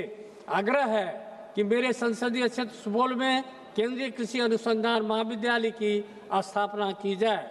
रेलवे बनी बिहार के विकास की धुरी है। 2019 से 2014 रेलवे बजट में औसतम 1132 करोड़ बजट था, जबकि 2026-27 में रेलवे बजट बढ़कर 10,370 करोड़ हुआ। बढ़ा हुआ बजट सीधे सीधे परियोजनाओं, रोजगार और बेहतर सेवाओं में तब्दील होता दिख रहा है, जिसका सीधे लाभ बिहार को मिल रहा है। महोदय, अपने संसदीय क्षेत्र सुपौल में रेलवे संबंधी मुख्य अति आवश्यक समस्याओं का समाधान के लिए माननीय प्रधानमंत्री जी एवं माननीय रेल मंत्री से आग्रह करता हूं कि पूर्व मध्य रेलवे अंतर्गत सीतामढ़ी जयनगर भाया निर्मली तथा ललितग्राम वीरपुर नई रेल लाइन परियोजना का शिलान्यास कर यथाशीघ्र निर्माण कार्य शुभारंभ कर तथा रेल परिचालन करने की कृपा की जाए। गाड़ी संख्या 15949 और 15950 डिब्रूगढ़ गोमती नगर अमृत भारत एक्सप्रेस का परिचालन गलगलिया अररिया रेलखंड होकर फारबिसगंज सरायगढ़ दरभंगा के रास्ते करने की कृपा की जाए। डिब्रूगढ़ से नई दिल्ली भाया कटिहार, बरौनी एवं भाया कटिहार हाजीपुर होकर 3 राजधानी ट्रेन का परिचालन किया जाता है। उन तीनों में से किसी एक राजधानी ट्रेन को नवनिर्मित गलगलिया अररिया रेलखंड होते हुए फारबिसगंज राघोपुर तथा दरभंगा के रूट से परिचालन करने की कृपा की जाए, जिससे बंगाल, बिहार तथा उत्तर प्रदेश के सीमावर्ती क्षेत्रों की जनता को इसका लाभ मिल सके तथा समय एवं दूरी भी कम होगी। छात्रों, युवाओं, किसानों, व्यापारियों तथा शिक्षा, स्वास्थ्य, बाजार, कोर्ट कचहरी की सुविधा के लिए पूर्व मध्य रेलवे के त्रिवेणी अंश से पटना भाया सरायगढ़ दरभंगा होते एक मेल एक्सप्रेस ट्रेन का परिचालन रात्रि में दोनों तरफ से किया जाए। साथ ही सुपौल से सियालदह कलकत्ता के लिए एक नई ट्रेन चलाई जाए, जिससे क्षेत्र के व्यापारियों तथा उस क्षेत्र के सीमावर्ती क्षेत्र के जनता को इसका लाभ मिल सके। बिहार राज्य के सुपौल जिला अंतर्गत NH 387 सुपौल से बरिया मंच होते हुए भाया मरौना एवं मधेपुर होते हुए दरभंगा तक सड़क एवं उप सड़क के मध्य कोसी नदी में पुल का निर्माण करने की कृपा की जाए। अध्यक्ष महोदय, विकसित भारत के निर्माण के लिए देश के गरीब, युवा, नारी शक्ति और किसान सशक्त होंगे। सरकार इसके प्रति वचनबद्ध है। इन्हीं शुभकामनाओं के साथ मैं 2026-27 के आम बजट का समर्थन करते हुए बिहार के समस्त जनता एवं जनता दल यूनाइटेड के तरफ से धन्यवाद एवं आभार प्रकट करता हूं। धन्यवाद। धन्यवाद। श्री बजरंग सोनेवानी जी। मुझे आपने बोलने का मौका दे दिया। मैं एनसीपी शरद पवार पार्टी से हूं। आदरणीय शरद पवार साहब से कृपा से मैं ये सभागृह में हूं। मुझे बहुत खेदजनक बात ये बजट पे बात करते टाइम पे बोलना है कि महाराष्ट्र के वित्त मंत्री जो डेप्यूटी सीएम थे, उनका निधन 14 दिन पहले हो गया। इस सभागृह में सदस्य थे। पहले मैं उनको भावपूर्ण श्रद्धांजलि अर्पण करता हूं। और माननीय अध्यक्ष जी, मैं सन 2026-27 या अर्थसंकल्पावर बोलण्याची संधी दिल्याबद्दल आपले मनपूर्वक आभारी आहे। महोदय, यावेळच्या अर्थसंकल्पामध्ये सरकारचा कोणता स्पष्ट दृष्टिकोन, ठोस धोरण किंवा देशवासियांसाठी काहीतरी करण्याची ठाम इच्छाशक्ती दिसून येत नाही। हा अर्थसंकल्प घाईघाईत कोणताही सखोल विचार न करता जमिनीवरील वास्तव्यानं समजून तयार करण्यात आलेला नाही। नेहमीप्रमाणे यालाही अर्थसंकल्प न म्हणता सरकारचा आणखी एक जुमला बजेट म्हणणे अधिक योग्य होईल। महोदय, मी या सभागृहापूर्वी काही महत्त्वाचे मुद्दे मांडू इच्छितो। मागील अर्थसंकल्पात मांडलेले मुद्दे यावेळेस केवळ रंगरंगटी करून नव्या स्वरूपात पुन्हा सादर करण्यात आलेले आहेत। महोदय, माननीय अर्थमंत्री महोदयांनी सुधार एक्सप्रेस या संकल्पनेची मोठ्या गाजावाजात घोषणा केली आणि सरकारने 350हून अधिक सुधारणा केल्याचे सांगितले। मात्र 350 सुधारणा नेमक्या कोणत्या याचा तपशील देण्यात आलेला नाही। जीएसटी सोडल्यास कोणताही ठोस सुधारणा झाली हे स्पष्ट होत नाही। जीएसटी सारखा विषय गोरगरिबांना लुटण्याचा विषय जीएसटी मध्ये होतो। जीएसटी मध्ये बरेच काही बदल केले, हे बदल सुद्धा चुकीच्या पद्धतीने आहेत असं माझं मत आहे। महोदय, जीएसटी बाबत सांगायचे झाले तर हा कर घाईघाईत रात्री 12 वाजता घंटानाद करत लागू करण्यात आला। विरोधकांनी वारंवार सूचित केले ही सर्व संबंधित चर्चा करून विचारपूर्वक हा कर लागू करावा, पण सरकारने कोणतीही सूचना मान्य केली नाही। आज सरकार स्वतःच्या चुकीच्या निर्णयामुळे निर्णय झालेल्या अडचणी दुरुस्त करण्याचा प्रयत्न सुधार एक्सप्रेस या नावाखाली करत आहे। माझा सरकारला थेट प्रश्न आहे की तुमच्या चुकीच्या जीएसटी धोरणामुळे ज्या व्यापाऱ्यांचं, उद्योजकांचं आणि सामान्य नागरिकांचं नुकसान झालं, त्या सर्व लोकांना सरकार नुकसान भरपाई देणार आहे का? महोदय, एमएसएमई क्षेत्रासाठी दरवर्षी आश्वासने दिली जातात, पण वास्तव्य असे आहे की काही सरकारच्या काळात लघु मध्यम उद्योग दिवसेंदिवस अडचणीत सापडत आहेत। अनेक छोट्या उद्योग बंद पडण्याच्या मार्गावर आहेत। त्यांना वाचवण्यासाठी सरकारकडे कोणते स्पष्ट धोरण नाही। सरकार याच्यासाठी कुठलीही पावले उचलत नाही, त्याच्यामुळे उद्योजक अडचणीत येत आहेत। आपल्या देशातील उद्योजक सक्षम आहेत, पण सरकारच्या चुकीच्या धोरणामुळे ते आज अडचणीत सापडलेले आहेत। उत्पादन क्षमता असूनही बाजार व्यवस्थेसाठी ठोस धोरण नसल्यामुळे देशाची उत्पादकता कमी होत आहे आणि परिणाम भारत हा फक्त एक मोठा उपभोक्ता देश होत आहे आणि याचा फायदा परदेशी देश घेत आहेत. हीच सरकारची नीती आणि नियत म्हणावी लागेल. माननीय अध्यक्ष महोदय, सरकारने बरेच काही धोरणं राबवले. मागच्या काळामध्ये सरकारने या देशामध्ये साखर उद्योगासाठी इथेनॉल प्रोजेक्ट उभारण्यासाठी इंटरेस्ट सबमिशन स्कीम राबवली आणली. इंटरेस्ट सबमिशन या नावाखाली करोडो रुपयाचे प्रोजेक्ट उद्योजकांनी उभे केले, साखर कारखानदारांनी उभे केले आणि त्याचा परिणाम काय झाला तर मागच्या 2 वर्षापूर्वी 7 डिसेंबर 2023 ला रातोरात एक 2 वळीचं पत्र काढलं आणि सांगितलं इथेनॉल प्रोडक्शन बंद करा. माननीय अध्यक्ष महोदय, आपके माध्यम से मैं अर्थ मंत्री जी के कहना चाहता हूं कि अध्यक्ष अर्थ मंत्री जी ने ये करने से जो उद्योजक है उनका कितना घाटा हो गया, ये कभी सभागृह को बोलना चाहिए, देशवासियों को बोलना चाहिए.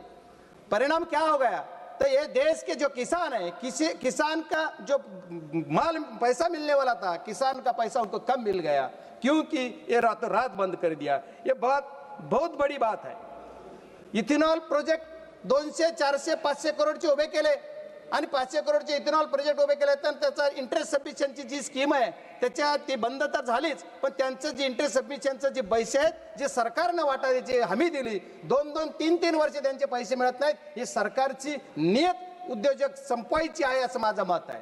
त्याच्यामुळे सरकारने त्याच्यावर सुद्धा काहीतरी ठोस पाऊल उचलला पाहिजे. एवढंच नाही तर किसान जे ऊसाचे शेतकरी आहेत, ऊस उत्पादक शेतकऱ्यांसाठी साखरला MSP लागू करायची.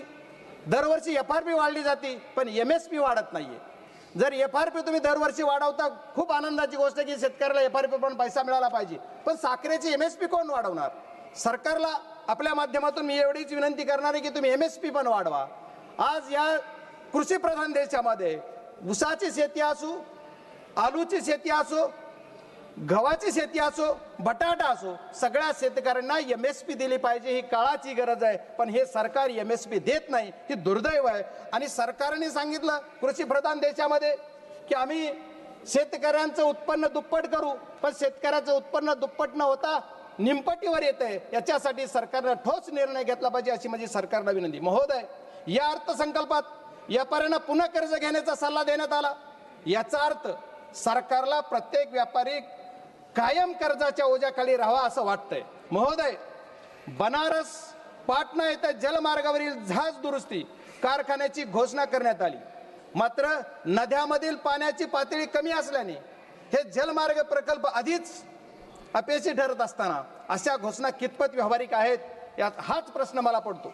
महोदय, आरोग्य क्षेत्रावर बोलताना आरोग्य क्षेत्राबाबत मोठमोठ्या घोषणा केल्या जातात, पण आज ही देशातील अनेक रुग्णालयामध्ये पुरेसे डॉक्टर नाहीत, नर्सेस नाहीत, कर्मचारी नाहीत आणि आवश्यक उपकरणाची कमतरता आहे.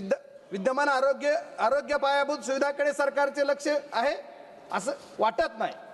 कारण माझ्याच मतदारसंघातील बीड जिल्ह्यातील अंबाजोगाई येथे स्वामी रामानंद तीर्थ ग्रामीण रुग्णालय वैद्यकीय महाविद्यालय हे 5 ते 6 जिल्ह्यामध्ये एकमेव आधार आहे. दररोज जिथं 2,500 ते 3,000 रुग्ण OPD साठी येतात, पण तिथे आज ही डॉक्टर, स्टाफ, नर्सर, कर्मचारी यांची आवश्यकता असून व उपकरणे तीव्र कमतरता आहे. त्याच्यामुळे सरकारने नवीन घोषणा करण्याऐवजी आधी उपलब्ध असणाऱ्या पायाभूत सुविधा सक्षम कराव्यात अशी मागणी मी या सभागृहाच्या माध्यमातून माननीय अर्थमंत्र्यांच्या माध्यमातून सरकारला विनंती करतो की माझ्याकडं हे जे माझ्या जिल्ह्यामधलं रुग्णालय या वैद्यकीय महाविद्यालयामध्ये ज्या पूर्वी 50 विद्यार्थ्यांचा स्टाफ होता त्याची मर्यादा वाढवली, 50चे 100 केले, 100चे 150 झाले, पण स्टाफ मात्र जे नर्सेस जे डॉक्टर्स जे आहेत ते फक्त 50 प्रमाण आहेत. आज 150 संख्या जर झाली असली विद्यार्थ्याची आणि OPD पहिली जिथं 500 होती तिथं आता 5,000 OPD झाली, पण तिथला तुमचा जो स्टाफ आहे ते वाढत नाही, त्याच्यामुळे औषधाची कमतरता आहे. त्या समितीचा अध्यक्ष पण मी जिल्ह्यात आहे, पण त्या समितीचा अध्यक्ष असताना सुद्धा मला तिथं सांगितलं जातं की औषधं नाहीत. याच्यासाठी सुद्धा सरकारनं गांभीर्यानं बघितलं पाहिजे असं मी सरकारला विनंती करतो.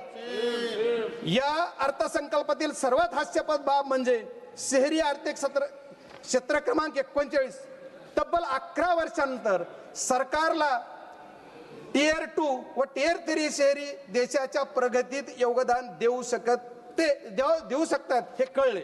याचा अर्थ गेली 11 वर्षे नागरिकांना शहरी नागरिकांना दुय्यम दर्जाची वागणूक देण्यात आली, हीच सरकारची अप्रत्यक्ष कबुली आहे.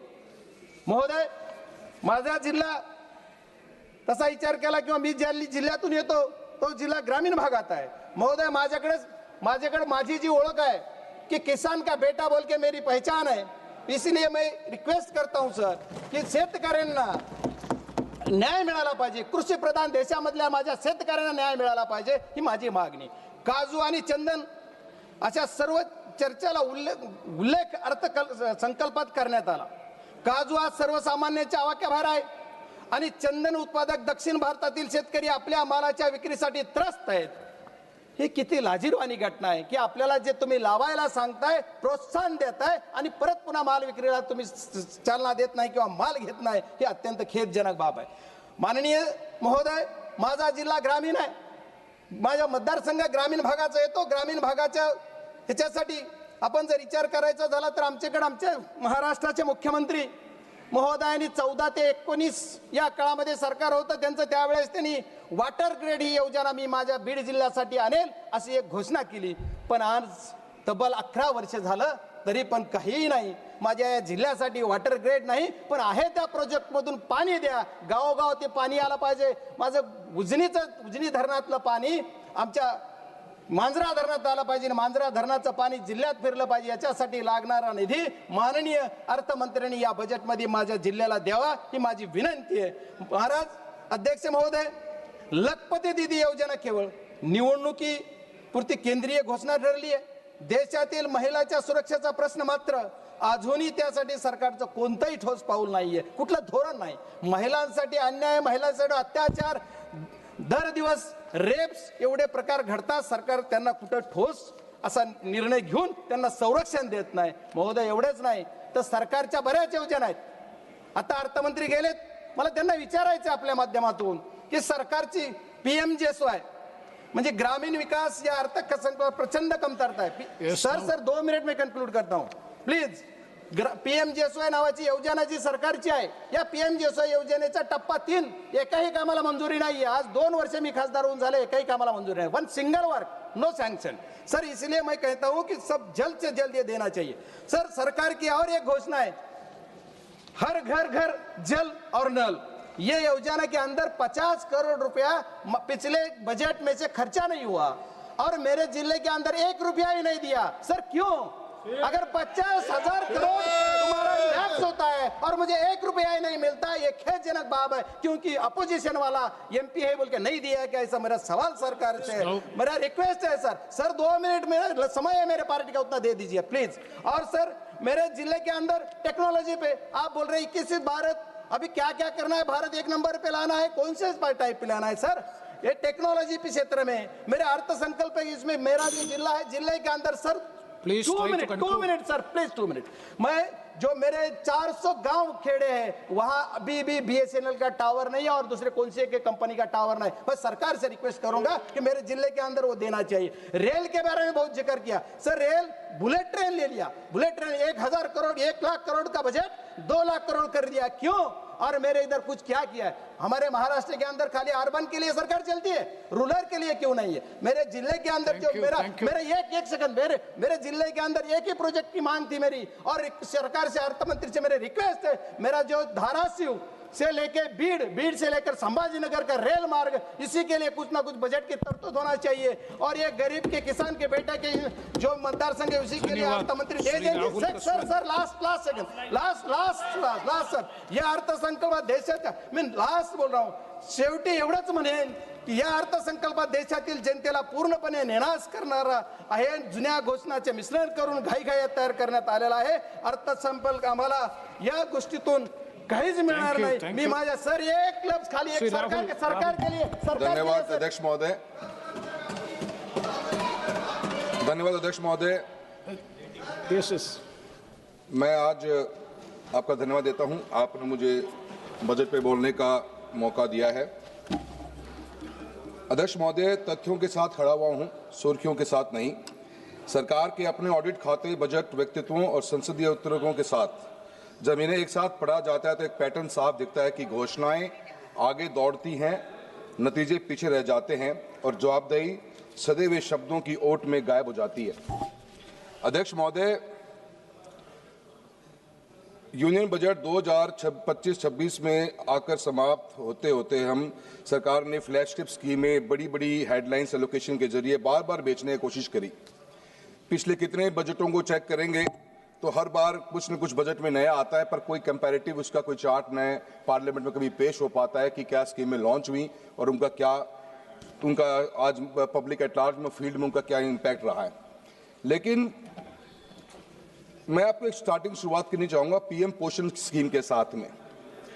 एक भारत सरकार की बेहतरीन प्रोग्राम ना अच्छा है, पोषण को हम इम्प्रूव करना चाहते हैं और अच्छा एक जिसका गवर्नमेंट ऑफ इंडिया के एक ऑफिशियल अगर आप डैशबोर्ड भी चेक करो तो 21-22 के अंदर इस प्रोजेक्ट के इस स्कीम के लिए जो बजट एस्टीमेट थे वो 11,500 करोड़ पे थे, जबकि एक्चुअल एक्सपेंडिचर 10,000 करोड़ के आसपास ही हुआ.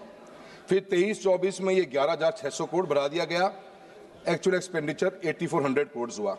24-25 में 12,500 करोड़ कर दिया गया, एक्चुअल रिलीज 9,900 करोड़ हुआ. और 25-26 में बजट एस्टीमेट 12,500 करोड़ हुआ और एक्चुअल रिलीज 6,170 करोड़ पे हुआ. सर अध्यक्ष महोदय, मैं कहना चाहता हूं कि सरकार स्कीमों के साथ में जब बजट एस्टीमेट अनाउंस करती है, रिवाइज एस्टीमेट होते हैं मिड ऑफ द ईयर के अंदर, वहां आधा दम तोड़ जाता है और जब ये एक्चुअल में लागू होती हैं तो इनकी हालत और भी दयनीय हो जाती है. और ऐसा ये नहीं कि किसी एक स्कीम के साथ है, अनेकों स्कीम के साथ में है. आज की तारीख में भी जो हम डेटा देते हैं NFHSA का जो डेटा देखेंगे तो हमारी कितनी ही बच्चियां आज की तारीख में हम स्कूलों के अंदर आयरन जिंक की टैबलेट्स दे रहे हैं, एनेमिक बच्चियां हैं. और पीएम पोषण प्रोग्राम की रियलिटी ये है कि गवर्नमेंट ऑफ इंडिया से बजट भी पूरा अपना स्पेंड नहीं हो पा रहा. ऐसे ही आप देखेंगे अनेकों स्कीमें. अभी स्कूल शिक्षा के बारे में बात करते हैं, समग्र शिक्षा एक अभियान चला, उसके अंदर 31,000 करोड़ पे 21-22 में सैंक्शन किए गए, 30,000 भी खर्च नहीं हुए. 23-24 में 37,400 करोड़ सैंक्शन हुए और वो पैसा आज तक खर्च नहीं हुआ.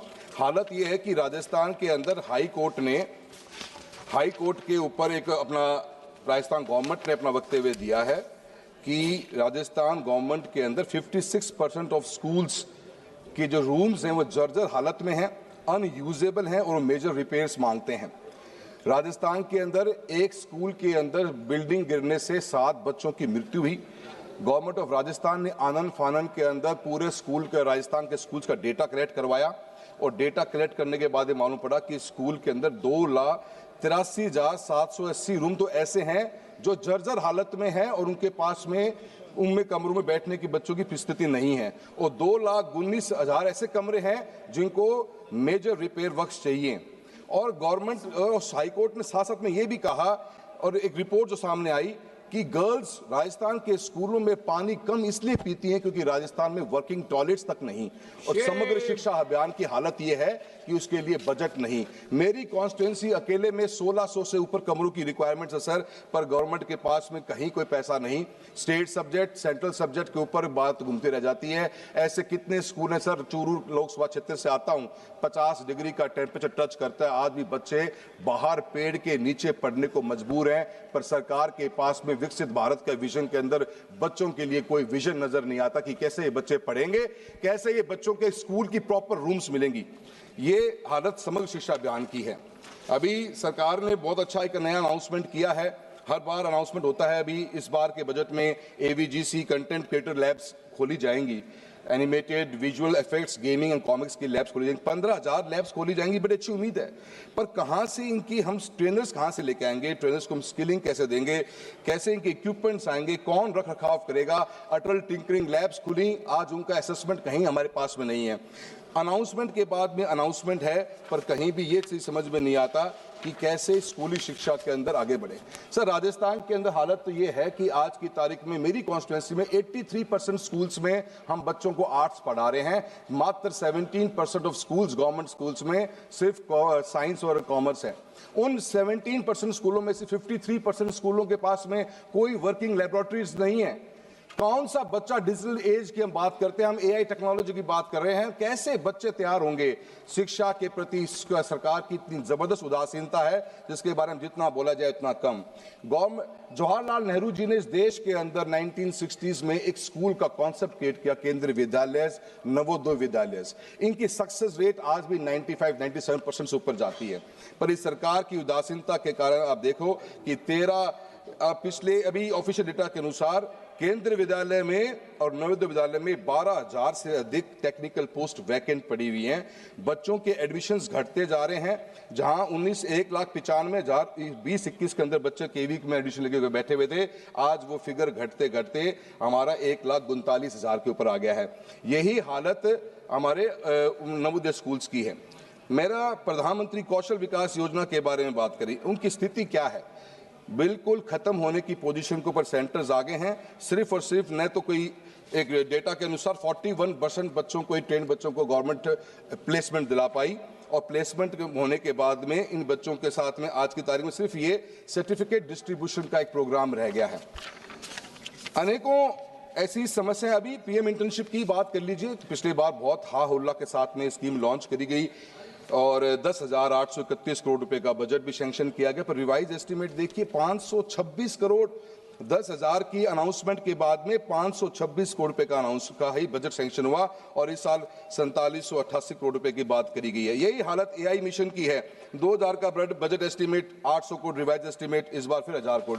तो शिक्षा के प्रति सरकार की उदासीनता, और मैं ये मानता हूं कि मैं सरकार से निवेदन भी करना चाहूंगा, वित्त मंत्री महोदय बैठी हुई हैं, मैम, स्कूल एजुकेशन में हमारे कॉन्स्टिट्यूएंसीज राजस्थान जैसे में बहुत समय बाद में एनरोलमेंट्स बहुत बड़े हैं, but we are lacking basic infrastructure, and the basic infrastructure needed to be funded by someone. मैं पार्लियामेंट्री अपनी कॉन्स्टिट्यूएंसी में घूम रहा हूं, तो एक इस डिमांड है स्कूल में रूम्स की। रूम्स लाए कहां से? 1800 रूम्स की रिक्वायरमेंट मेरी कॉन्स्टिट्यूएंसी में है, पर there is no way out. State के पास पैसा नहीं, सेंटर पे आते तो स्कीम नहीं। कुछ अलॉटमेंट्स होती हैं, I can't deny that, but the allotment has to be increase to a substantial number where the students can at least sit in the class. That is my point to you, I would like to address for the education. किसके बारे में?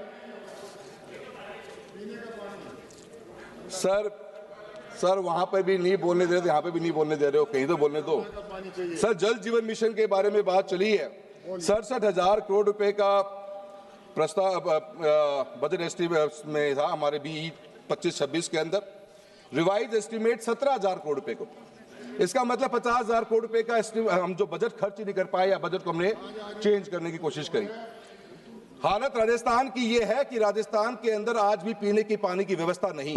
आज मेरी constituency के अंदर भी, या राजस्थान में ऐसे कितने ही टेंडर्स हैं जो जल जीवन मिशन के ओपन तक नहीं हो पाए हैं। आज की तारीख में अवार्ड हुए वर्क 2021 के अंदर, और उनका डेविएशन आ गया 500 करोड़ के प्रोजेक्ट में 70 करोड़ रुपए का डेविएशन आ गया, और उस डेविएशन के अंदर आज सरकार के पास 2 साल से फाइल पड़ी हुई है, पर सरकार के पास 70 करोड़ रुपए नहीं है। अभी किसान हमारे रतनपुरा के धरने पे बैठे हुए थे, और उनको पीने के पानी की सरकार के पास में कोई सिस्टम नहीं। जल जीवन मिशन को बंद करने का काम कर दिया गया है। कहीं सरकार हाथ पे हाथ रख के बैठ गई है, पानी के लिए पैसा देने के पास सरकार के पास कोई विजन नहीं। और ऐसे प्रोजेक्ट्स हैं जहां पे अभी तक उन प्रोजेक्ट्स को सैंक्शनिंग करने के लिए फाइल 2 साल से ऑफिसर्स के पास पड़ी है। निशिकांत जी, आपसे निवेदन करेंगे कि आप भी बोलिए कि जल जीवन मिशन के प्रोजेक्ट को जो 21 से स्टार्ट हुए आज तक कंप्लीट नहीं हो पा रहे। मैं सरकार से प्रधानमंत्री ग्रामीण सड़क योजना की बात करता हूं। 19,000 करोड़ रुपए का सैंक्शन की थी, 11,000 रुपए बजट एस्टीमेट को रिवाइज करके रिवाइज एस्टीमेट में 11,000 करोड़ रुपए लेके आ गए। आज भी प्रधानमंत्री ग्रामीण सड़क योजना का जो फोर्थ फेज चल रहा है, उसमें सिर्फ बचे हुए गांवों की रिक्वायरमेंट नहीं रही है मंत्री महोदय। गांव की रिक्वायरमेंट ये रहेगी कि आज पंचायतें इतनी बन गई कि पंचायत से गांव जुड़े कैसे। राजस्थान के अंदर गांवों की, हिंदुस्तान में भी मैं मानता हूं कि एक गांव से दूसरे गांव, एटलीस्ट अपने गांव से पंचायत हेडक्वार्टर तक जोड़ने का भी प्रावधान होना चाहिए। और जो एग्जिस्टिंग रोड्स पहले बनी हुई थी, जो फेज 3 में थी, जहां पे आप रोड का चौड़ाईकरण कर रहे थे, उन रोड्स को भी शामिल करने की बात करिए। मैं मनरेगा के बारे में बात करूंगा। मनरेगा के अंदर आपने ये बात कही है कि 40% शेयर वीबीजी रामजी बिल के अंदर 40% शेयर स्टेट गवर्नमेंट देगी। अध्यक्ष महोदय, राजस्थान की सरकार ने पिछले साल 4800 करोड़ रुपए नरेगा में खर्च करे। राजस्थान गवर्नमेंट अपने basic day to day expenditure के लिए भी लोन लेना पड़ता है। क्या राजस्थान की सरकार 2000 करोड़ अपनी जेब से दे पाएगी? मनरेगा की शुरुआत, खात्मे की शुरुआत हुई है इस नए बिल के साथ में। जो एक आखिरी व्यक्ति गांव में बैठा हुआ था, उसको पीने की, उसको जो काम, उसको रोजगार मिलता था, उस रोजगार को छीनने का काम सरकार करने जा रही है। मैं जल जीवन मिशन के साथ में सिंचाई के पानी की बात करता हूं। आज की तारीख में भी एक हाल ही में जो रिपोर्ट नहीं आई है, एनवायरमेंट एंड वाटर की एक इंडिपेंडेंट स्टडी के अनुसार इंडिया की treated water, waste water rescue capacity अभी बहुत कम है और सिर्फ 10 स्टेट्स के पास फॉर्मल रीयूज पॉलिसी है, जबकि ट्रीटेड वेस्ट वाटर 2050 तक दिल्ली के क्षेत्रफल के 26 गुना के बराबर की क्षेत्र की सिंचाई कर सकता है और वास्तविक आर्थिक मूल्य पैदा कर सकता है। फिर भी इस सदन का कोई नेशनल प्लान नहीं दिखाई गया, न टाइमलाइन, न बजट, न टारगेट्स, ताकि वेस्ट वाटर को भी कैसे रीयूज किया जाए, वाटर स्कैरिसिटी को केंद्रीय स्तंभ बनाया जा सके। क्यों नहीं हम वेस्ट वाटर जो सचमुच बहकर बर्बाद हो रहा है का उपयोग करें? क्यों नहीं कर सकते, जबकि वह खेतों की सिंचाई कर सकता है? Rahul ji, I was allotted 10 minutes, sir. Only 3 minutes, sir. Already 11 minutes over. Sir, another 2 minutes, sir. Sir, मेरा सरकार से ये कहना है, हम ईस्टर्न, हमारा जो पानी है, जो आज की तारीख में हरीके बराज से हमारी तीनों नदियों का पानी इंटरनेशनल बॉर्डर क्रॉस करता है, 2 MAF पानी, जिसकी कैपेसिटी 10 से 15 लाख हेक्टेयर जमीन को सिंचित करने की है, उसके ऊपर सरकार की कोई अनाउंसमेंट नहीं है। इरिगेशन के अंदर, इरिगेशन के ऊपर अनाउंसमेंट होती, हम एक तरफ 50 लाख टन दलहन और तिलहन विदेशों से इंपोर्ट कर रहे हैं और एक तरफ हमने इरिगेशन के लिए कोई भी बजट सैंक्शन नहीं किया है। मेरी सरकार से गुजारिश है कि राजस्थान, नॉर्थ वेस्ट राजस्थान, जहां पे हमारा नागौर, चूरू, झुंझुनू और बाड़मेर, बीकानेर जैसे क्षेत्र जहां पे इतना बड़ा लैंड मास पड़ा हुआ है, अगर इरिगेशन की फैसिलिटी मिलेगी तो उनके बहुत बड़ा उसका फायदा मिलेगा और इरिगेशन के ऊपर गवर्नमेंट का फोकस करना। सर लास्ट 2 पॉइंट करना चाहूंगा sir. Yes sir 2 minute sir. मैं वहीं से आ रहा हूं सर जहां से आप बोल रहे हो। राष्ट्रीय राजमार्गों की बात करूंगा सर। नेशनल हाईवे के अंदर हर साल बजट बढ़ रहा है, पर सर हम हमारे स्टेट्स जो हाईवेज हैं उनकी ओवर कैपेसिटी हमारी यूटिलाइजेशन हो रही है, स्ट्रेस बढ़ता जा रहा है। सर डिजाइन जो हाईवे की, सर एक एग्जांपल देता हूं, जयपुर से लेकर किशनगढ़ का हाईवे राजस्थान के अंदर है सर। 50,000 PCU के लिए डिजाइन हाईवे आज 1,26,000 PCU पे वो कर रहा है। आए दिन एक्सीडेंट होते हैं। अभी पिछली बार ये इलीगल कट्स पे एक्सीडेंट होने पर 100 से ऊपर लोगों की जान गई। सर सरकार के पास में नए हाईवेज के लिए कोई प्लान नजर नहीं आ रहा। राजस्थान को सर इस बजट में राजस्थान का नाम तक भी नहीं लिया गया।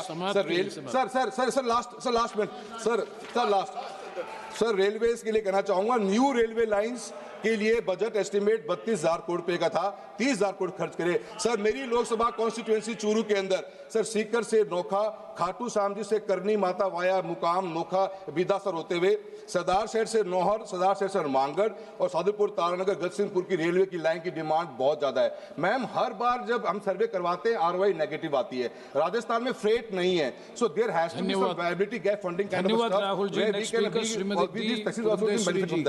मैं आखिर में सर प्लीज सर आपने बिल्कुल बोलने नहीं दिया सर। बोल दे भाई, अब आप बोलिए ना सर। ये सर निशिकांत जी हमेशा डिस्टर्ब करते हैं सर, सभी को करते हैं, आप मुझे भी कर रहे हैं सर। डॉक्टर साहब बैठिए, डॉक्टर साहब बैठिए। सर वादों की दुकान सस्ती रही हर साल, पर गरीब की थाली रही खाली की खाली। कागज पर चमकते हजार, कागज पर सपने चमकते हजार, जमीन पर मगर सिसकता परिवार। पिछले बजट के हिसाब नहीं और इस बजट पर विश्वास नहीं। राजस्थान का हिस्सा नहीं तो विकसित भारत सिर्फ एक नारा है और एक नारा ही रहेगा। धन्यवाद। Madam ji Purandeswari ji.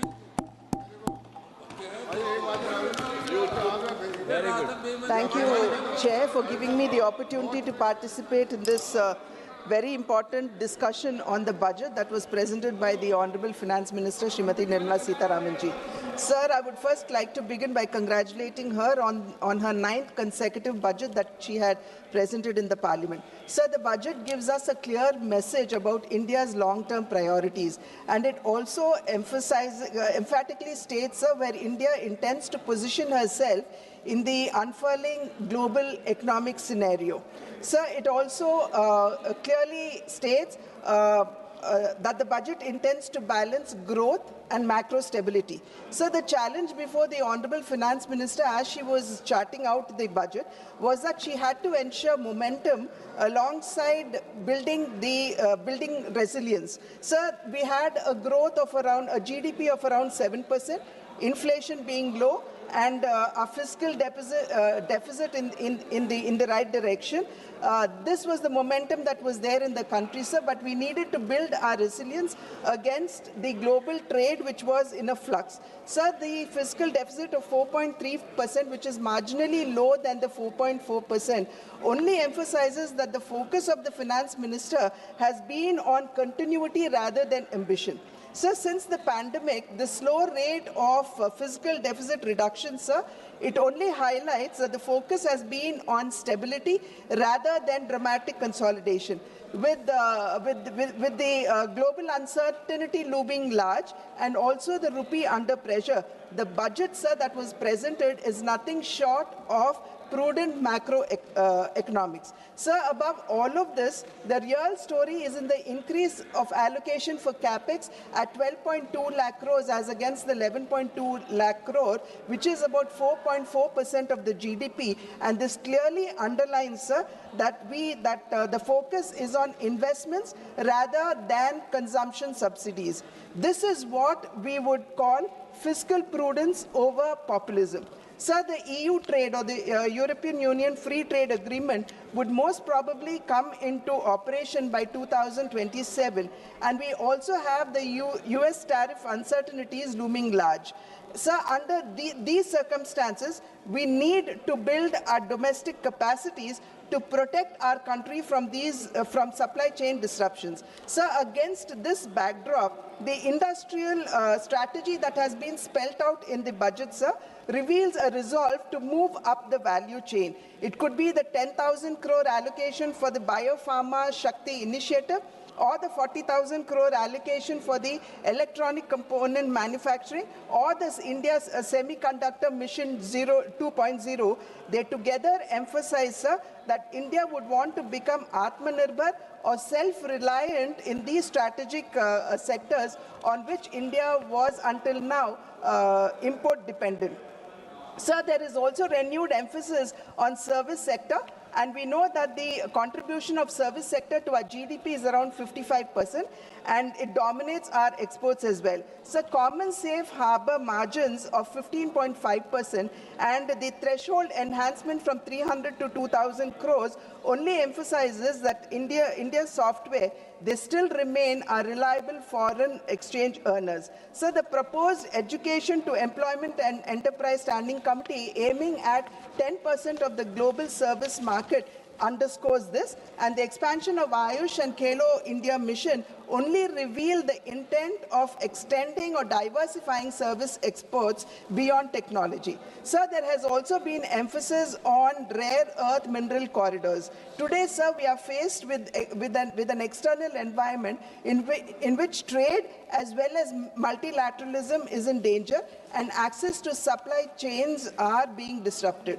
Hence, sir, we need to strengthen, if not protect ourselves against these external shocks. Therefore, the manufacturing of rare earth permanent magnets, or REPM, is vital to meet our upstream industries, growing demands of the upstream industries like electronics, electric vehicles, aerospace, defense, and the likes. So the need for securing our supply chain arose when China, the world's largest, if not the only supplier of REPM, curbed its exports, giving rise to global shortage and disrupting industries. So this shock not only emphasized this shock emphasized the need for indigenization. And today, by indigenizing REPM, India could position herself as a global hub of sustainable manufacturing. So the proposed scrapping of custom duty on monazite from the present 2.5% is a welcome measure, because this would only attract more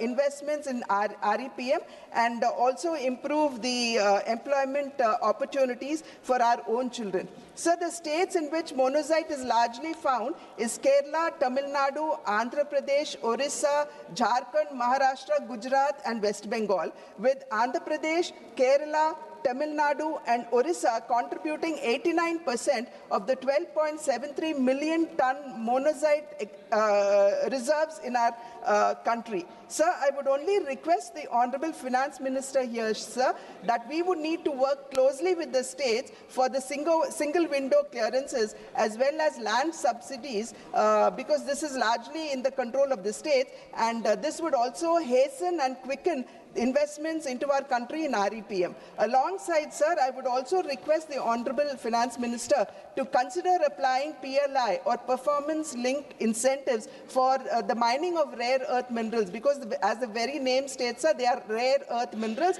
and we need our efficacy to improve in mining of rare earth minerals, and also apply PLI to REPMs too. Sir, the budget further, sir, it simplifies customs tariff by rationalizing exemptions and focusing on effective rates. Sir, the ripple effect of this would be that our domestic manufacturing sector would be strengthened and our exports would improve. Sir, customs today are moving towards trust-based, digitally AI-assisted framework, marking a significant stride towards ease of doing business. So the targeted exemptions, sir, and process reforms, they aim at reducing the input costs that would improve certainty for long gestation and capital incentive projects.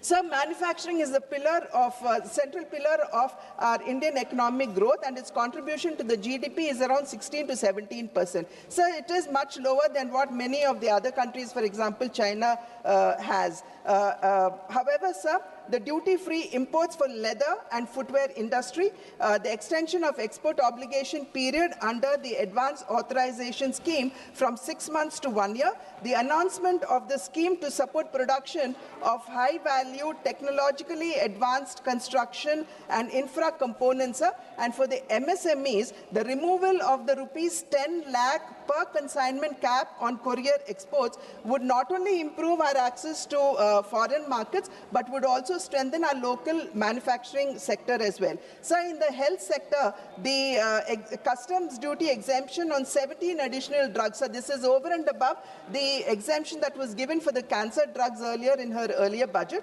and medicines as well as on key diagnostic components, it only indicates the commitment of the NDA government to the well-being of its citizens. So this reduction in customs duty would provide immediate relief to patients who are suffering with cancer and rare diseases, signaling a policy towards affordable health care. So this is alongside the Ayushman Bharat, the Jan Aushadhi Kendras, which are already in place in our country. So the PLI allocation for the auto sector has been increased, sir, which is a very welcome measure. But I would also appeal to the Honorable FM to reconsider the 45% reduction in the PLI for the lithium-ion cells, sir, because this is rather important. So the exclusive economic zones, or the EEZ, they span about 2.3 million kilometers in the Indian Ocean, and making fish caught in the EEZ duty-free will not only reduce operational costs, sir, but would also recognize the fish catch as Indian catch, and if it lands on other shores, then it would be considered as exports. Many countries, sir, like US and China, they actually follow this route, and this would actually unlock the economic potential of our country's marine resources. So this would also, beyond boosting deep-sea fishing, facilitate harvesting high-value fish like tuna, marlin, sailfish, and the likes. Presently, sir, Indian fishing vessels, they are not well equipped for long-distance operations, and this would actually call for investments in vessels with onboard freezing facilities as well, opening up a sea of opportunity for our fisher folk. So the limit for duty-free imports on specified inputs used for processing seafoods has been increased from 1% to 3%, sir, over the previous year's export turnover, and this would actually ease the pressure on the marine sector by bringing down the cost of production at a time when one of our largest export earners is actually facing a crisis of the high US tariffs, which have now been, of course, reduced.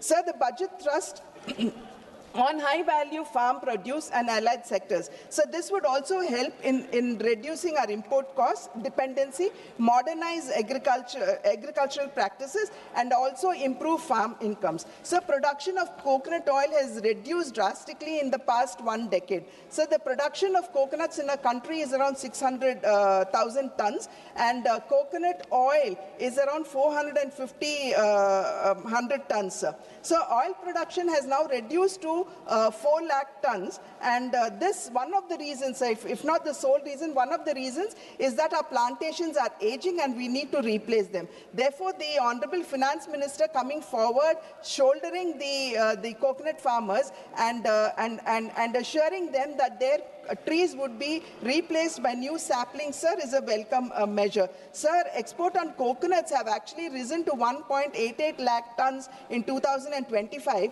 as against the 1.76 lakh tons in 2024, which is a 7% hike. Sir, none of us have actually forgotten the success story of Araku coffee. Sir, when it was initiated, there were many people who did not believe that it would succeed. But today, Araku coffee has become a global brand. So, riding on the success of Araku coffee, to emulate it in cashew nuts and coconuts, sir, this would actually reduce our dependency on imports. Sir, exports of coconut and cocoa and related products, sir, they have increased 26%, sir, touching 4.54 lakh tons in 2025, up from 36.86 lakh tons. So therefore, I think this is a very welcome measure. Sandalwood is an integral part of our culture. Therefore, the support that is being given to sandalwood farming as well as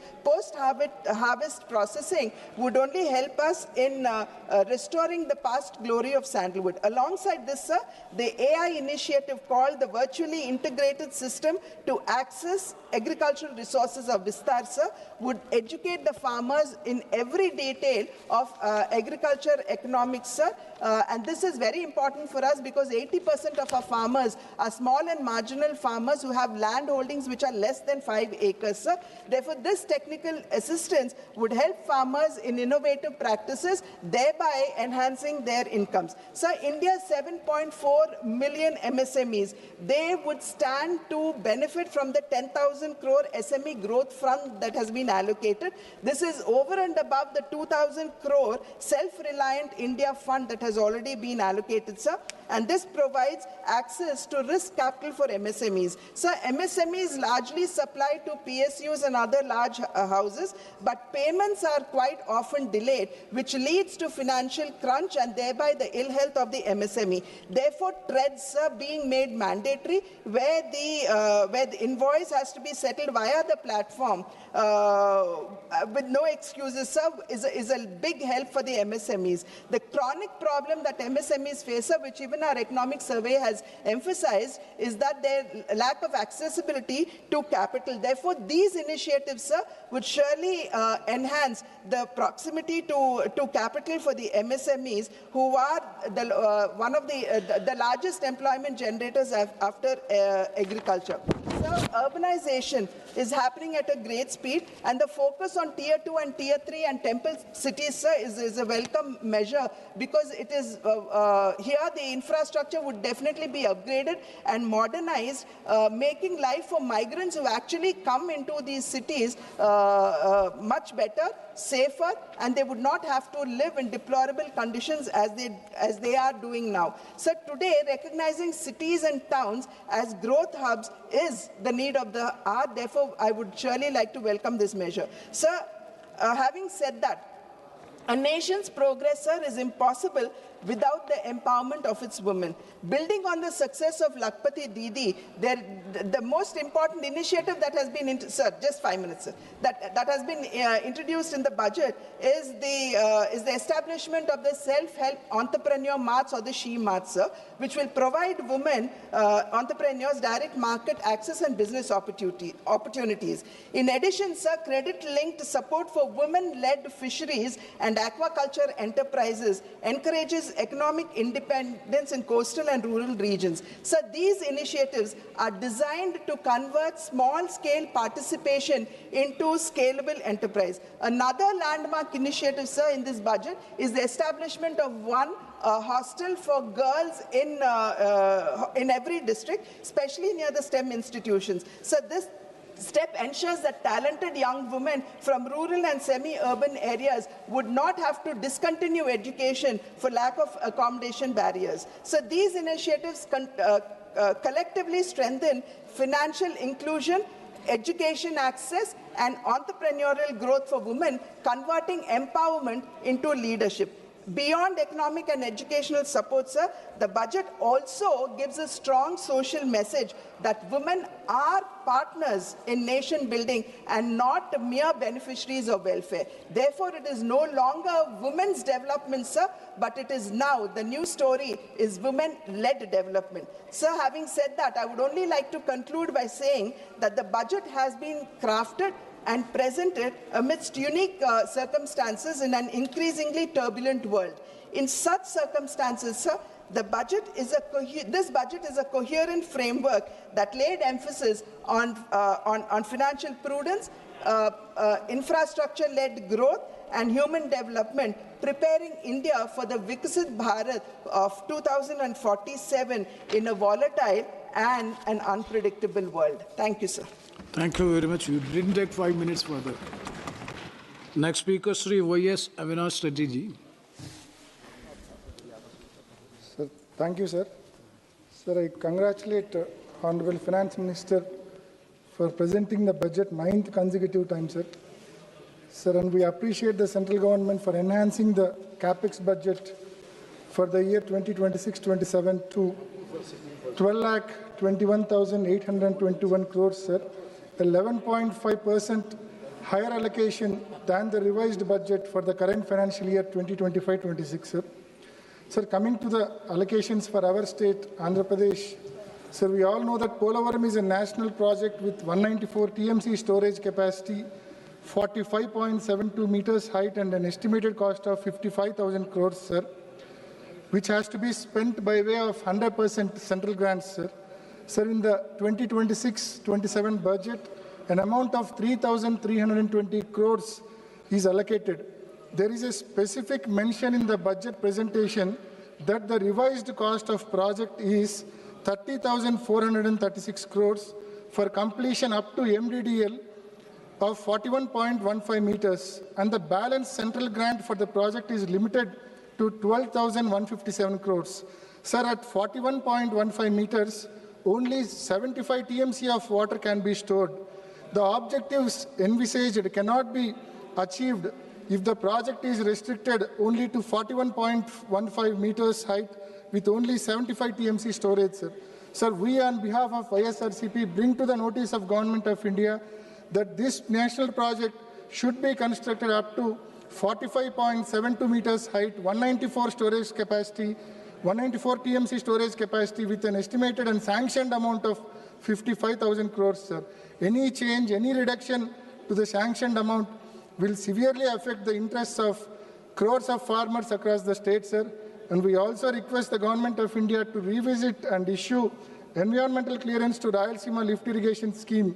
Earlier in March 2025, it was rejected. EC was rejected due to lack of persuasion by the present state government, sir. Sir, I seek to draw your attention regarding the borrowings of our state Andhra Pradesh, sir. During 2019 to 2024, YSRCP tenure, considering all forms of liabilities, an amount of 3,32,000 crores was borrowed, sir. Whereas in the present tenure, in a span of just 20 months, an amount of 3,20,000 crores is contracted for borrowing so far, sir. Sir, generally all kinds of borrowing put together should not exceed 3.5% of state's GDP, sir. For instance, during 2014 to 19, the then state government borrowed 17,000 crores beyond their limit, and this excess borrowing was deducted from the borrowing limit of the next government during 2019 to 2024, sir. Sir, if the present pace of borrowing is continued, just like the President stated above, the borrowing limits of the next government will be deducted due to the present government's over excess borrowings, sir. The next government will not be in a position to pay even salaries and pensions if this abnormal pace of borrowings is permitted. Sir, our state government is raising off-budget borrowings, sir. In May 2025, an amount of 9,000 crores was borrowed by way of APMDC NCD issuances. The worst part here is private lender was given direct access to draw his servicing amount from the Consolidated Fund of Andhra Pradesh, sir, which is highly unconstitutional and unprecedented, sir. Sir, in December 2025, 5,750 crores was borrowed by way of APSBCL bonds. Sir, and recently, State Cabinet cleared a borrowing of additional 11,850 crores by way of APSBCL NCD issuances, sir. Sir, during financial year 2022 and 23, when the previous government tried for similar off-budget borrowing through APSBCL NCD issuances, the central government objected such borrowings, and the Ministry of Finance, it has issued circular, sir. Ministry of Finance has issued circular, wrote a letter to the Special CS of Andhra Pradesh Finance Department dated 27th March 2023 and stopped the state from taking such an off-budget borrowing. Sir, this kind of off-budget borrowings will have long-lasting ramifications. The next governments will have to pay their entire budget amount for repaying the interest, duly sacrificing salaries and pensions for employees and welfare schemes for the poor people. I request the Honorable FM to give clarity on this issue during her reply, sir. Sir, as I mentioned above, our state in a span of just 20 months borrowed 3,20,000 crores, but it could not allocate mere 5,000 crores for completing the 10 medical colleges out of the 17 new medical colleges taken up during the tenure of Sri Y.S. Jagannath Reddy Garu. Sir, bids are called for privatization the government medical colleges and hospitals, which will directly impact the poor, as they will not be in a position to afford costly treatment in these privatized hospitals, sir. Sir, an allocation of 96,000 crores is made for VBG Ramji scheme, which is new MGNREGS scheme, sir. Sir, state share is increased from 10% to 40%, because of which it is highly unlikely that the allocated amount is completely spent in the year 2026-27. We request the Government of India to implement the new scheme VBG Ramji with 90:10 ratio for our state, Andhra Pradesh, on par with other northeastern states, as our state's financial condition is very, very weak, sir. Sir, we request the Government of India to set up steel plant at Kadapa, which is part of assurance given to the Andhra Pradesh as part of AP Bifurcation Act 2014, sir. We brought this issue to the notice of this August House several times, and we once again request government to fulfill its promise, sir. Sir, we request the Government of India to stop privatization of Vizag steel plant, and also request to allocate grant to clear the present dues of Vizag steel plant, sir. Sir, Kadapa to Bangalore railway line was sanctioned in 2010 with an outlay of 2,700 crores, sir. Sir, till date, only 10% of the work is completed, sir. We request the Government of India to allocate sufficient funds for completion of this project. Initially, this project was sanctioned on 50:50 cost-sharing basis between central and state governments, sir. Sir, post-bifurcation, AP is not in a position to contribute its 50% share, sir. So, AP government has already requested the Government of India to complete this project with 100% central funds. Sir, we request the Government of India to consider the same and expedite construction of this new railway line between Kadapa to Bangalore, sir. With these submissions, I conclude my speech on discussion on union budget. Thank you, sir. Thank you very much. Next speaker, Sri Lalji Vamaji. धन्यवाद मान्यवर, आपने अवसर दिया सामान्य चर्चा में हिस्सा लेने के लिए। माननीय वित्त मंत्री जी ने 9वां बजट प्रस्तुत किया। हम लोगों की अपेक्षा थी कि देश और प्रदेशों के लिए बहुत कुछ इस बजट में आएगा, लेकिन खोदा पहाड़ निकली चिड़िया चूहिया। मान्यवर, ये बजट माननीय मंत्री जी ने बताया विकासोन्मुख, समावेशी और भविष्यवादी बता रही हैं, लेकिन ज़मीनी सच्चाई से यह है कि यह बजट महंगाई से त्रस्त जनता को राहत नहीं देता, बेरोजगार युवाओं को आशा नहीं देता, किसानों को सुरक्षा नहीं देता और स्वास्थ्य शिक्षा जैसे मूल क्षेत्रों में निवेश से कतराता है। यह बजट आंकड़ों की बाजीगरी है, जनता की ज़रूरतों का समाधान नहीं है। माननीय मंत्री जी ने सुधार एक्सप्रेस कहा, सुधार एक्सप्रेस नहीं, उधार एक्सप्रेस है। ब्याज पर 26% है, 26.25%। इस बजट का 53,47,315 करोड़ में से करीब 26.25% केवल ब्याज पर खर्च किया जा रहा है। मान्यवर, बजट पहले बड़ा बनाया जाता है और फिर खर्च नहीं हो पाता। अभी 9 महीने बीत गए, 41% से ज़्यादा पिछले इस वित्तीय वर्ष का बजट का खर्च नहीं हो पाया है। पिछले वर्ष जो संशोधित बजट है लगभग 1 लाख करोड़ रुपए कम हो गया है। दूसरे मान्यवर, माननीय मंत्री जी ने दूसरी बात का जो जिक्र किया है कि ये विकसित भारत का सबका साथ सबका विकास का बजट है, परंतु ये बजट सबका साथ नहीं देता। मान्यवर, इस देश में सबसे बड़ी आबादी ओबीसी का है, एसटी एससी का है, एसटी का। उसके हितों को अनदेखी करने का काम इस बजट में करने का काम किया गया है। आज रोजगार देने का सवाल है। देश में 45 केंद्रीय विश्वविद्यालय हैं, 38 विश्वविद्यालय के वाइस चांसलर सवर्ण है, एससी एसटी का उसमें नहीं दिया है। सारे जो केंद्रीय संस्थान है उसमें 80 से 64% पद पिछड़े और दलितों के खाली हैं। लगभग 10 लाख पद खाली हैं, उसके भर्ती का कोई इसमें खाका देने का काम इस बजट में नहीं किया गया है। मान्यवर, इसके साथ साथ आज देश की जो सबसे बड़ी समस्या है स्वास्थ्य की है। गरीब आदमी बीमार होता है, हृदय रोग से बीमार होता है, कैंसर से बीमार होता है, उसके लिए धन की व्यवस्था जो आयुष्मान भारत योजना है उसमें भी कोई 1 पैसे की इजाफा करने का काम नहीं किया गया है। उसमें भी खर्च कम हुआ है, पिछला जितना बजट था उसमें भी खर्च करने का काम कम किया गया। दूसरी तरफ मान्यवर, इसी तरह से पिछड़े वर्गों का जो किसान है, किसान के ऊपर इस बजट का जहां 70% लगभग कृषि से संबंधित लोग गांव में हैं, उस पे केवल 3.04% बजट है।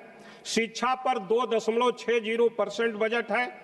स्वास्थ्य पर केवल 1.95% टोटल बजट का हिस्सा आता है। हमने एक संकल्प लिया था कि जीडीपी का 2.5% स्वास्थ्य का बजट होगा, लेकिन ये बजट 0.5% भी जीडीपी का नहीं है स्वास्थ्य पर, जिसके कारण देश के तमाम लोग बीमारी के शिकार होते हैं, उनका इलाज नहीं होता, उनका घर बार भी बिकने का काम होता है। इसी तरह से किसान का जब समय आता है बुआई का, खाद की जरूरत पड़ती है, तो उस खाद में उसके उर्वरक की जरूरत है। उस उर्वरक के बजट में पिछले बार जो खर्च किया था, जो संशोधित बजट है, उससे 7.5% कम इस बार माननीय मंत्री जी ने रसायन और उर्वरक पर रखने का काम किया है। तो निश्चित रूप से ये किसान के हितों को संरक्षित नहीं करता। और दूसरा सबसे महत्वपूर्ण था कि आज अमेरिका से डील हुआ, हमारा मार्केट अमेरिका कैप्चर करेगा, किसान और तबाह होगा। हमें उसके न्यूनतम समर्थन मूल्य की गारंटी का देने की आवश्यकता थी, उस पर भी ये बजट मौन है, उनको भी गारंटी देने का काम नहीं करता। मान्यवर, हम लोगों ने बड़ी अपेक्षा किया था कि भारतीय जनता पार्टी की जो सरकार है ये अयोध्या के नाम पर बनाने का काम किया गया और उस अयोध्या के इस बजट में पूरी तरह से उपेक्षा किया गया, पूरे उत्तर प्रदेश की उपेक्षा किया गया। अयोध्या के लिए भी इस बजट में कोई व्यवस्था नहीं किया गया है। मैं माननीय मंत्री जी से आपके माध्यम से कहना चाहूँगा कि वहाँ पर कम से कम एक एम्स तो बना दीजिए, जिससे आपका उनके साथ जो भेदभाव है उससे छुटकारा मिलने का काम हो सके। दूसरे पिछड़ी जातियों का मान्यवर सबका साथ सबका विकास, ये कैसा सबका साथ है कि परीक्षा में जहां भर्ती होती है, प्रवक्ता अंग्रेजी का अनरिजर्व्ड का कट ऑफ है 64 और ओबीसी का कट ऑफ है 87, उसको उसमें माइग्रेट नहीं करने का काम किया। जबकि माननीय हमारे नेता ने कहा कि सुप्रीम कोर्ट का एक फैसला है, उस फैसले के आधार पर अगर पिछड़ी जात का व्यक्ति किसी लाभ को नहीं लिया है, न उम्र में न अटेम्प्ट में, तो निश्चित रूप से उसको अनरिजर्व्ड कैटेगरी में अगर उसका मार्क ज्यादा है तो उसको शामिल किया जाना चाहिए। इसमें वो शामिल करने का काम नहीं किया गया। इस माइग्रेशन न होने के कारण तमाम मान्यवर इसमें तमाम तरह की दिक्कतें आती हैं। तो मेरी ये मांग है कि माइग्रेशन को करके सबका साथ जो सबका विकास का नारा है उस पर धरातल पर लाने का प्रयास करें। दूसरा मान्यवर, मैं आपसे निवेदन करना चाहूंगा कि हम लोगों की बड़ी अपेक्षा थी, महंगाई बढ़ रही है 6-7% से ज्यादा, ये बजट 5.5% का पिछले वर्ष के बजट से वृद्धि है, महंगाई उससे ज्यादा बढ़ गई, यानी बजट पिछले बार से भी समझिए कम है।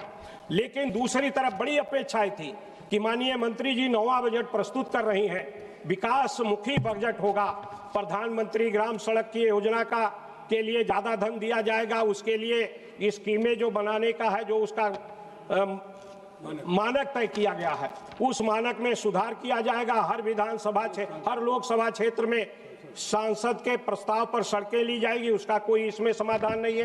दूसरी तरफ जो सांसद निधि है, सारे सांसदों को मान्यवर 5 करोड़ लंबे समय से चली आ रही, महंगाई 10 गुना बढ़ गया, निधि 5 करोड़ है, 1 किलोमीटर सड़क बनने में 1 करोड़ रुपया लगता है। हमारी ये मांग है माननीय मंत्री जी, अगर आप विकास के तरफ जाना चाहती हैं, सभी क्षेत्रों को आप विकास के तरफ ले जाना चाहते हैं, तो सांसद निधि कम से कम 25 करोड़ रुपया अनिवार्य रूप से करने का काम किया जाए। हम लोगों की अपेक्षा थी कि इसमें किया जाए। दूसरा हमारी मांग है मान्यवर, गरीब आदमी कैंसर से बीमार होता है, मेरा आपसे निवेदन है, माननीय मंत्री जी से आपके माध्यम से निवेदन है कि कम से कम और बीमारियों को छोड़ दें, कैंसर जैसी बीमारी को पूरी तरह से फ्री कर दें, सरकार उसके लिए संपूर्ण धन देने का काम करे, जिससे आम नागरिक की सुरक्षा हो सके, ऐसा मेरा आपके माध्यम से मांग है। मान्यवर, एक निवेदन और करके मैं अपनी बात को खत्म कर रहा हूं। मान्यवर, महंगाई, ये बजट महंगाई से राहत नहीं देता, रोजगार की गारंटी नहीं देता, रोजगार कहा आउटसोर्सिंग को रोजगार माना है, इसी तरह से स्वास्थ्य शिक्षा में परिवार निवेश नहीं करता, सामाजिक न्याय को मजबूत नहीं करता। बैठे। Now it is already 6. If the House agrees, we will extend the House till 8 p.m. Yes, House is extended up to 8 p.m. Now please conclude the last sentence. GDP का कम से कम 2.5% हो, रोजगार के लिए स्पष्ट भर्ती कैलेंडर किया जाए, किसानों को न्यूनतम समर्थन मूल्य की गारंटी दी जाए, शिक्षा स्वास्थ्य में वास्तविक निवेश हो, ये मेरा आपके माध्यम से निवेदन है, जिससे और सांसद निधि 25 करोड़ कम से कम किया जाए, ये मेरा आपसे निवेदन। Thank you, sir. At the outset, I'd like to congratulate the Finance Minister for presenting 9 consecutive budgets. It's not a mean feat, Baltikal. Especially it's commendable because she represents a party which draws its inspiration and its genesis from an all-male organization. In that background, Finance Minister, a lady from my state, presenting 9 budgets is remarkable. Meendum Baltikal. Sir, this budget is in the backdrop of the much touted trade deal. To my understanding, this trade deal is nothing but borrow the words of Winston Churchill, a riddle wrapped in a mystery and inside an enigma. I hope the Finance Minister, when she addresses the House, will shed some light into this trade deal. whether India is obligated to buy $500 billion worth of goods from the United States. Are we allowed to buy oil from our long-standing friend Russia? Are we allowed to buy oil from Iran, with whom we have a long-standing relationship? Will these decisions be taken sovereignly in India, or will it be taken by the White House? Are we obligated to buy oil from the new colony of America, Venezuela? And most importantly, are we going to allow agricultural products of America into India in zero tariff? If so, what products? The finance minister must tell the House and the nation, because we are none the wiser from the statement of the commerce minister, because every time he comes and says it's only, he points the finger at the foreign minister is pointing the finger back to him, and the agriculture minister is completely absent. I hope the finance minister will, fill this gap and answer on behalf of her cabinet and all her colleagues on what this trade deal actually means. Sir, if you look at the attendance here in the House, it's quite sparse. This is quite indicative of the mood about a budget. Budgets are losing relevance, sir. People are losing interest in budgets. And this is a reflection of that. And if members are not interested, it also means that their constituents are less interested. There is a reason for this, sir. Before I get into the specifics of this budget, I'd like to go down memory lane and recollect some of the landmark schemes our Honorable Finance Minister has announced in the last 9 years. Amrut, Sankalp, DigiGon, National Nutrition Mission, National Infrastructure Pipelines, Startup India, Seed Fund, PM Garib Kalyan Package, PM Internship Scheme, Mishti, National Monetization Pipeline, Operation Greens, Deep Ocean Mission.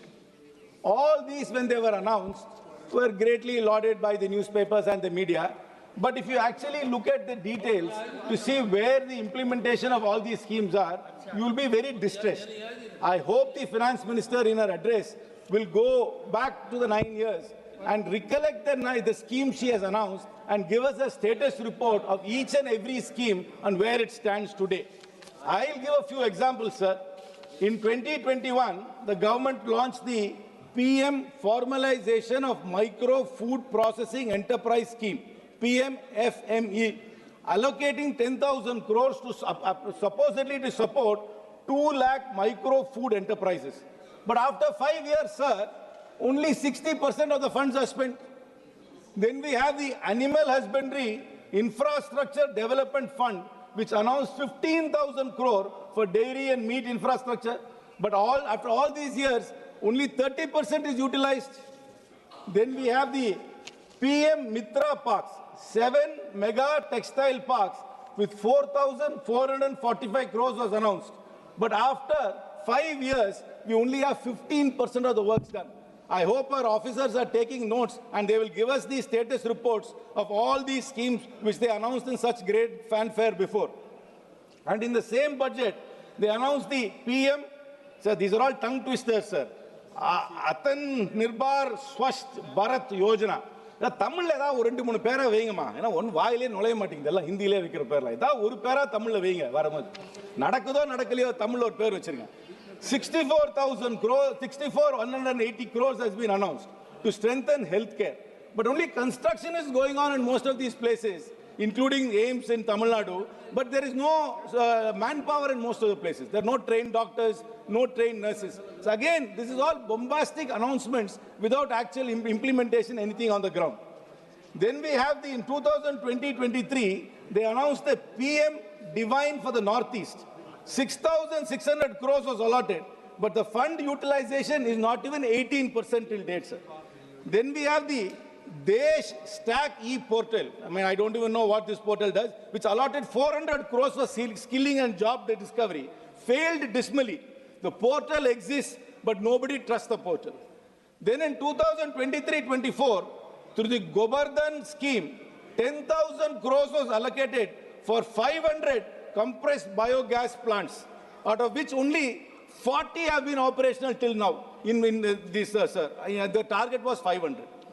Then in the Amrit Dharohar scheme for conservation of 75 wetlands, 3,000 crores was allotted, but barely 10 pilot sites are there, sir. And in 24-25, they announced this great internship scheme. They said that 1 crore people will get internships. Actual offers are only about 15%. Even among the people who got the offer, about 20% of them dropped out. So that scheme is again a failure, but they announced it as if it is going to transform the entire landscape of employment for young people in India. So then the PM Surya Ghar rooftop solar for 1 crore households, where only 24% of the target is still achieved, sir. Sir, again in 25-26, Urban Challenge Fund allotted 1 lakh crore to reform cities, but utilization stands at 2%. Then the PM Dhan Dhanya Krishi Yojana, 1.44 lakh crores over 6 years, sir, but still farmer support, whatever they were promised, is not got, sir. So if people are losing interest in budgets, it's because only bombastic announcements are made and nothing is implemented, so nobody takes it seriously. It's a clear reflection. Parliamentarians don't take it seriously, and the public don't trust any of these announcements made because there's hardly any implementation of these schemes. Sir, I will tell you another very shocking fact, sir. Last budget, Madam announced 100 crores for a Makana board establishment. I do not know which state was going for election. They announced this 100 crores. Bihar. Not 1 rupee has been spent till date, sir. Not 1 rupee in that. Where is this board? Have you even formed it? This is the status of all these schemes, sir. So coming back to this year's budget, sir, she has announced integrated textile program with 5 subparts. Then when they renamed Manrega to VBG Ramji, there was a lot of pushback because they removed the name of Mahatma Gandhi. Now they have come up with another scheme in the name of Mahatma Gandhi called Mahatma Gandhi Gram Swaraj Initiative. Then there is an infrastructure risk guarantee fund.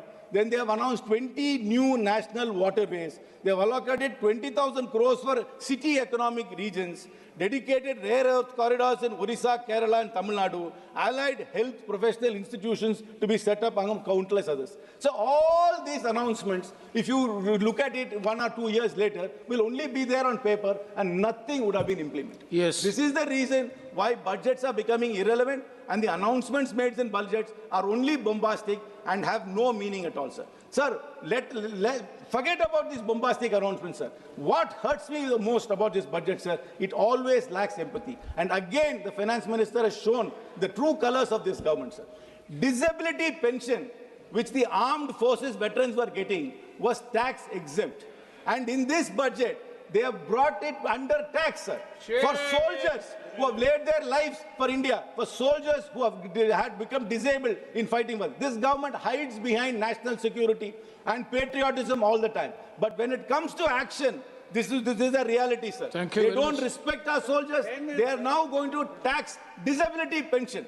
People who have been getting this pension for years will have to start paying income tax on it, sir. I wish the finance minister withdraws it, and when she replies, I hope she gives an account of all the grand schemes she has announced in the 9 years and show where the status of this is, sir. Thank you very much, sir. Thank you, Mr. Karthik. Very good, Karthik. Next speaker, Sri Jagadish Sittarji. Thank you, Chairman, sir, giving me opportunity to speak on the budget. And I'm very much happy to congratulate our Honorable Finance Minister for her consecutive 9th budget presented.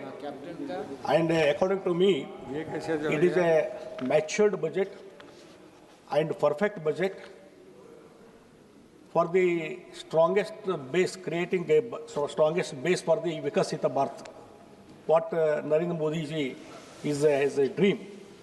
And one thing, this was a budget of a mature economy. For an economically stable country and by a government that is confidently looking beyond today, Union budget 26-27 signals a shift from crisis management to long-term nation building, aligning with Prime Minister Narendra Modi's vision of developed India by 2047.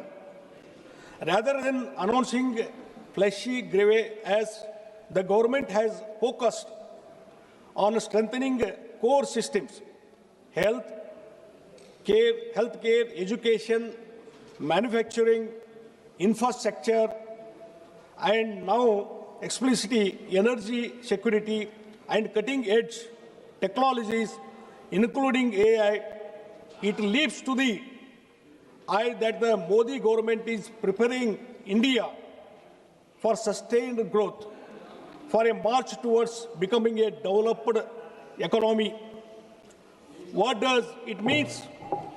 It clearly signals faster connectivity between major economic centers, alongside city economic regions, new freight corridors, inland waterways, coastal cargo promotion, and support to the states. The Modi government is now thinking in terms of agglomeration economics. Cities, especially Tier 2, Tier 3, are being positioned as growth engines rather than mere population magnets. Manufacturing policy has been sharpened further. Semiconductor mission to biopharma, Shakti, rare earth magnets, container manufacturing, textile cluster revival, clinical parks, electronics, components, and construction equipment upgrades point to a deliberate effort to rebuild India's industrial base. These are not isolated announcements. And one thing that to this end, the government has brought about several structural reforms: the introduction of goods and service tax, the insolvency and bankruptcy code, the historic corporate tax cut 2019, the provisioning of massive subsidies in the form of production-linked incentive schemes. Logistic inefficiency is another major focus, with the plans for east-west dedicated freight corridors, the operationalization of 20 national waterways over 5 years, and the development of 7 high-speed rail corridors connecting major cities. The emphasis on urban development with a budget of 25,000 crore over 5 years acknowledges the economic power of agglomeration and the role of cities play as an engine of growth. The establishment of 5 regional medical hubs will not only boost medical tourism, but also domestic health care capacity, complemented by plans to train 1.5 lakhs caregivers and 1 lakh allied health professionals over the next 5 years. And one thing, the proposal to create 5 inner city townships near industrial and logistic corridors is timely and strategic. If supplemented with an outreach to talented Indians abroad, particularly in the US, it could catalyze a reverse brain drain, an essential ingredient for true Atmanirbhar self-reliance. AI has been a focus, and cloud services data centers have been provided with the 22-year tax holiday. All these, so many things that is highlighted in the budget. I am not going to go details about it. And one thing that regarding this 7 high-speed rails corridors, Honorable Prime Minister declared, and I humbly request Honorable Finance Minister to declare another important railway corridor. Mr. Somanaji also here, Railway Minister, and Vaishnavi also declare. I request high-speed rail corridor from Bengaluru to Bombay.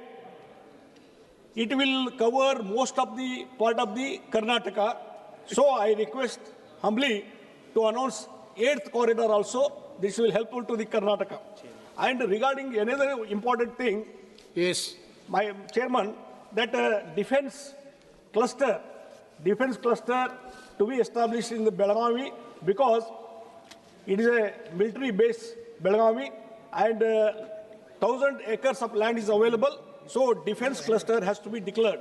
And another important thing, Kalsa Banduri drinking water project. Already Mahadevi Tribunal has awarded 3.5 to more than 3.5 TMC water for drinking water purpose. So it is implemented. Definitely it will help for the development of that area is concerned. And 2-3 minutes, sir. And one thing, Chairman Saab, that regarding this Madai issue is concerned, Environment Department and the Forest Department, it is pending. If the concerned ministers take an interest and even convince the Goa government also, that will be clear. Definitely it will help to the drinking water project. It has to be cleared. And another thing, one thing that Karnataka government always, that CM of the Karnataka always critical about the Modi ji government, what are the steps taken, and every time he criticizes the budget, every time, no allocation, nothing. But the last so many years, what is happened to the Karnataka? 1,000 lakhs together railway project has been announced, national highways has been announced. I want to say that Karnataka CM has not at all taken interest for the land acquisition of for railway projects and national highway. Because of non-land acquisition, all the projects have held up last 5 to 6 years. Every time you are insisting, and unnecessarily he is criticizing the union government. And regarding looking into the budget, all the projects is concerned, if it is implemented, definitely it will help for the Karnataka, because Bengaluru regarding this is reflects Prime Minister Modi's strategic vision for the Karnataka. This vision priorities several key areas, including high-speed connectivity, frontier technologies, MSME liquidity support, green tourism development, agriculture renewal, and human capital.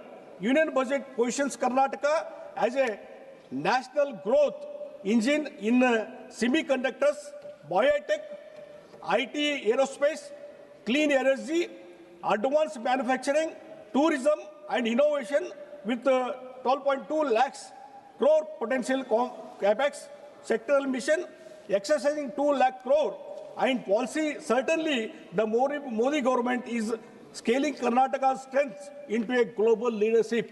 He has to understand, Karnataka people, government has to understand. So, he has to clear all the projects, acquisition has to be completed. Then see the Karnataka, what is the development will happen. What are the projects? Vande Bharat trains. Definitely, it will help to so many people in Karnataka, Vande Bharat. And Udan scheme, it is a very popular scheme. Because of Udan scheme implementation, Modi's dream that Tier 2, Tier 3 cities, airports have been developed. So many air connection to so many cities because of Udan. I request Honorable Prime Minister and Honorable Finance Minister that Udana scheme is only for the 3 years. After completion of 3 years, all the airlines, they are withdrawing. Even it is economically viable, they are withdrawing the airlines, air flights. So, for example, Belgavi has 16 air connections to so many cities. Now, after Udana period is completed, they withdraw, they shifted to other side, even economically. Now only having 6 connections to some cities, only 6 airlines. So for that purpose, some action has to be taken. No, please. And Please at least it has to be extended to 5 years or 10 years. Definitely it will be helpful. For that purpose, thank you. Lastly, I conclude that this budget, the union budget, firmly positions Karnataka as a core engine of India's growth under the Modi government. The budget does not impose a one-size-fits-all approach. Instead, it builds directly on Karnataka's proven strength, electronics and semiconductors, biotechnology and pharma aerospace. by strengthening infrastructure, clean energy, leadership innovation, and the export, the Modi government is ensuring that Karnataka remains globally competitive while delivering inclusive growth of home. This budget enforces a clear message. Under the PM Modi, entire India, Karnataka is a growth engine of Vikasita Bharat. Thank you. Where innovation meets infrastructure and heritage meets high technology. Thank you very much. Thank you. Thank you. Next speaker, Sri Abhay Kumar Singhal.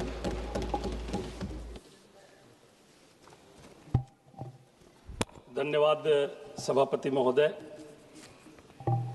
माननीय वित्त मंत्री महोदय जी ने 9वां budget पेश किया और हमें याद है महोदय कि जब ये सत्ता में आए थे तब उन्होंने कहा था कि पुरानी सोच बदलेगी, प्राथमिकताएं बदलेगी और आम आदमी के जीवन में वास्तविक परिवर्तन आएगा।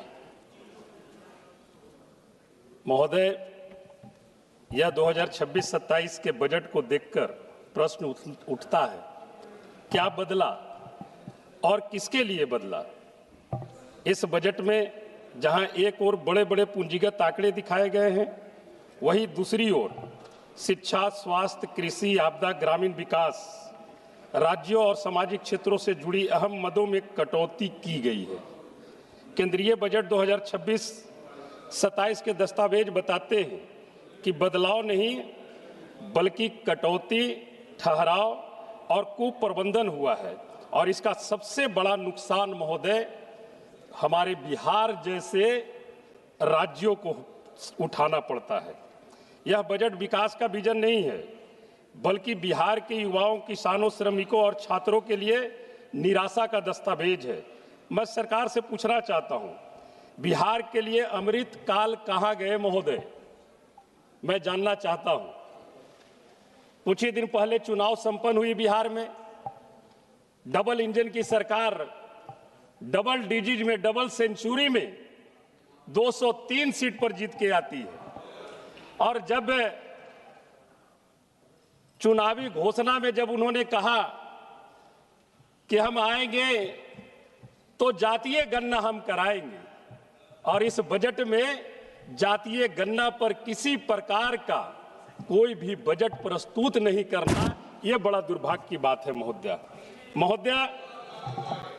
मैं ये जरूर कहना चाहूंगा कि डबल इंजन की सरकार जिसे आप कहते हैं, ये बिहार पर सबसे बड़ा असर, इस तरह के बजट से सबसे बड़ा असर बिहार जैसे राज्यों पर पड़ता है और बिहार मैं बता दे रहा हूं, गरीबी में नंबर 1 बिहार, बेरोजगारी में नंबर 1 बिहार, पलायन में नंबर 1 बिहार, अपराध में number 1 Bihar, school drop out में नंबर 1 बिहार, देश में सबसे कम प्रति व्यक्ति आय बिहार, देश में सबसे कम प्रति व्यक्ति निवेश बिहार, देश में सबसे कम उद्योग धंधे बिहार में, देश में सबसे कम साक्षरता दर बिहार में, छात्र छात्राओं के उत्पीड़न में नंबर 1 बिहार, हत्या और बलात्कार में नंबर 1 बिहार। ये है डबल इंजन की सरकार। ताज्जुब की बात यह है महोदय, एक 2 पॉइंट और मैं बताना चाहता हूं महोदय। केंद्र सरकार ने स्वयं एथेनॉल उत्पादन नीति लाई थी बिहार के लिए। उसके बाद क्या हुआ महोदय? सभापति महोदय, मैं बताना चाहूंगी, एथेनॉल उत्पादन नीति लाई थी केंद्र ने बिहार के लिए और हुआ क्या? बोले थे उद्योग लगेंगे, रोजगार पैदा होंगे और पलायन रुकेगा। बड़े पैमाने पर 2025-26 में बजट में तेल विपणन कंपनियों द्वारा बिहार की एथेनॉल इकाइयों का खरीद आवंटन लगभग 50% घटा दिया गया महोदय, जिससे 17 संयंत्र बंद होने की कगार पर पहुंच चुके हैं और कुछ ने उत्पादन भी रोक दिया है। परिणाम स्वरूप 25,000 से अधिक श्रमिकों की नौकरी खतरे में है और 15 लाख मक्का किसानों को मिला सुनिश्चित बाजार टूट चुका है। इस तरह की नीति से ये केंद्र सरकार की बजट चलती है महोदय। महोदय, मैं जरूर कहना चाहूंगा, बेरोजगारी की बात आती है। ये जब 2014 में पहली बार सत्ता में आए थे तो इन्होंने वादा किया था कि हम बेरोजगारी को दूर करेंगे, हम महंगाई को खत्म करेंगे, आप हमें सत्ता में लाओ। और सत्ता में जब देश की जनता ने लाई तो बेरोजगारी तो छोड़ दीजिए, महंगाई भी चरम सीमा पार कर गई। हमें याद है 2014 में जब 386 रुपये सिलेंडर था, 386 रुपये सिलेंडर था, उस समय सत्ता पक्ष के ही तरफ से एक माननीय मंत्री हुआ करती थी, वो सिलेंडर माथे पे रख करके डांस किया करती थी। और इसी सरकार में 1100 रुपये सिलेंडर हुआ। सत्ता पक्ष के लोग कोई किसी प्रकार का उनके कान पर कोई जू नहीं रहेगा। ऐसे बहुत आंकड़े हैं महोदय, मैं उन आंकड़ों में नहीं जाना चाहता हूं। सभापति महोदय, स्वास्थ्य के बारे में मैं एक थोड़ा सा उल्लेख करना चाहता हूं। भारत के नियंत्रण और महालेखा परीक्षा की 2024 की रिपोर्ट बिहार की स्वास्थ्य व्यवस्था की गंभीर विफलता को उजागर करती है। कैग के अनुसार राज्य में WHO मानकों की तुलना में 53% डॉक्टरों की कमी है। प्राथमिक व सामुदायिक स्वास्थ्य केंद्रों में लगभग 60% पद खाली हैं। अधिकांश जिला अस्पताल और CHC विशेषज्ञ डॉक्टरों के बिना संचालित हो रहे हैं, जबकि कई जगह ICU, ऑपरेशन थिएटर और ब्लड बैंक जैसे मूलभूत सुविधाएं भी उपलब्ध नहीं है। पूरे मगध क्षेत्र का भार मगध मेडिकल कॉलेज पर रहता है महोदय, लेकिन वहां भी PG स्नातकोत्तर सीटें बढ़ाने की प्रक्रिया अभी तक के धीमी चल रही है। हम एक दो बातों का और जिक्र करना चाहेंगे महोदय। माननीय वित्त मंत्री महोदया जी ने कहा कि हम 25 करोड़ देशवासियों को गरीबी रेखा से ऊपर उठा करके लाए हैं। वो आंकड़े कहां हैं महोदय? कैसे आप उठा करके लाए? आप पिछले बजट में आपने कहा कि 75 से 80 करोड़ BPL धारी परिवार को हम 5 किलो अनाज देने का काम करते हैं, और इस बार आप एक साल में 25 करोड़ BPL धारी परिवार को आप ऊपर उठा करके लाए हैं। तो मैं तो कहूंगा कि राज्यभाई, इसका आंकड़ा भी पूरी तरह से प्रस्तुत आपको करना चाहिए महोदय। मैं तो जरूर कहना चाहिए। 1 मिनट महोदय, मैं एक मांग आपसे करना चाहता हूं। माननीय वित्त मंत्री महोदया जी, आप जिन्हें BPL को 5 किलो अनाज जो आप फ्री में आप देते हैं, आपके यहाँ डाटा है, वैसे परिवारों से जो गरीबी रेखा से नीचे बसर करने वाले लोग हैं, उनसे GST टैक्स लेने का इस सरकार को कोई अधिकार नहीं है। उस परिवार को GST फ्री का एक आप कार्ड निर्गत कर दीजिए। रियल में आप गरीबी उन्मूलन की अगर बात करना चाहते हैं तो आप उन्हें GST फ्री का एक उन गरीब परिवारों को एक कार्ड निर्गत कर दीजिए। ये गरीबी उन्मूलन की बात होगी। माननीय सभापति महोदय, अगर मैं समाप्त कीजिए। एक सेकंड महोदय, एक इंपॉर्टेंट चीज है। पिछले वित्तीय वर्ष में भी इस पर चर्चा हुई थी। सुलभ और सुरक्षित यात्रा के लिए माननीय रेल मंत्री जी ने भी कहा कि जितने भी मेल एक्सप्रेस ट्रेन हैं उसमें जनरल बोगी कम से कम 4-5 बढ़ाई जाए, और हुआ भी था कि बढ़ाने की प्रक्रिया होगी, लेकिन अभी उस पर किसी प्रकार का इस बजट में भी सरकार के तरफ से किसी प्रकार का कोई प्रावधान नहीं किया गया है। ये इनकी गरीबी उन्मूलन है। हमारे देश के भी गरीब चाहते हैं कि सुलभ और सुरक्षित यात्रा हम कर सके। हमने कहा कि समाजवाद के पुरोधा परम आदरणीय लालू प्रसाद यादव जी जब सत्ता में थे तो गरीब रथ चलाने का काम किया था, और गरीब गुरुआ भी AC में सफर करने का काम करते थे। इसलिए हम माननीय वित्त मंत्री महोदया जी से एक आग्रह और करना चाहेंगे। ये हमारे सत्ता विपक्ष की ही आग्रह नहीं है, बल्कि सत्ता पक्ष के भी सभी माननीय सांसदों का अंदर से समर्थन है कि कम से कम लोकसभा में MP लैंड तो मैडम इस बार बढ़ा दीजिए।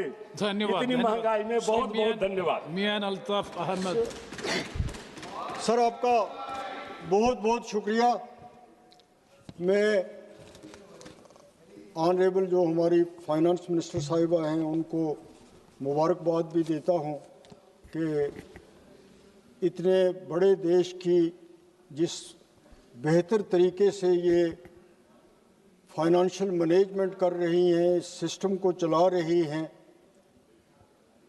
उसके लिए हम इनकी सराहना भी करते हैं।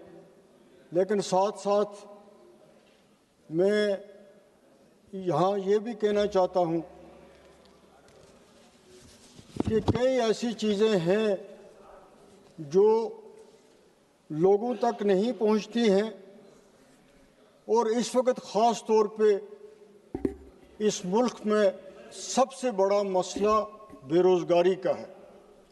और इस बजट में जो इन्होंने पेश यहाँ पे किया उसमें बेरोज़गारी के हवाले से कोई रोड मैप लोगों के सामने नहीं आया। अगर आज बेचैनी है, अगर आज हमारे बच्चों में डिप्रेशन है, अगर वो आज नशे की तरफ जा रहे हैं, तो उन सब की बेसिक वजह जो है वो अनएम्प्लॉयमेंट है। आज यूनिवर्सिटियाँ खोली जा रही हैं, सेंट्रल यूनिवर्सिटियाँ खुल रही हैं, क्लस्टर यूनिवर्सिटियाँ खुल रही हैं, बड़े बड़े इंजीनियरिंग कॉलेज खुल रहे हैं, ये सब कुछ हो रहा है। लेकिन जो लोग वहाँ से डिग्री करके निकल रहे हैं उनके लिए कोई रोड मैप नहीं है। इतना बड़ा पैसा उस सेक्टर पे खर्च किया जा रहा है, लेकिन जो वहाँ से आ रहे हैं, जो इंजीनियर बन रहे हैं, जो डॉक्टर बन रहे हैं, जो इन यूनिवर्सिटियों में पढ़ रहे हैं, उनके रोज़गार का, उनके फ्यूचर का, उनके काम का, उसके लिए कोई चीज़ जो है वो बजट में नहीं है। तो उन इंस्टीट्यूशंस को खोलने का, उन यूनिवर्सिटियों को खोलने का, उन कॉलेजेस को खोलने का क्या फ़ायदा है अगर उनसे कोई ऐसी चीज़ नहीं होती है जिससे लोगों को रोज़गार मिले। रोज़गार के हवाले से मनरेगा की एक अच्छी स्कीम थी और ये बदकिस्मती की बात है कि उस स्कीम को डाइवर्ट किया गया। बल्कि ये है कि अब वो स्कीम आहिस्ता आहिस्ता वो बंद हो जाएगी। हम ये नहीं एक्सपेक्ट कर सकते कि आप ये कहें कि एक स्टेट जो है वो 40% उसके लिए देगी या यूनियन टेरिटरी जो है वो अपने बजट में से कुछ हिस्सा देगी। जो काम के दिन थे उसमें कम किया गया, तो वो एक रोज़गार का ज़रिया जो गाँव में था, गरीब लोगों के लिए था, उसमें भी लोगों को बहुत ज़्यादा नुकसान हुआ। और मैं तवक्का रखता था कि जो इस चेंज की गई उसके बाद फाइनेंस मिनिस्टर साहिबा लोगों के जज्बात देख के, पॉलिटिशियंस के, पार्लियामेंटेरियंस का जवाब देख के, वो जो रिजेंटमेंट उस कानून के ख़िलाफ़ थी वो इस बजट में उसको रेक्टिफाई करेंगे, लेकिन उस सिलसिले में भी कुछ नहीं हुआ। बैंक से एक दूसरा ज़रिया है बेरोज़गारों के लिए, लेकिन अब बैंकों का ये हो रहा है कि वो सरमायादारों के लिए हैं, बिजनेसमैन के लिए हैं। जब कोई बेरोज़गार इंजीनियर, डॉक्टर डिग्री लेके जाता है बैंकों में, कोई टेक्निकल हैंड जो है वो बैंकों में जाता है, तो वहाँ इतनी बड़ी तवालतें हैं, वहाँ इतनी बड़ी रिश्वत ली जाती है कि वो जो पहले एक बैंक से लोगों को ये लगता था कि ये लोग जो हैं ये बेरोज़गारों को उनको प्रायोरिटी पे लोन दे देंगे, दफ्तरी तवालतें कम होंगी, रेट ऑफ इंटरेस्ट कम होगा, लेकिन बैंक भी वो मकसद इस वक्त पूरा नहीं कर रही हैं। Bank, state bank of India को देखिए, हमारे जम्मू कश्मीर बैंक की हालत ये है कि उस बैंक में अब स्टाफ रहा ही नहीं है। वहाँ गार्डनर जो है वो क्लर्क का काम करता है और क्लास फोर्स जो है वो कैशियर का काम करता है, और लोग इतने बेरोज़गार हैं हमारे जम्मू कश्मीर में। पोस्टें पूरी वैकेंट हैं, लेकिन उनको फिलअप करने के लिए कुछ भी नहीं किया जा रहा है। इसी तरह दूर दराज के इलाकों में जम्मू कश्मीर बैंक की ब्रांचें खोलनी हैं, लेकिन मुझे लगता है बैंकिंग सेक्टर ऐसा है कि जिस पे किसी का कंट्रोल रहा ही नहीं है। तो मैं ये चाहता हूं कि गवर्नमेंट ऑफ इंडिया हो, इनका फाइनेंस डिपार्टमेंट, सर मुझे 2 मिनट तो चाहिए, मुझे बोलना है। मैं तो अभी तो मेरे टूरिज्म सेक्टर पे आया नहीं, तो उस पर कुछ भी नहीं हो रहा है। हमारे जम्मू कश्मीर बैंक से लोगों को कोई फ़ायदा नहीं हो रहा है।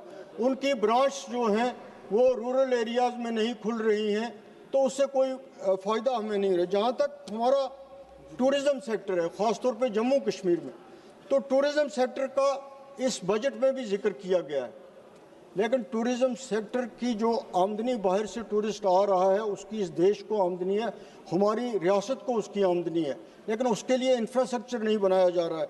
इसमें इन्होंने जिक्र किया है इसमें अपने बजट में कि नेशनल इंस्टीट्यूट ऑफ हॉस्पिटलिटी जो है उसको ये बना रहे हैं। नहीं सर, अभी मुझे बोलना है। No, one more speaker from your party. नहीं सर पार्टी की बात है, लेकिन आप सबको आपने टाइम दिया, 2 मिनट टाइम दे दिए, मैं करूंगा फिर। कंक्लूड करो ना। लेकिन वो अगर इतना बड़ा एक सेक्टर है टूरिज्म का जो जम्मू कश्मीर क्या पूरे हिंदुस्तान में एम्प्लॉयमेंट का एक बहुत बड़ा जरिया है, लेकिन उसके लिए ट्रेनिंग के लिए अच्छे इंस्टीट्यूट नहीं है हिंदुस्तान में। जिस तरह इन्होंने एक इंस्टीट्यूट का जिक्र किया, यहाँ दर्जनों होने चाहिए और नॉर्थ में भी होने चाहिए, साउथ में भी होने चाहिए, कश्मीर जैसी जगह में भी होने चाहिए, तब जाके लोगों को उनका फायदा पहुंचेगा।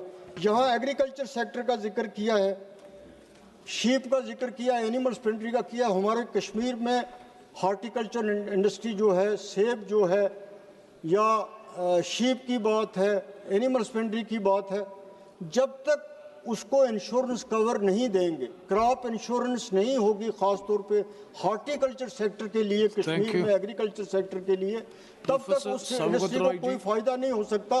क्योंकि वहाँ पे जब भी कभी आंधी आती है, तूफान आता है, तो लोगों के लाखों रुपए के तबाह हो जाते हैं।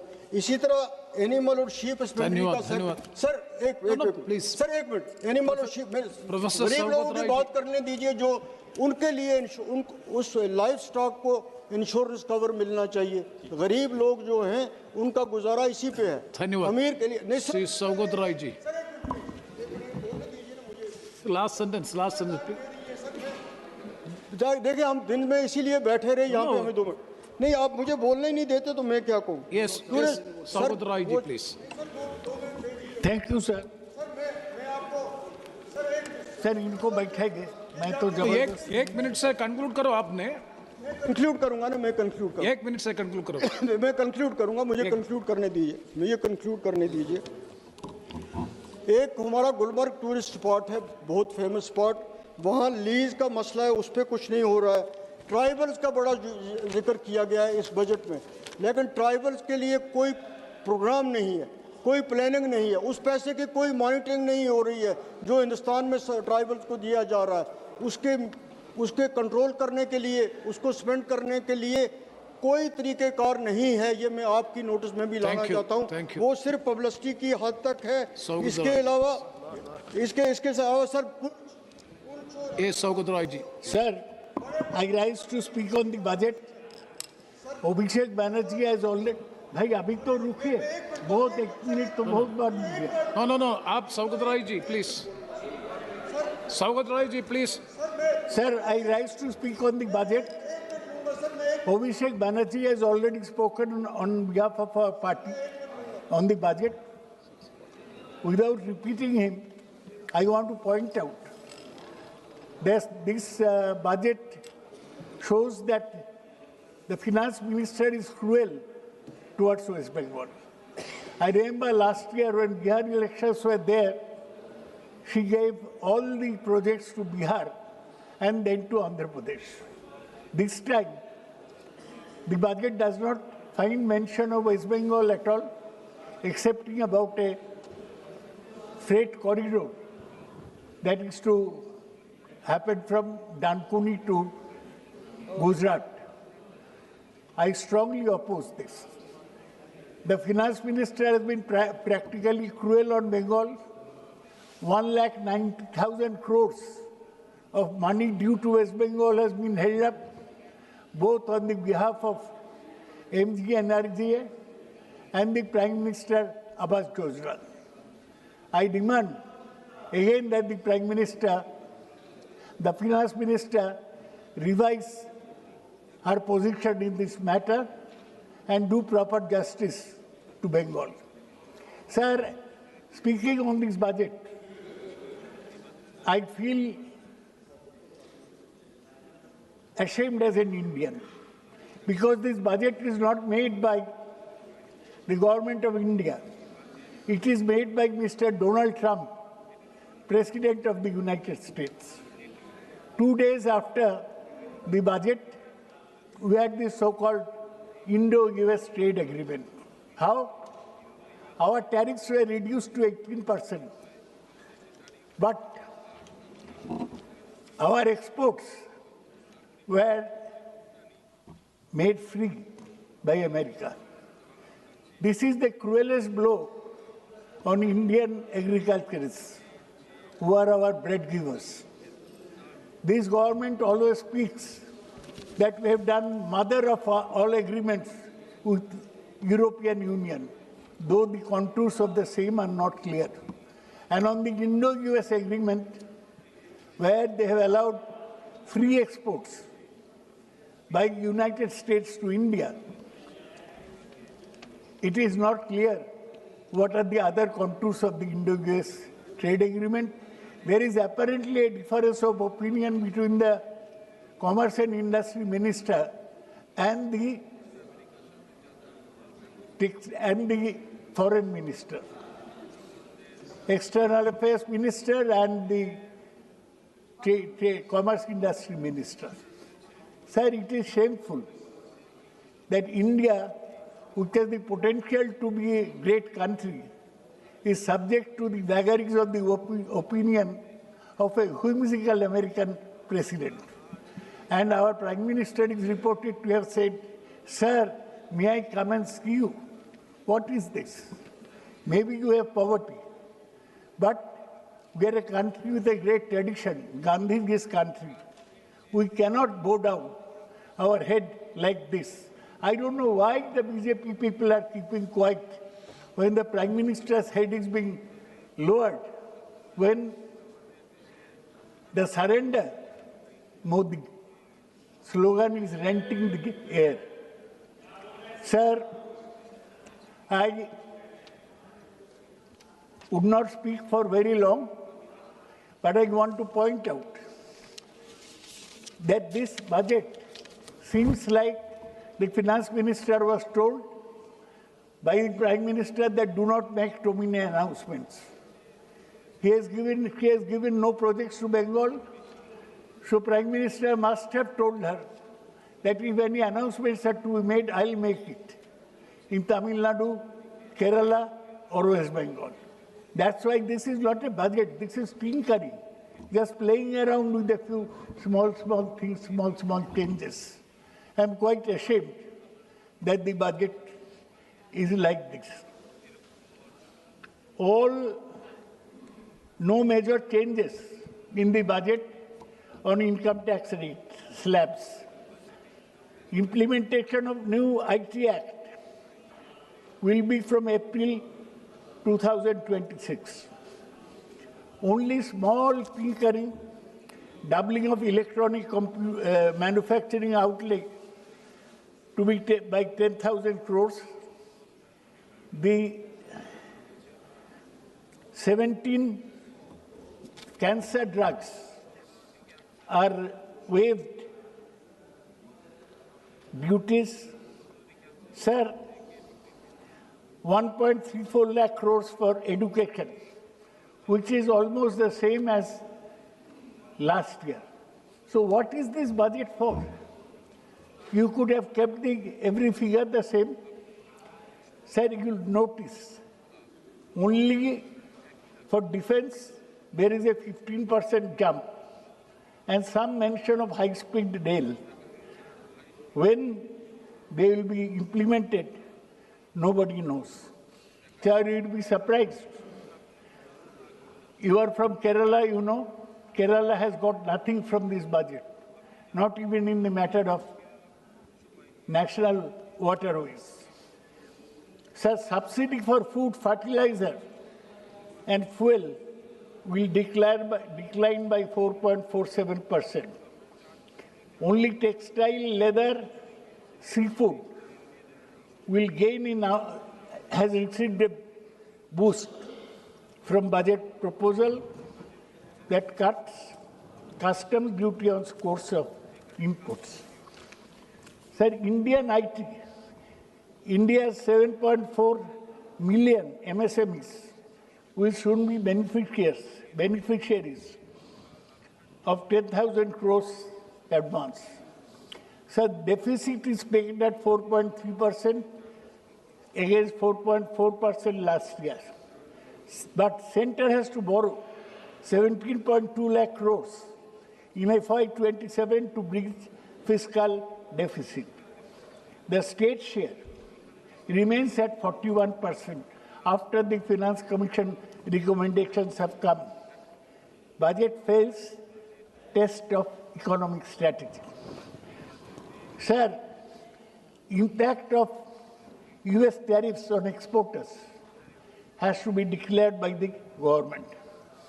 Protracted global trade deficit is an important factor. China has forbidden export of rare earths to India. They are not allowing tunnel boring machines into India. So we are at loggerheads with US and the China. Where is our foreign policy? We are losing on every count. Sir, the widening trade deficit with China is a big problem. Sir, there is low gross capital, fixed capital formation of around 30%. The worst is this government is a great champion of the private sector. It's called Adani Ambani government. Now, the private sector is not investing at all. What is the proposal to the industry from the finance minister? Sir, there is distress among MSMEs. Their widespread closures are taking place. Unemployment among youth is a big problem. Deteriorating urban infrastructure amid rapid urbanization is a big problem for the country. Sir, government every year announces new schemes. There are 24 such schemes which have not been seen the light of the day. Now, instead of announcing so many schemes, the finance minister could have tried to complete the existing schemes. They did not. So today we face youth without jobs, failing manufacturing, investors not putting out capital, tax exempted, only one human step, tax exempted for motor accident compensation. The budget totally ignores both unemployment and social security. The allocation for the Union Labour Ministry is the same as in the last budget. No scheme to increase job opportunity. Total central outlay for urban development, where the cities are supposed to be engines of growth, has fallen from 96,700 crores to 85,000 crores. Shrinkage of 11.6%. Yes, Sogoda.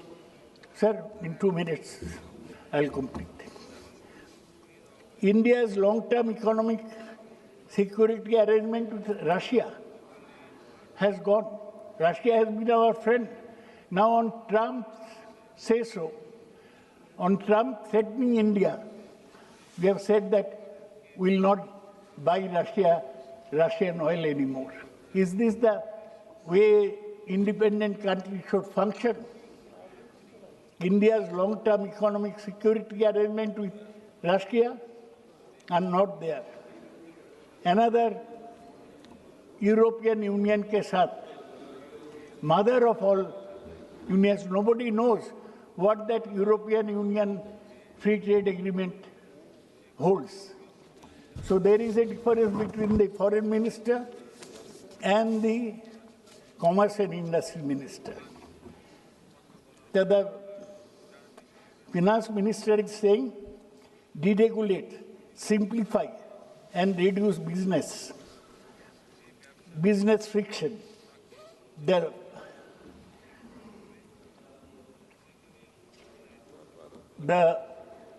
Some foreign companies that are providing cloud services are being exempted from duty till 47. Now, Sogadda, please. So this is no budget, sir.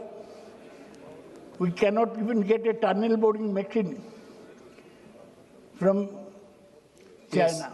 Yes. No rare earth from China. And lastly, I must say that the finance minister should admit, but finance minister is not here.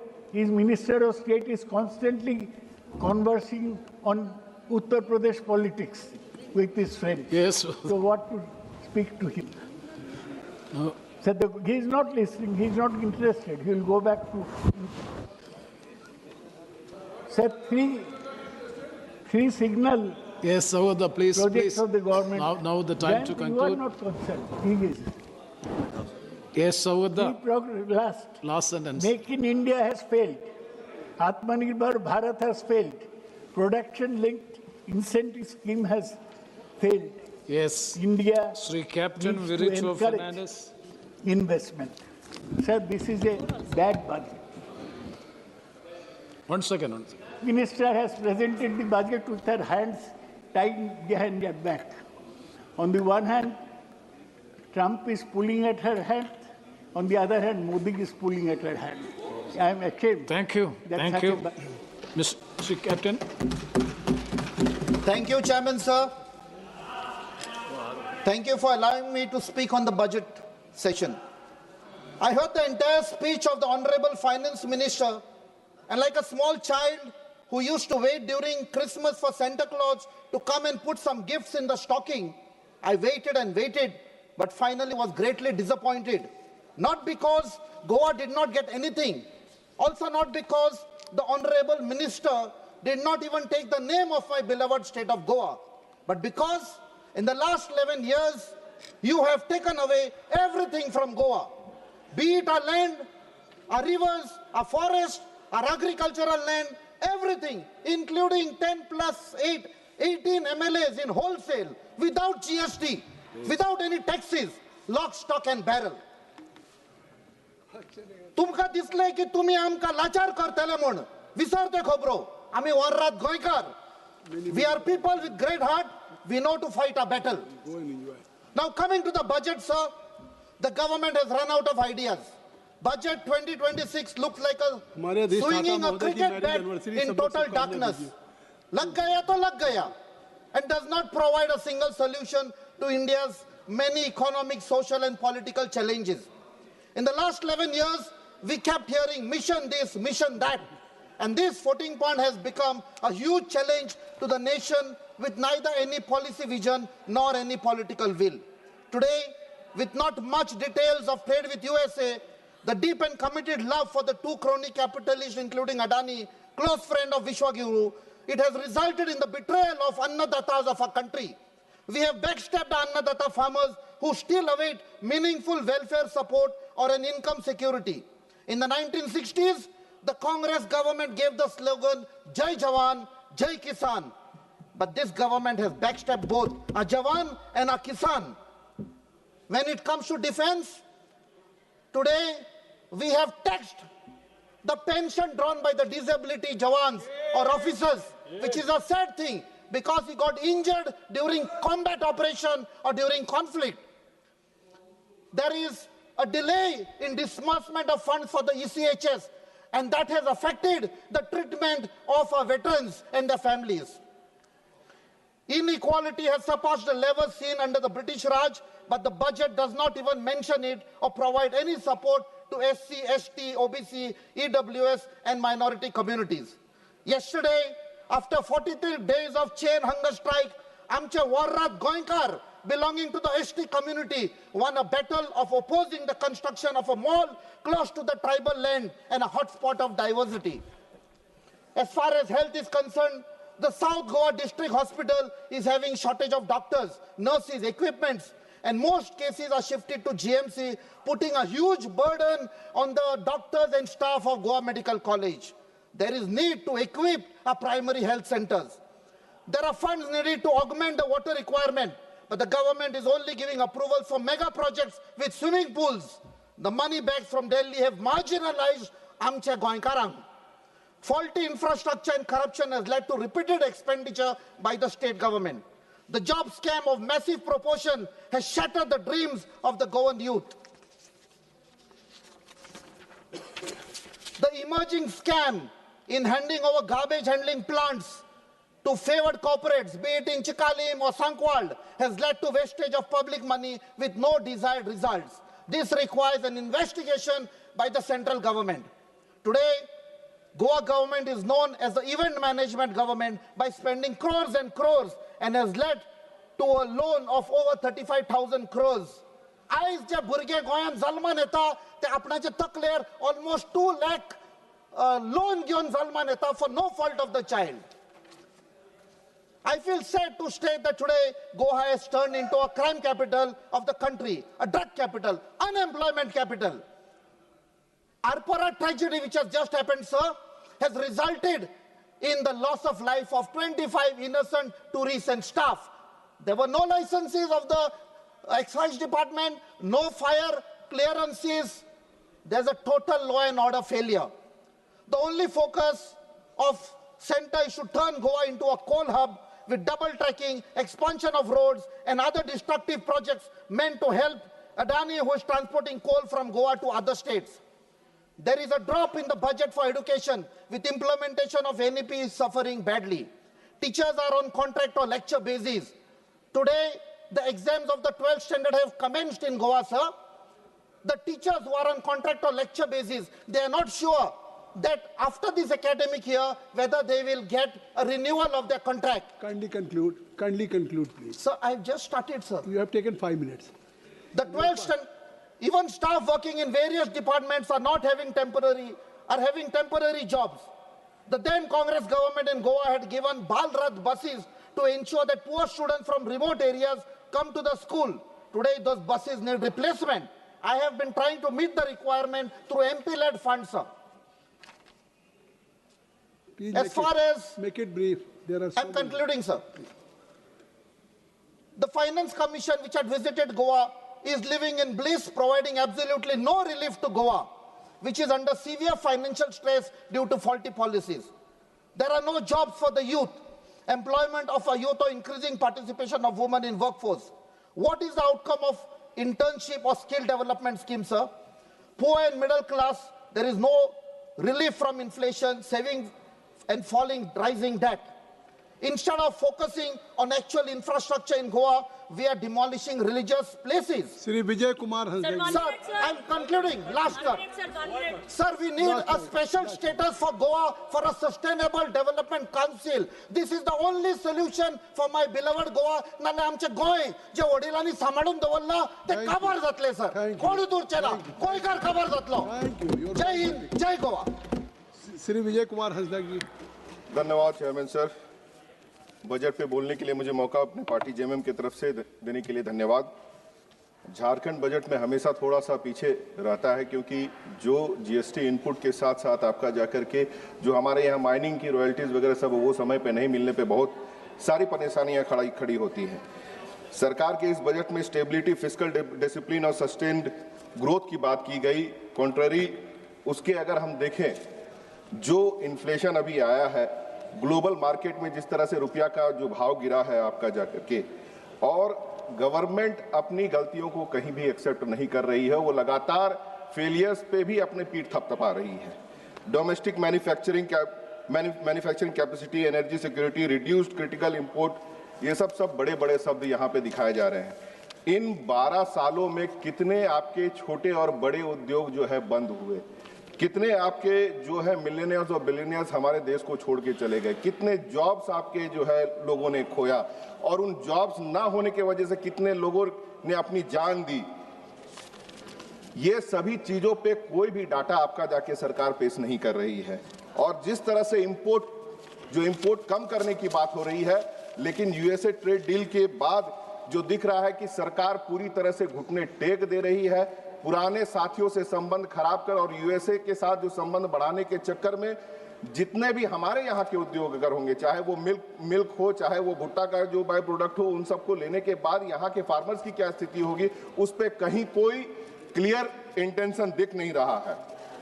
और जिस तरह से जो बाहर के companies यहाँ पे product dump करते हैं, क्योंकि बहुत सारे सब्सटेंसेस जो कि दूसरे देशों में बंद रहते हैं वो यहाँ पे हमारे देश में यूज किए जाते हैं, जो कि यहाँ के लोगों के लिए हानिकारक है, खतरनाक है। हाई ग्रोथ ऑफ 7% और पॉवर्टी रिडक्शन की बात की गई है, जबकि मैं कह सकता हूं ये पूरी तरह से असत्य है।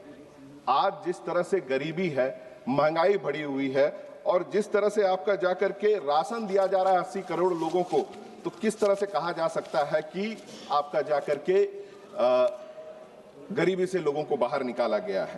पहले गवर्नमेंट जो है एक बहुत बढ़िया डाटा देती थी कि हमारे मिनिस्ट्रीज ने क्या क्या काम किया और कितना काम किया। अभी डाटाज छिपाए जाते हैं, दिखाए नहीं जाते हैं और लोगों को भ्रम में डाला जाता है। और जिस तरह का हाईएस्ट टैक्स पेइंग सिस्टम है, सिर्फ डायरेक्ट टैक्स की हम बात नहीं करें, हर एक व्यक्ति इस देश में जो भी चाहे वो छोटा से बड़ा, आपका किसान से लेके गरीब कोई भी है, सबको अपना टैक्स देता है हर एक चीज खरीदने पे। जिस तरह से निचोड़ करके लोगों से, और जो सोशल सिक्योरिटी पे आज तक फोकस नहीं है इस गवर्नमेंट की, हेल्थ, आपका job opportunity, education, farming, production, जो फोकस गवर्नमेंट की नहीं है, उसे दिग्भ्रमित करने के लिए बड़े बड़े शब्द सिर्फ इस्तेमाल किए जा रहे हैं। आज बुद्धिस्ट सर्किट की बात हो रही थी नॉर्थ ईस्ट में, जिस तरह से इस पूरे देश में जो आपसी सद्भाव, आपसी प्रेम, जाति धर्म का जो एक सुंदर माहौल, उसे इस सरकार के लोगों द्वारा लगातार चोट करके जिस तरह से बिगाड़ा जा रहा है। आज मणिपुर में जो हुआ, और इस सरकार ने जिस तरह से बैकफुट में रह करके वहां पे घटनाओं को आगे बढ़ते रहने दिया, ये यहाँ के सरकार की मंशा को दिखाता है। आज आसाम के टी ट्राइब को, चाहे हिल ट्राइब बोल करके, जो वहां के आदिवासी, उनको जो उनका हक नहीं दिया जा रहा, और जिस स्थिति में वो रह रहे हैं, आज आसाम के जो मुख्यमंत्री है उनका जो जिस तरह का विवादास्पद बयान सब आता है, और उसके बावजूद मैं बोल रहा हूं, बोलने दिया जाए, जिस तरह का विवादास्पद बयान आता है, चाहे वो अल्पसंख्यकों के विरोध में हो, चाहे वो आपका जाकर के दूसरे दल के नेताओं के बारे में हो। विजय जी, आप भारत की पार्लियामेंट में देश के बजट पे चर्चा कर रहे हैं। सर, बजट के साथ उनके शब्दों के ऊपर मैं चर्चा कर रहा हूं। इनको तकलीफ बहुत हो रही है, क्योंकि सच्चाई बोल रहा हूं मैं, की चर्चा क्योंकि सच्चाई बोल रहा हूं मैं। आप झारखंड, मैं ये कह सकता हूं कि वहां पर जिस तरह से अगर जो ट्राइब्स के ऊपर से अत्याचार हो रहा है, वो बिल्कुल आपका, मैं कह सकता हूं, अपराध है। एक मिनट, क्या है पॉइंट आउट जो यहाँ पे सर लोग आज विरोध कर रहे हैं। मैं सर बहुत ज्यादा लंबा समय नहीं हमारा, मैं टाइम वेस्ट नहीं करूं। 353 सर, चलिए, क्या है व्यवस्था? वो ये कहता है कि जो भी इस सदन के सदस्य नहीं है या अपने को डिफेंड करने के लिए यहाँ मौजूद नहीं है, उसके बारे में किसी प्रकार की कोई चर्चा नहीं हो सकती है। इसीलिए असम के मुख्यमंत्री के बारे में जितनी बातें कही हैं उसको एक्सपंज करिए सर। ये कृपया, जो नियम 353 है सर, जो व्यक्ति सदन का सदस्य नहीं है, जो आप बैठ जाइए, जो स्टेटमेंट इंडिया के लोगों के सामने उसे झुटलाया नहीं जा सकता है। एक बात सुन लीजिए, आप यहाँ पे विजय जी, एक बात सुन करके बात हम इस पे व्यवस्था दे दे, जो निशिकांत जी ने उठाया। सर, मैं अपनी बातों को समाप्त करूंगा। हम ठीक है, कृपया जिस व्यक्ति को, सर, आप लोग की बात को पूरी तरह से सुन रहा हूं, जिस व्यक्ति को सफाई देने का अवसर यहाँ नहीं है, उसका कृपया नाम या उसको लेकर नहीं। मैंने नाम बिल्कुल नहीं लिया सर। अपनी चर्चा समाप्त करें। और लगातार इस देश की जो व्यवस्था खराब होती चली जा रही है, मैं यहाँ के सदन के नेता की ही बात करूंगा जो शायद डिफेंड कर सकते हैं, कि हमारे चौकीदार की तरफ से हमने सुना था कि हमारा क्या है, हम तो झोला उठा करके लेके चले जाएंगे। लेकिन अब मैं ये कह सकता हूं पूरे विश्वास के साथ कि उनके फकीरी के चक्कर में ये देश पूरा फकीर होने के राह पे चल पड़ा है। बहुत बहुत धन्यवाद। श्री बीरेन्द्र सिंह जी, श्री बीरेन्द्र सिंह जी। धन्यवाद अधिष्ठाता महोदय। मैं माननीय वित्त मंत्री जी द्वारा प्रस्तुत बजट सामान्य चर्चा के लिए मैं खड़ा हुआ हूं। इस वर्ष 26-27 में करीब 53,57,000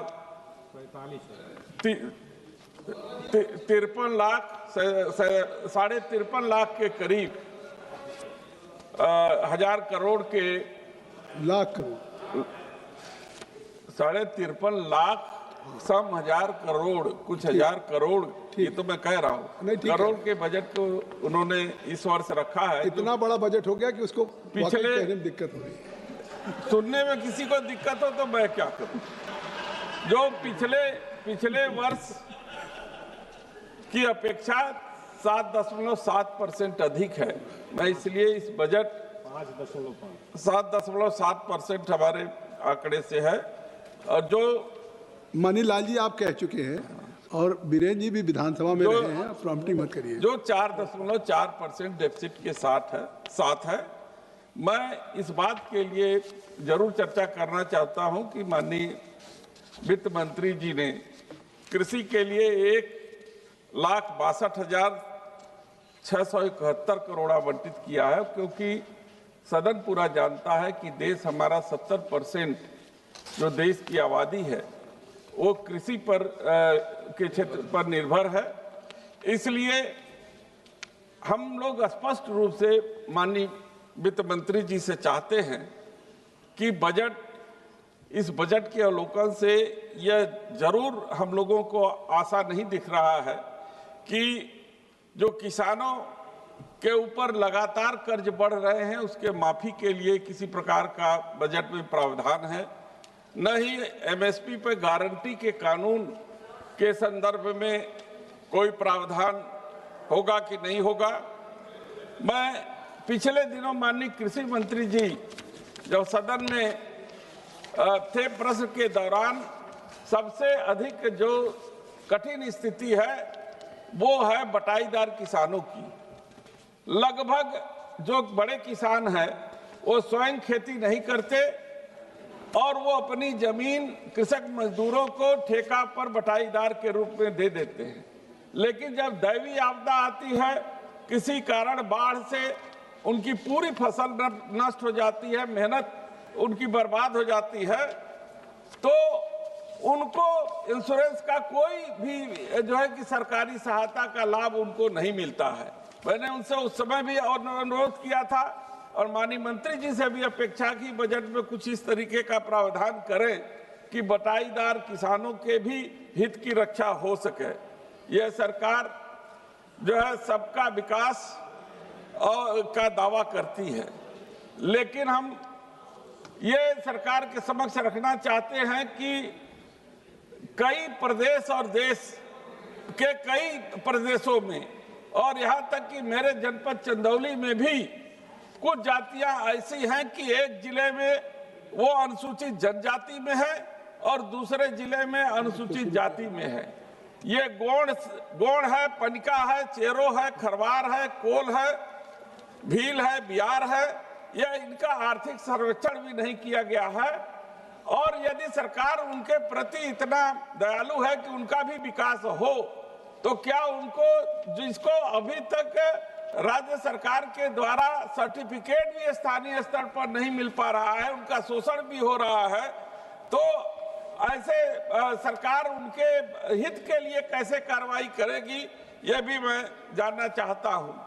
मैं माननीय राष्ट्रीय अध्यक्ष जी के जो अपने अभिभाषण में उन्होंने जो है बनारस में विकास के नाम पर जिस तरीके से ऐतिहासिक, धार्मिक और पौराणिक धरोहरों को नष्ट किए जाने का जो है उल्लेख किया है, मैं अपने आप को उनसे संबद्ध करते हुए सरकार का ध्यान आकर्षित करता हूं, क्योंकि मैं उसी जनपद से आता हूं जहां से माननीय प्रधानमंत्री जी हमारे सांसद हैं और मालवीय जी के नाम पर बीएचयू चिकित्सा संस्थान है।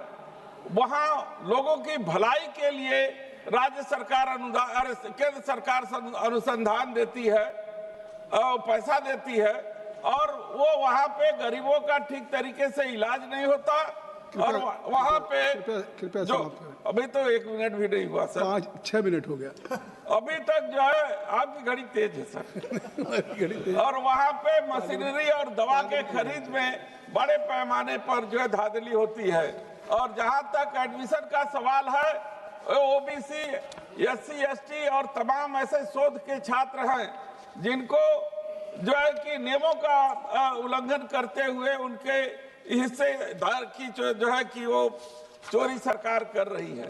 मैं आपका केवल एक क्षेत्र में ध्यान आकर्षित माननीय मंत्री जी से आपके माध्यम से करना चाहता हूं कि शिक्षा के क्षेत्र में उन्होंने बहुत जो है कि करीब 1,39,289 करोड़ आवंटित किया है।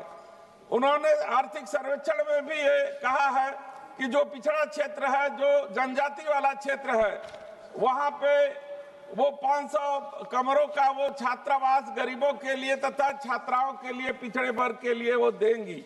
तो मैं यही कहना चाहता हूं कि चंदौली हमारा आकांक्षी जिला है और बहुत ही पिछड़ा जनपद है। यदि वहाँ शिक्षा के क्षेत्र में मिनी स्टेडियम तथा ये छात्रावास और एक विद्यालय दे दे जो है गरीबों के लिए, तो उनके जीवन का स्तर में जो है वो उठान होगा। एक महिला हॉस्टल मिल रहा है। बहुत बहुत धन्यवाद। धन्यवाद सर, हमारी बात तो आप कह रहे हैं। एक से केवल रोजगार के क्षेत्र में मैं कहना चाहता हूं कि सरकार जो है कौशल विकास के नाम पर जो है कि बहुत बड़ी बड़ी योजनाएं ला रही थी। पिछले बजट में कौशल विकास का जो जमीन पर जो उसका जो है कि कार्रवाई दिखाई दे रही, मात्र 6% जो हुई है। और सीएजी की रिपोर्ट है कि उसमें हजारों करोड़ रुपए का जो है कि घोटाला हुआ है। और मैं चाहता हूं कि जो जीरो टॉलरेंस को बढ़ावा देने की बात जो है कि वो कहती है कि हमारी सरकार चंदौली की जो मांग कर ली उसको डाइल्यूट मत करिए, समाप्त करिए। धन्यवाद सर। वो चंदौली से ही मंत्री जी थे जिन्होंने 8,000 करोड़ का घोटाला किया। आलोक कुमार सुमन जी, आलोक कुमार सुमन, धन्यवाद सर। ये कार्रवाई का हिस्सा नहीं बनेगा। आलोक कुमार सुमन जी, श्री आलोक कुमार सुमन जी। धन्यवाद सभापति महोदय। मैं आपका आभार व्यक्त करता हूं कि आपने यूनियन बजट 2026-27 पर अपनी बात रखने का मौका दिया। सबसे पहले मैं अपने माननीय प्रधानमंत्री श्री नरेंद्र मोदी जी और माननीय मुख्यमंत्री श्री नीतीश कुमार जी का आभार व्यक्त करता हूं और विशेष रूप से मैं अपने माननीय वित्त मंत्री श्री सीतारमण जी का आभार व्यक्त करता हूं, जिन्होंने कर्तव्य की नई शपथ के साथ अत्यंत जटिल वैश्विक परिस्थितियों, अंतर्राष्ट्रीय भू राजनीतिक तनाव और घरेलू विकासात्मक आवश्यकताओं को ध्यान में रखते हुए 3 कर्तव्य यानी वृद्धि, आर्थिक वृद्धि को गति देना, लोगों की आकांक्षाओं को पूरा करना और सबका साथ सबका विकास के मध्य एक संतुलित, दूरदर्शी और राष्ट्र को सर्वोपरि रखने वाले 53.45 लाख करोड़ का बजट प्रस्तुत किया, जिसमें हाई कैपेक्स और हाई ग्रोथ का समन्वय है और साथ साथ नई उभरती उद्योगों, सनराइज सेक्टर्स के लिए और उसकी बढ़ोतरी के लिए विशेष रूप से समर्थन है। यह एक बेहद अहम बात है महोदय। इस बजट के 6 स्तंभ आर्थिक वृद्धि के लिए विनिर्माण को गति, विकासों के आधार पर सुदृढ़ीकरण, जनहित से जुड़ी सुविधाओं पर जोर, विश्वास आधारित जनता को बढ़ावा, व्यापार और जीवन की सुगमता और राज्यों को अधिक वित्तीय सहायता देना है। अध्यक्ष माननीय सभापति महोदय, मैं सबसे पहले सरकार का आभार व्यक्त करूंगा, चूंकि यह बजट ऐसे प्रस्तुत किया गया है जिसमें केवल ये खर्च का दस्तावेज नहीं है, बल्कि ये नीति, नियत और दिशा स्पष्ट करता है। साथ साथ आशा, आत्मविश्वास और अवसर तीनों का समन्वय भी है।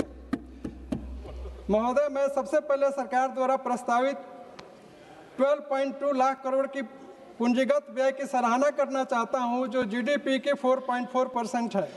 यह प्रावधान परिवहन अवसंरचना, ऊर्जा क्षेत्र, डिजिटल कनेक्टिविटी और शहरी ग्रामीण ढांचे को सुदृढ़ करने में सहायक सिद्ध होगा। महोदय, सबसे महत्वपूर्ण बात यह है कि यह व्यय रोजगार को बढ़ावा देगा और अवसर को बदलेगा। माननीय सभापति महोदय, सरकार ने इस बजट में वित्तीय घाटे को 4.3% जीडीपी तक रखने का लक्ष्य रखा है। यह दर्शाता है कि सरकार विकास भी चाहती है, सरकार कल्याण भी चाहती है, लेकिन भविष्य की पीढ़ियों को कर्ज का बोझ भी नहीं डालना चाहती। आर्थिक विकास महोदय तभी सार्थक है जब हमारे नागरिक स्वस्थ हों। इसी सोच के साथ बजट 2026-27 में स्वास्थ्य क्षेत्र को विशेष रूप से प्राथमिकता दी गई है। मैं बताना चाहता हूं कि सरकार ने स्वास्थ्य क्षेत्र के लिए 1 लाख करोड़ से अधिक का प्रावधान किया है इस बजट। और इस बजट में यह बताया गया है कि 3 नए अखिल भारतीय आयुर्वेद संस्थान स्थापित किए जाएंगे और जिला अस्पतालों में इमरजेंसी और ट्रॉमा सेंटर बढ़ाए जाएंगे। जिला अस्पतालों का विस्तार, आधुनिकीकरण, बायोफार्मा शक्ति की योजना के तहत 10,000 करोड़ की निवेश की बात की गई है, जो बायोलॉजिक्स, बायोसिमिलर और बायोफार्मा अनुसंधान को प्रोत्साहित करेगी। इस बजट में स्वास्थ्य पेशेवरों, AHP और क्षेत्रीय चिकित्सा केंद्रों के निर्माण पर फोकस किया गया है महोदय, जिसमें 1.5 लाख केयर गिवर्स को प्रशिक्षण देने का लक्ष्य है। हर जिला अस्पताल में 24 घंटे और 24/7 ट्रॉमा सेंटर केयर स्थापित किए जाएंगे, जिससे आपातकालीन स्थिति 24 घंटे सुदृढ़ होगी और सुनिश्चित होगी।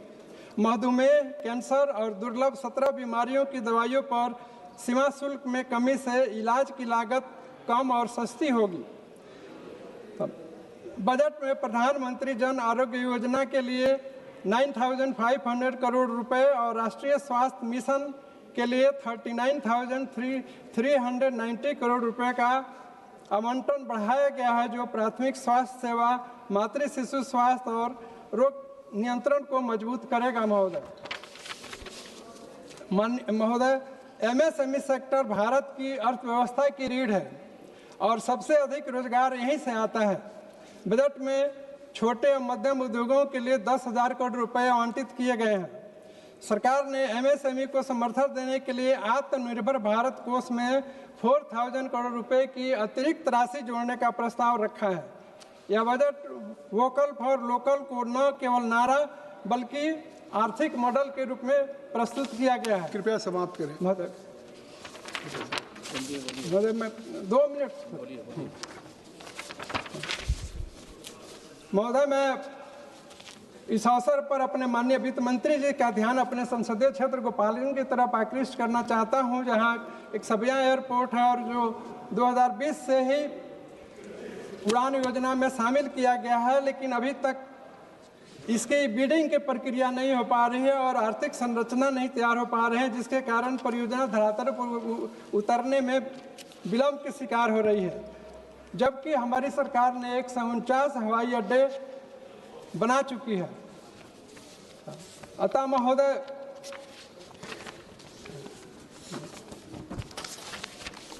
मैं इस सदन के माध्यम से माननीय मंत्री जी से ये विनम्र आग्रह करता हूं कि सबिया एयरपोर्ट के लिए उड़ान योजना की बिडिंग प्रक्रिया के साथ साथ धन एलोकेट किया जाए, ताकि उसकी संरचना और उसकी बिडिंग की प्रक्रिया शुरू हो सके। बहुत बहुत धन्यवाद।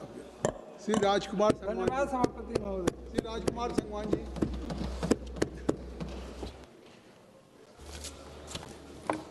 धन्यवाद सभापति महोदय, आपने मुझे बजट चर्चा में भाग लेने का अवसर दिया।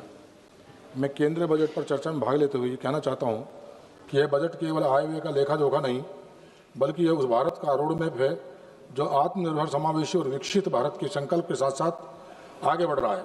यह बजट देश की आकांक्षाओं, किसानों की उम्मीदों, युवाओं के सपनों और महिलाओं की शक्ति का प्रतिबिंब है।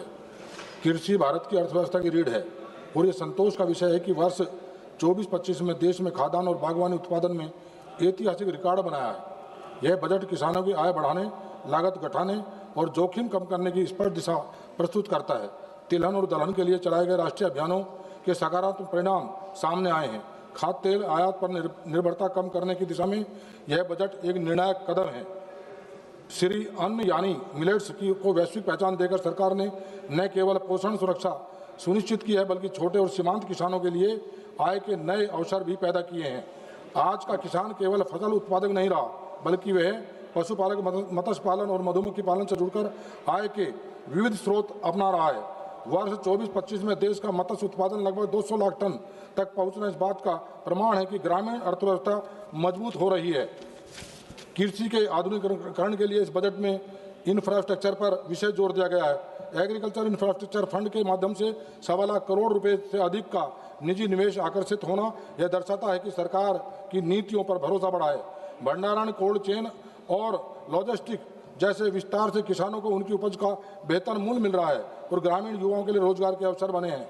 ग्रामीण रोजगार और विकास के क्षेत्र में सरकार ने पारदर्शिता और जवाबदेही के साथ सुधार किए हैं। 125 दिन का रोजगार, डिजिटल भुगतान और सामाजिक अंकेक्षण से न केवल भ्रष्टाचार पर नियंत्रण होगा बल्कि गांवों में क्रय शक्ति बढ़ेगी।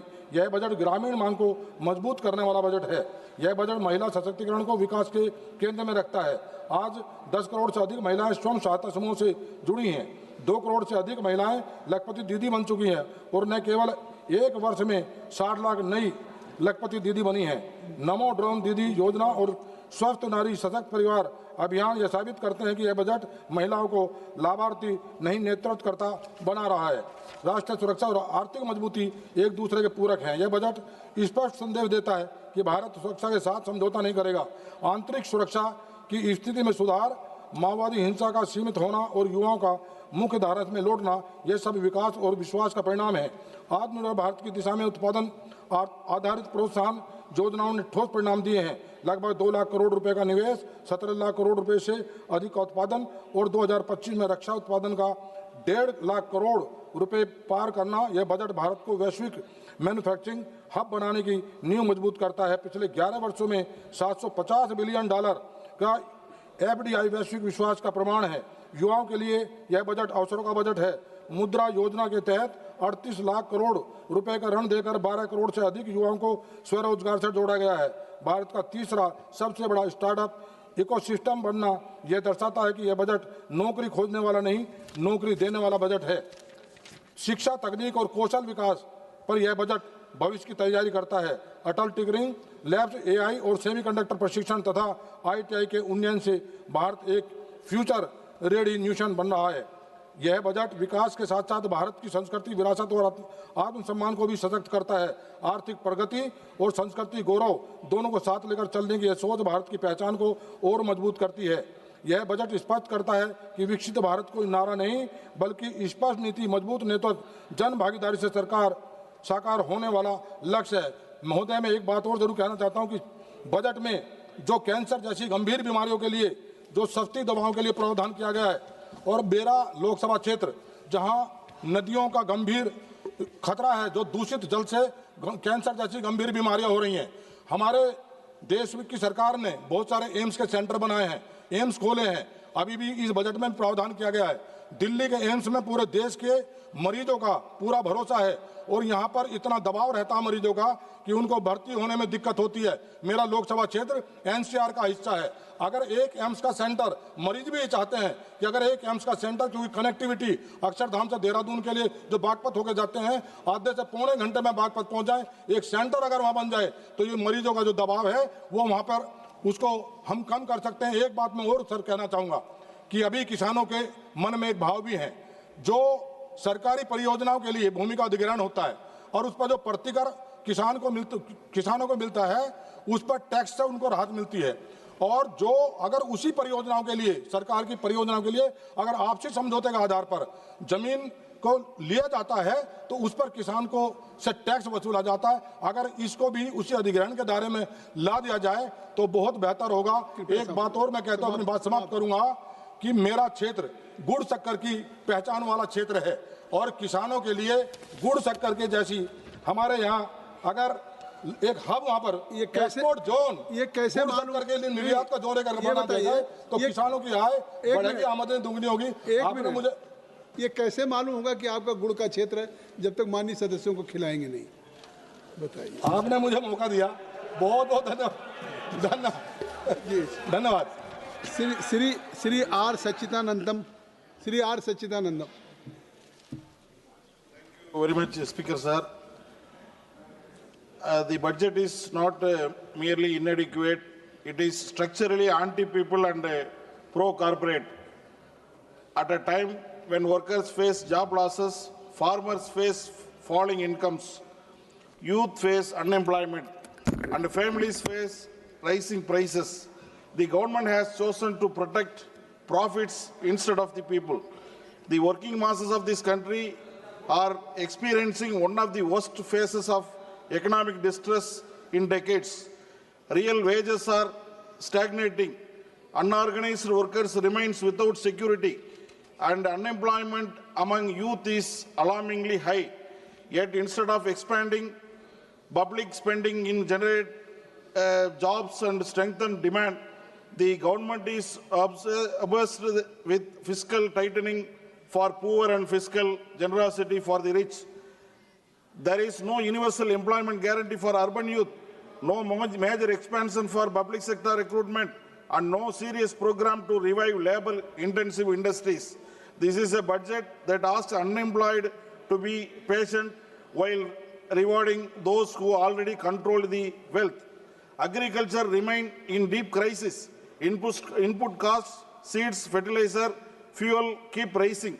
Climate change is increasing crop losses. Farmers are burdened with debt. But this budget does not provide a legal guarantee of minimum support price.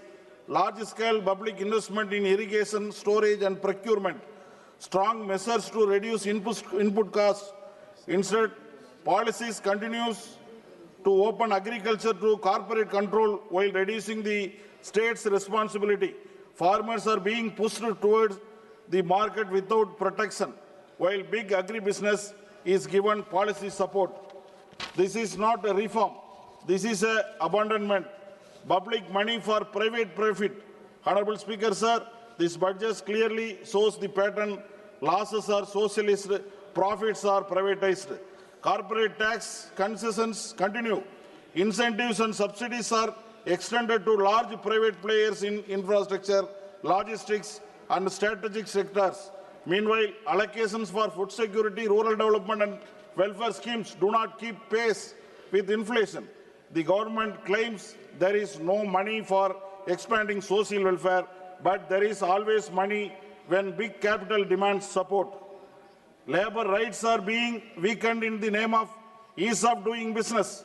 The new labor regime reduces job security, weakens collective bargaining, and makes it easier for corporations to hire and fire. But where in this budget is the protection for gig workers, contract workers, scheme workers, and the vast informal workforce? Workers are treated as disposable, while corporations are treated as national assets.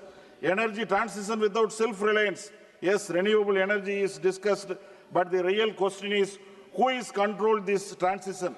Without strong public sector leadership, heavy investment in domestic in manufacturing of solar panels, batteries, grid systems, India will remain dependent on imports. We will become the market, not manufacturing power. A genuine green transition must create jobs for Indian workers, not profits for foreign suppliers and private monopolies. Defense spending rises, social spending suffers. National security is important, but security is not only about weapons, it is also about food, health, education and unemployment. What kind of security do we build when government schools lack of teachers, public hospitals lack of staff and equipment, youth lack of jobs, farmers lack of income security? A hungry, unemployed population cannot be foundation of the strong nation. So, just 1 minute, I will conclude. Science and research. Honorable Speaker, sir, this budget had an opportunity to stand with workers, farmers, youth and the poor. It had the chance to expand public investment, generate employment and reduce inequality. Instead, it has chosen the path of corporate-driven growth, weakened labor rights and strengthening welfare of. We believe in the different vision of India, an India where public investment creates jobs, where farmers receive guaranteed remunerative prices, where health and education for rights, not privileges, where workers have dignity and protection, where economic policy serves the many, not a few. The budget fails that vision. Therefore, we strongly oppose this anti-people, pro-corporate budget. Thank you very much, Sudama Prasad ji, आप सुन नहीं रहे सुदामा प्रसाद जी, आप disturb कर रहे हैं उनको। धन्यवाद सभापति महोदय। मैं कुछ रखूं उसके पहले 2026 आईसीसी में अंडर 19 विश्व कप में जिम्बाब्वे के हरारे शहर में हुए विश्व कप मैच क्रिकेट का जो मैच हुआ उसमें बिहार के वैभव सूर्यवंशी ने 80 गेंदों पर 175 रन बनाया और टीम इंडिया को जीत दिलाई। तो इसके लिए मैं वैभव सूर्यवंशी को और पूरी टीम इंडिया को बधाई देता हूं।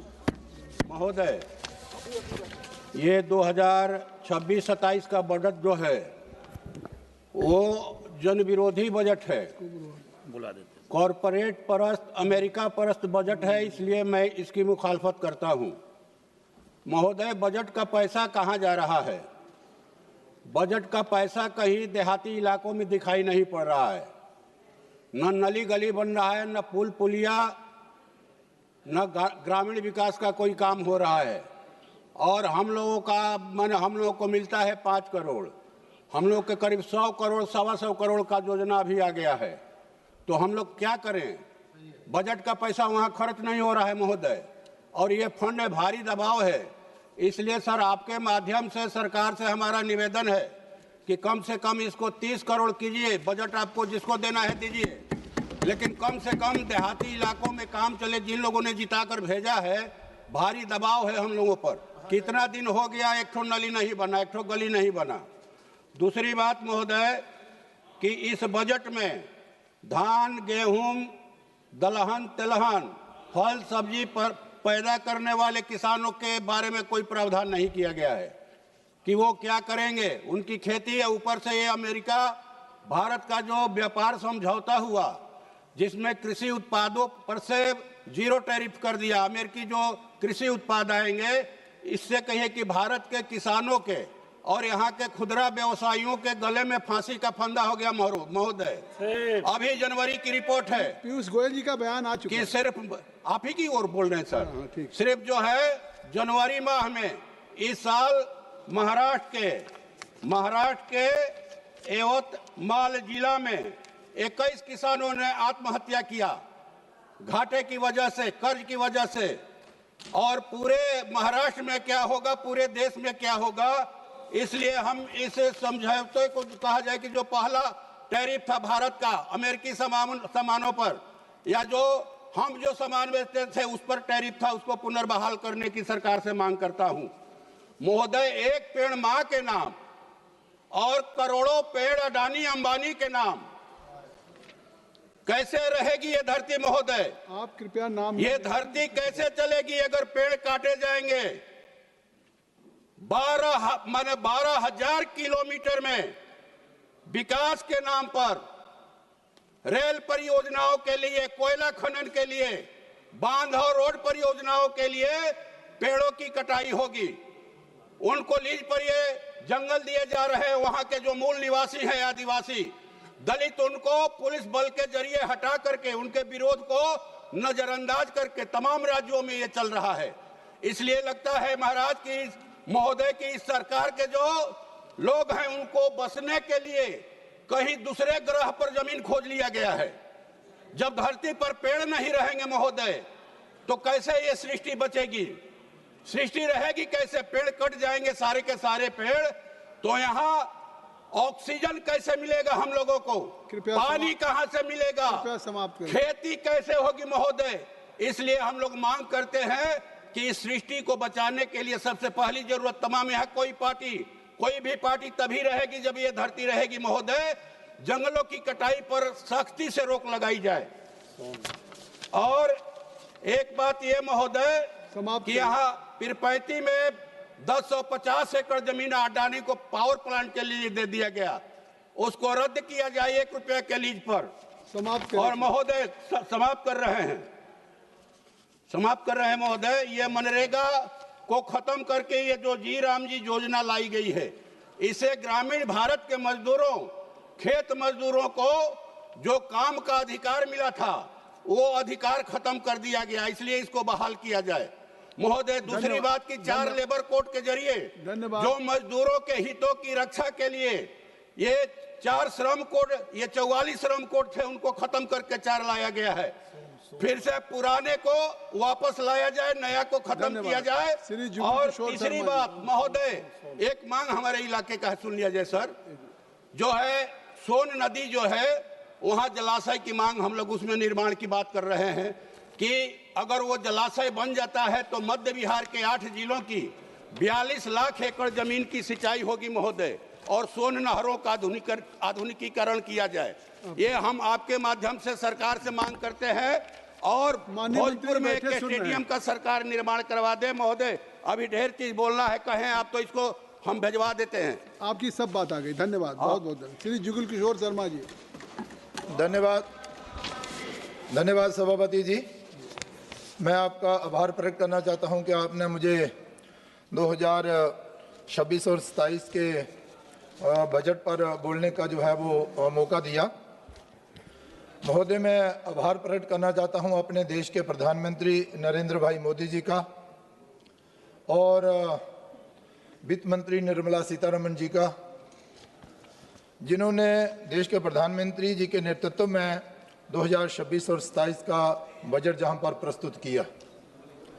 महोदय, ये बजट है 2047 में विकसित भारत बनाने की नींव का, उसकी आधारशिला का। विजय दुबे जी बैठ जाए। महोदय, ये बजट है दूरदृष्टि और दूर की सोच का। महोदय, देश के प्रधानमंत्री जी ने कहा कि हम आने वाली पीढ़ियों को एक अच्छा भारत और विकसित भारत देकर जाएं और विश्व में भारत नंबर 1 पर हो और आत्मनिर्भर हो। उसी दिशा में ये बजट जो है ये एक कदम है। वैसे तो ये बजट जो है वो 2026 और 2027 के लिए जहां पर लाया गया है, लेकिन ये सोच है आने वाले 5 वर्षों की और 2047 तक जो कार्य हमें करने हैं, उन कार्यों को संपन्न करने के लिए उनकी शुरुआत जो है वो आज इस 2026 और 27 के बजट से जहां पर हो रही है। महोदय, इस बजट में मूलतः 3 स्पष्ट कर्तव्यों पर यह बजट जो है वो आधारित है। विशेष तौर पर पहला कर्तव्य जिसकी मैं चर्चा जहां पर कर रहा हूं, आर्थिक वृद्धि को तेज करना और बनाए रखना, गति भी देना और बनाए भी रखना, जिसमें उत्पादकता और प्रतिस्पर्धा को बढ़ाना और वैश्विक उथल पुथल के प्रति अर्थव्यवस्था को सहनशील बनाना, निर्यात वृद्धि और दीर्घकालीन निवेश आकर्षित करना, ये सोच है इस बजट के माध्यम से इस सरकार की। तो मैं और दूसरा महोदय, दूसरा जो है वो आकांक्षाएं और क्षमता का निर्माण और विशेष तौर पर भारत के नागरिकों की आकांक्षाओं को पूरा करना, शिक्षा, कौशल, स्वास्थ्य और रोजगार में निवेश करना और विशेष तौर पर जनता को भारत की समृद्धि का भागीदार बनाना। और हर एक भारतीय का ये दायित्व बनता है कि वो भारत को आगे ले जाने के लिए अपना दायित्व निभाए और भारत को आत्मनिर्भर बनाने का कार्य जो है वो करे। देश के प्रधानमंत्री जी ने ये जो संकल्प लिया है, उस संकल्प को पूरा करने के लिए ये बजट जो है ये पेश किया गया है। और विशेष तौर पर तीसरा जो कर्तव्य, सबका साथ सबका विकास, जो देश के प्रधानमंत्री जी की सोच है, उस ओर भारत आगे बढ़ रहा है।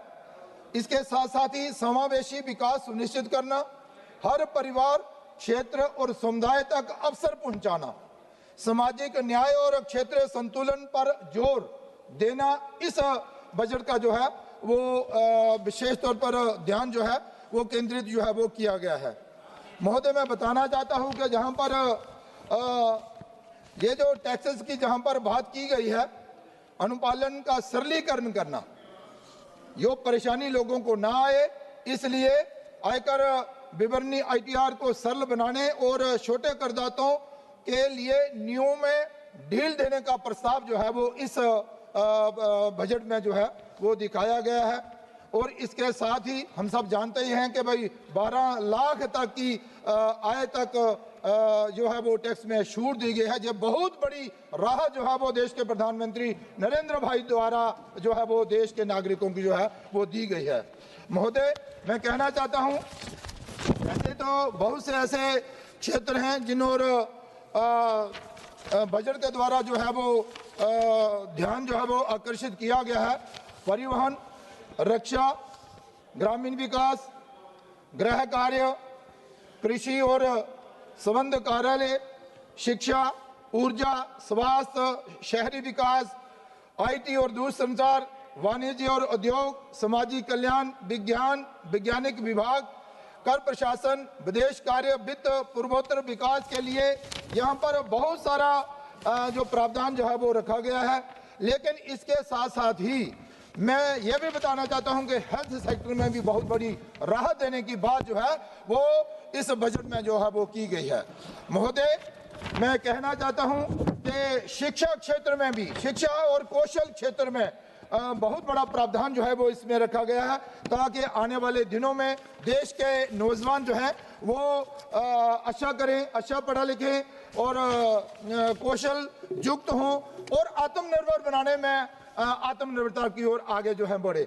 महोदय, मैं कहना चाहता हूं कि जी राम जी विधेयक जहां पर लाकर सरकार ने एक बहुत बड़ी राहत ग्रामीण क्षेत्र के लोगों को दी है और आने वाले दिनों में जो कमियां मनरेगा में थी उन कमियों को दूर करके, उस भ्रष्टाचार को दूर करके, वो अनियमितताएं जो थी उनको भी दूर करके ये जी राम जी जो लाया गया है, इससे बहुत बड़ी राहत जो है वो लोगों को जो है वो मिलने वाली है। मैं कहना चाहता हूं कि देश के प्रधानमंत्री जी ने जो 6,000 किसान सम्मान निधि के द्वारा लोगों को, किसानों को देने का जो निर्णय लिया था वो सबसे अच्छा और बहुत ही अच्छा निर्णय था, ताकि इससे किसान जो है, महोदय थोड़ा सा समय दे दीजिए, मैं जल्दी कंक्लूड जो है वो करने का प्रयास जो है वो करता हूँ।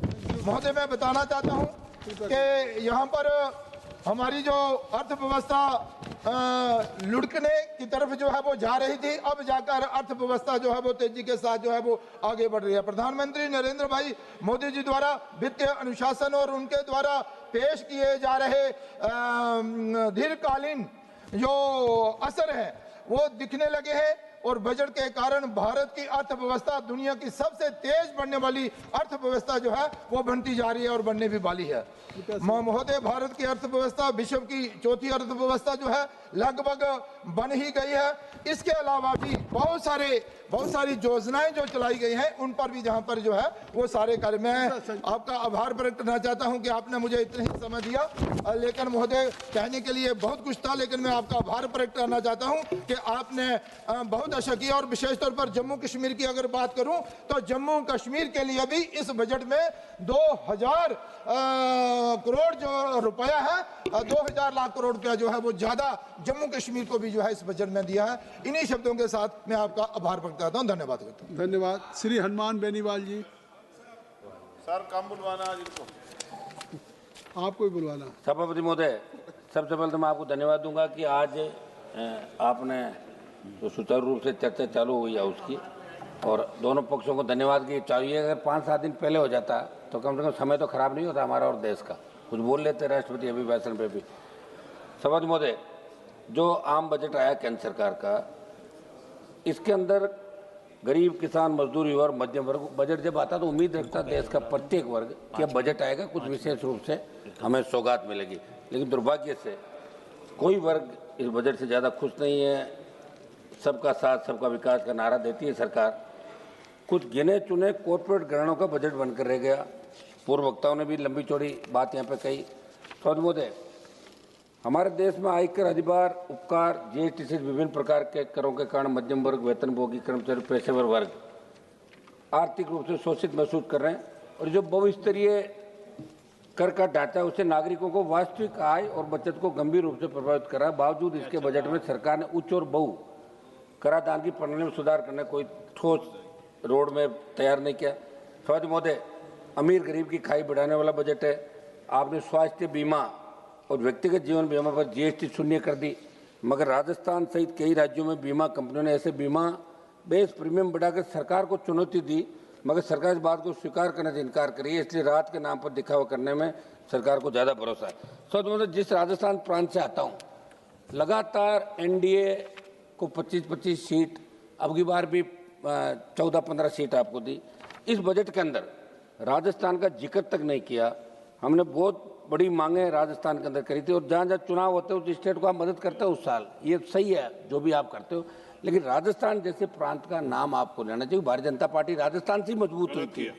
तो मेरा ये आग्रह है कि जब बजट पे जवाब दे वित्त मंत्री जी दोबारा, जब उसके अंदर हो तो राजस्थान का जिक्र जरूर करें, क्योंकि राजस्थान का नौजवान, किसान, प्रत्येक वर्ग इससे नाराज है कि आपने राजस्थान का जिक्र नहीं किया। विशेष राज्य का दर्जा छोड़ो, नाम तो ले लेते राजस्थान का, ये राजस्थान के लोग चाह रहे थे। सवाद मोदे, महंगाई और मध्यम वर्ग की अनदेखी, इसके अंदर जिस तरह सोना, चांदी, पेट्रोल, डीजल, रसोई गैस और खाद्य पदार्थ और दवाइयों के दाम लगातार बढ़ रहे हैं, उम्मीद थी कि महंगाई को आप कंट्रोल करने के लिए कोई प्रणाली लाएंगे। महंगाई से राहत देने कोई ठोस प्रावधान आपने नहीं किया। समझ मोदे, किसान और ग्रामीण भारत के साथ अन्याय, किसान देश की रीढ़ है। आपने जब किसान आंदोलन हुआ तब एक कमिटमेंट किया था कि एमएसपी और आय दुगनी, ये बात आपने करी थी। मेरा एक सवाल भी आज लगा हुआ था, गोलमोल जवाब दिया। दुर्भाग्य इस बात का है कि जिन किसानों जवानों ने आपकी सरकार बनाई, अगर हर बजट के अंदर उनको निराशा हाथ लगेगी तो किस तरफ जाएगा जवान किसान? देश के अंदर अलग ही रूप से लोग सोचने लगे। मेरा आग्रह है जब बजट के अंदर आप जवाब दें, खाद बीज महंगे हो रहे हैं, लाठीचार्ज हो रहे हैं यूरिया और डीएपी के लिए। सोच मोदे, युवाओं के साथ आपने कोई रोजगार के ठोस साधन सर्जित करने की बात करी, नहीं हो रहे हैं। मैं एक न्यूज़ चैनल के अंदर देख रहा था कि प्रधानमंत्री कौशल का जो पैसा जा रहा है, वहाँ प्रधानमंत्री कौशल के जो केंद्र बने हैं वो कुछ नहीं है। अधिकारी कह रहे कौशल केंद्र चल रहा है, कुछ भी नहीं है। कहीं तो लोगों ने अपना घर बना रखा, कहीं दूसरा कोई गौशाला बना रखी, कहीं बकरी पालन हो रहा है। ये प्रधानमंत्री कौशल योजना है, वैसे चल रही, भ्रष्टाचार। और यहाँ से ये हमारे मंत्री जी बैठे, मंत्री जी आप ध्यान दें, टीम भेजें राजस्थान के अंदर, जहाँ जहाँ गड़बड़ी हो रही है उन लोगों को गिरफ्तार करें, सीबीआई जांच कराएं। एक मैसेज आपको देना चाहिए, आपको अधिकारी सही बात नहीं बताते, ये बहुत बड़ा दुर्भाग्य है साहब। ये एक मिनट सर, एसएससी जैसी परीक्षाएं, पेपर लीक, भर्ती में देरी, कोई रोड में राजस्थान के तो सारे पेपर आउट हो रहे हैं, ओएमआर सीट, उससे पहले आरपीएससी घोटाले, ऐसा ही भर्ती। तो मेरा आग्रह है कि अब आप वैकेंसी निकाले और ठोस जवान का एक भरोसा। ये सब राज्य का विषय है। एक राज्य नहीं, दिल्ली का ही बता दो साहब, पूरे देश के अंदर पेपर आउट हो रहे हैं, नीट के भी पेपर आउट हुए, और भी हुए, बिहार में हुए, बंगाल में हुए, राजस्थान के अंदर हुए। तो मेरा आग्रह है कि पेपर ही जब आउट हो जाएगा तो नौजवान भरोसा कैसे करेगा? आप भी तो भरोसा, जब जहां आज आप इस चेयर पे बैठे हो, अभी आप लोकसभा अध्यक्ष नहीं सभापति है, लेकिन लोग आपको लोकसभा अध्यक्ष के रूप में ही देख रहे हैं, लोकसभा अध्यक्ष। अच्छा क्या बात है, सही है साहब। और आप मुझे बैठा दो, मैं एक दिन में मैं इसके और पावर बता दूंगा आपको एक चक्कर के अंदर। तो जो बैठा है वही राजा है। और आप तो एक दिन के मुख्यमंत्री रहे, जब आपके नाम की मूवी बनी थी, नाइक फिल्म आई थी, देखिए आप। हाँ तो फिर तो जगदम्बिका पाल जी का नाम स्कूल में थे, जब सुनते थे कि अरे भाई मार्शल साहब ऐसे क्या कर रहे हो यार, तो इस बिना कोरम बोल तो रहे हम लोग, थोड़ा तो दो टाइम यार, देंगे थोड़ा टाइम दो। फिर हमने तो आपके बार आपको बाधा भी नहीं डाली, वहाँ भी नहीं आया यार, ऐसे क्या कर रहे हो? चलिए फिर क्या वहीं बुलाना चाहोगे? शिक्षा स्वास्थ्य केवल घोषणाएं, शिक्षा और स्वास्थ्य के अंदर आप देखिए अस्पतालों के अंदर डॉक्टर नहीं है, और हमारे केंद्रीय जो केंद्र से संचालित विद्यालय हो रहे हैं स्टेट के अंदर, तो वहाँ स्टाफ कैसे लगे ये आपको ध्यान देने की आवश्यकता। मैं जल्दी जल्दी कर रहा हूँ साहब। सीएसआर की राशि के व्यय के लिए ठोस सीएसआर, जहाँ से आप बाड़मेर, जैसलमेर, जालौर, जोधपुर से देश के तमाम जगह जहाँ माइनिंग हो रही है, दूसरा काम हो रहा है, वहाँ संबंधित एमपी को कोई नहीं पूछता। निशिकांत जी दुबे को पूछ सकते हैं, हमें नहीं पूछते, क्योंकि ये कागज के अंदर निकाल लेते हैं। अब हमें पढ़ने का समय थोड़ी है, ये पढ़ पढ़ के इतना करके लाते हैं कि हर लोग जवाब देते हैं हमारे को कि साहब निशिकांत जी के वहाँ तो काम हो रहा है। अरे भाई हमारे भी करो, निशिकांत जी काम थोड़ी चलेगा। मेरा आग्रह है तो आप भी एक मिनट, आप भी निशिकांत जी के साथ आ जाइए, आप निशिकांत जी के साथ आ जाइए। सर निष्पक्ष रहिए, सर निष्पक्ष रहिए। एक सर मेरा आग्रह है, नहीं मैं फिर आ जाऊंगा तो आपको दिक्कत होगी। मैं तो चाहता हूँ आप भाषण देने के बजाय मंत्री बनो, भाषण ही देते रह जाओ पूरे जीवन। हम आगे लाना चाहते हैं, जितनी तैयारी के साथ जितना भाषण दोगे उतना ही मंत्रिमंडल में नंबर लेट आएगा आपका। समझ मोदे कृपया एक मिनट सर सुनो, कुछ जल्दी ओपीएस बहाली की मैं मांग कर रहा हूँ। समझ मोदे, एनपीएस को सरकार सुधार बता रही, लेकिन सच्चाई है कि इसने कर्मचारियों की रिटायरमेंट सुरक्षा को जुए में डाल दिया। जहां पुरानी पेंशन स्कीम ओपीएस में सम्मानजनक और निश्चित जीवन था, वही एनपीएस में बुढ़ापे को बाजार के विरुद्ध छोड़ दिया। सरकार विकास की बात करती है। एक मिनट साहब, समाप्त तो करने दे, कुछ सुझाव है हमारे। मेरी मांग है कि पैरामिलिट्री तमाम केंद्रीय कार्मिकों के लिए ओपीएस बहाल की जाए, क्योंकि ओपीएस में भरोसा था, इस तरह से सम्मान था। मैं कुछ सुझाव दे दूं, आप कहे तो बताओ। सुझाव दे। अब साहब ऐसा है कि कम से कम ऐसे लोगों को जो सही तरीके से हाउस के अंदर एक लोकतांत्रिक व्यवस्था का पालन करते हैं। हमारा जो ट्रैक रिकॉर्ड है विधानसभा का ठीक नहीं ज्यादा, लेकिन यहाँ ठीक है, तो इसको ठीक बनाकर आगे हमें टाइम दिया करें आप लोग, क्या दिक्कत। मैं कुछ सुझाव दे देता हूँ शपथ महोदय। एक तो मेरा सुझाव है, राजस्थान की तेज 1 मिनट में समाप्त कर दूंगा। राजस्थान की भौगोलिक स्थिति विपरीत हालतों को देखते राजस्थान विशेष राज्य का दर्जा दिया जाए। अंतर्राज्यीय जल विवादों का निस्तारण करने के लिए पंजाब और गुजरात से राजस्थान के हिस्से का पानी राजस्थान को दिलाया जाए। नागौर, डीडवाना, कुचामन, बीकानेर, बाड़मेर, जैसलमेर, ये फलौदी से पश्चिम राजस्थान पेयजल व सिंचाई हेतु चिनाब के जल को ईआरसीपी की तर्ज पे WRCP बना के विशेष बजट आवंटित किया जाए। सब मैं समाप्त कर रहा हूँ, आधा मिनट में। मेरे संसद से नागौर के डीडवाना, कुचामन जिले के मकराना में मार्बल की अंतर्राष्ट्रीय मंडी स्थापित की जाए। हवाई पट्टी नागौर का विस्तार किया जाए। सर ये आधा मिनट मुझे दो। मेरे संसद से नागौर के डीडवाना, कुचामन जिले कुचामन में सेंट्रल स्पोर्ट्स यूनिवर्सिटी स्वीकृत की जाए। सर खियूसर, पर्वत सर और मेरे क्षेत्र की 3 केंद्र, मैं समाप्त कर रहा हूँ। 3 केंद्र 20 सेकंड अभी चल रहा है आपके बैठे हुए अब्दुल अजीज साहब, आधा मिनट। मैं नागौर जिले के डेगाना क्षेत्र में टंगस्टन में लिथियम के खनन है, तो आप काम करें। एक सर सांसदों का बजट आप बढ़ा के 25 करोड़, नरेगा का चेयरमैन सांसद को बढ़ाओ और सांसदों को कुछ अधिकार दो। जिस तरह विधानसभा अरावली के अंदर जो रोक लगी, सरकार इसके अंदर अरावली पे रोक। अब्दुल अजीज साहब, ये मेरा प्रमुख। इसके बाद मल्लू रवि जी के बाद मल्लू रवि के बाद सर उम्मीद है कि आप मुझे नहीं मौका देंगे। आप बैठ जाइए, तुम अभी बैठ जाइए। Speaker sir, thank you very much for giving me a chance to speak on the budget. Sir, this budget is meant to serve as a roadmap that reflects the aspirations and needs of the country. The question before us is whether this budget truly reflects that responsibility. The answer is evident and requires little elaboration. The budget has been a disappointment for the common citizen. It conveys a clear message that Delhi dur hai. There appears to be a lack of sensitivity towards the difficulties faced by the people, and the budget reflects that growing disconnect between the government and the lived realities of the citizen. Sir, this budget doesn't meet the requirements of the unemployed youth. The budget is increasing the capital corporations only, not the mass employment. Number 2, sir, unemployed about the agriculture. In the agriculture also they have not attended the MSP, which will give more production of the food grain. That is also not attended. Food security also they have not attended, sir. Next, employment, unemployment, again, women, sir. The struggle of the poor and the informed workers are compounded by weakening social safety nets.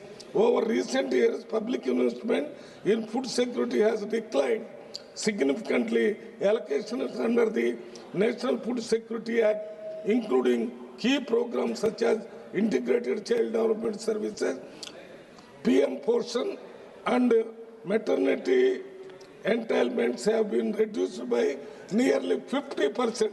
This reduction has weakened India's nutrition safety net at a time when it is most needed, sir.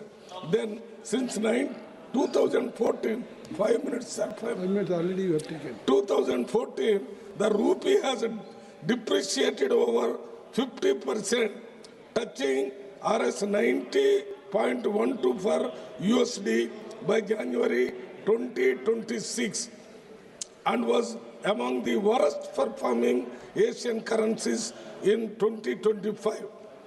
Sir, this weakened nearly 92% USD. This shows how the economy of India is weakening in the world economy. Sir, one more. When it comes to Telangana, sir, I come from Telangana, Nagar Kannur, 2 minutes. Telangana's proposal for other major infrastructure heavy projects such as Hyderabad Metro Rail Phase 2, Regional Ring Road and Musi River Development Project, and then Palamuru Rangareddy Irrigation Project. All these projects are neglected in the budget, sir, in spite of the repeated representation given by the Chief Minister and members of Parliament from Telangana. Your point is well taken. Overall, this budget represents a clear shift away from the needs and farmers, workers, students, patients and states, and instead prioritizes capital markets and balance sheet presentation over constitutional obligations. Thank you. And Abdul Rasid साहब. Thank you very much, sir. Thank you sir, आपका बहुत बहुत शुक्रिया। मैं अपनी constituency की demands madam finance minister को पहले ही दे चुका हूं और उम्मीद है कि वो उनका ख्याल रखेंगी। और राज्य मंत्री जी बैठे हैं, वो भी शुक्रिया, वो भी सुनेंगे। मैं नोट कर रहे हैं। Thank you sir.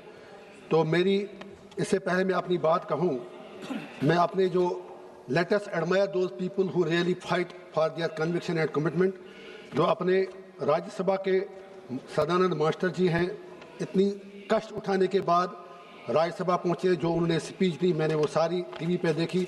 मैं उनको अपनी तरफ से cutting across his political ideology, उसके साथ मतभेद हो सकते हैं, लेकिन जिस तरह वो फाइट किए अपनी लाइफ में, उसके लिए मैं उनको मुबारकबाद देता हूं। तो उसके बाद जो जम्मू कश्मीर की क्रिकेट टीम रांची ट्रॉफी में पहली बार सेमीफाइनल में पहुंची, उनको भी मैं मुबारकबाद दे सकता हूं। जेल में हूं, वहां जा नहीं सकता। उसके बाद मैं बीजेपी और कांग्रेस दोनों से एक हैंड फोल्ड रिक्वेस्ट करना चाहता हूं। 140 करोड़ लोग, हर कोई आप में से कहता है कि 140 करोड़ लोग जानना चाहते हैं आपने 6 दिन इस हाउस को हॉस्टेज क्यों रखा। ये आपकी जागीर नहीं है, ना इनकी ना आपकी। आपको किसने अधिकार दिया? यहाँ मेरे जैसे एमपी भी हैं जो 1.5 लाख रुपया मेरे नाम पर रोज चढ़ता है पार्लियामेंट आने के लिए, और यहाँ आपका चेहरा देखकर हम सिर्फ शोरगुल और इस वक्त कहीं नहीं है। हैविंग सेड दैट, मैं आपसे यही गुजारिश करूँगा, ये बुरा हुआ कि लीडर ऑफ अपोजिशन को बोलने नहीं दिया गया और प्राइम मिनिस्टर साहब भी नहीं बोले। इससे पार्लियामेंट का स्टेचर जो है, please for God sake think over that. मेरी ये गुजारिश है। रशीद साहब सर बजट पे बोल रहे ना, ये बचत ही है जनाब। 1.5 करोड़ रुपया 1 मिनट का है, 1 घंटे का खर्च होता है। मैं तो वही बात कर रहा हूँ। मैं तो ये सर आपसे कह रहा हूँ, जहाँ तक बचत की बात है, हमारे चीफ मिनिस्टर जम्मू कश्मीर के जो हैं वो बिल्कुल सरकार के आभारी हैं। जैसा अभी हमारे जम्मू के दूसरे भैया, अगर आप खामोश हैं तो, जो हमारे चीफ मिनिस्टर साहब हैं, उन्होंने शुक्रिया अदा किया सरकार का कि हमें बहुत पैसा मिल रहा है, लेकिन उस पैसे का क्या करें अगर वहाँ अमन शांति ना हो। सरकार का दावा है कि 5 अगस्त 2019 के बाद जम्मू कश्मीर में एक नया कश्मीर बना है। हो सकता है अगर वो अपने दावे में सही हैं, तो मैं एक ही गुजारिश करूंगा, इस बचत प्रोविजन में कुछ करोड़ रुपया रखें। जम्मू कश्मीर के लोगों से एक छोटा सा रेफरेंडम करा के पूछें क्या वो 370-35 से हटाने से खुश हैं। अगर थे, हम सब आपका बहुत ही आभार प्रकट करेंगे। उसके बाद मेरी ये गुजारिश है, आप चाहे कितना भी पैसा मर्जी दे दें, लेकिन जब तक आप मेहरबानी करके आप अगर वहाँ की सड़कों पर सोना भी बिछा दें, आपको 370 और 35 से सूद के साथ वापस देना पड़ेगा। You can't do it like, समाप्ति कर रहा हूँ, आप ऐसा नहीं कर सकते। मेरी ये गुजारिश है, ये मेरी गुजारिश है, आप ऐसा नहीं कर सकते। आपने अत्याचार हमारे साथ किया, आपकी आइडियोलॉजी थी, आप लड़े, हम भी 100 साल लड़ना पड़े, 370-35 से आपको देना ही पड़ेगा। और मेरी आपसे ये गुजारिश है, कश्मीर पंडितों की बात सभा है वो बात आपकी, देखिए जो पार्लियामेंट से कानून बना है उसको आप सभा की कार्रवाई, अब आप अपनी बात को समाप्त करें। गया 370 हटाना है, चलिए सर कोई की। हाँ जी, शुक्रिया हो गया सर, हो गया। आपकी बात आ गई। अब्दुल रशीद साहब, आपकी बात आ गई, आपकी बात आ गई।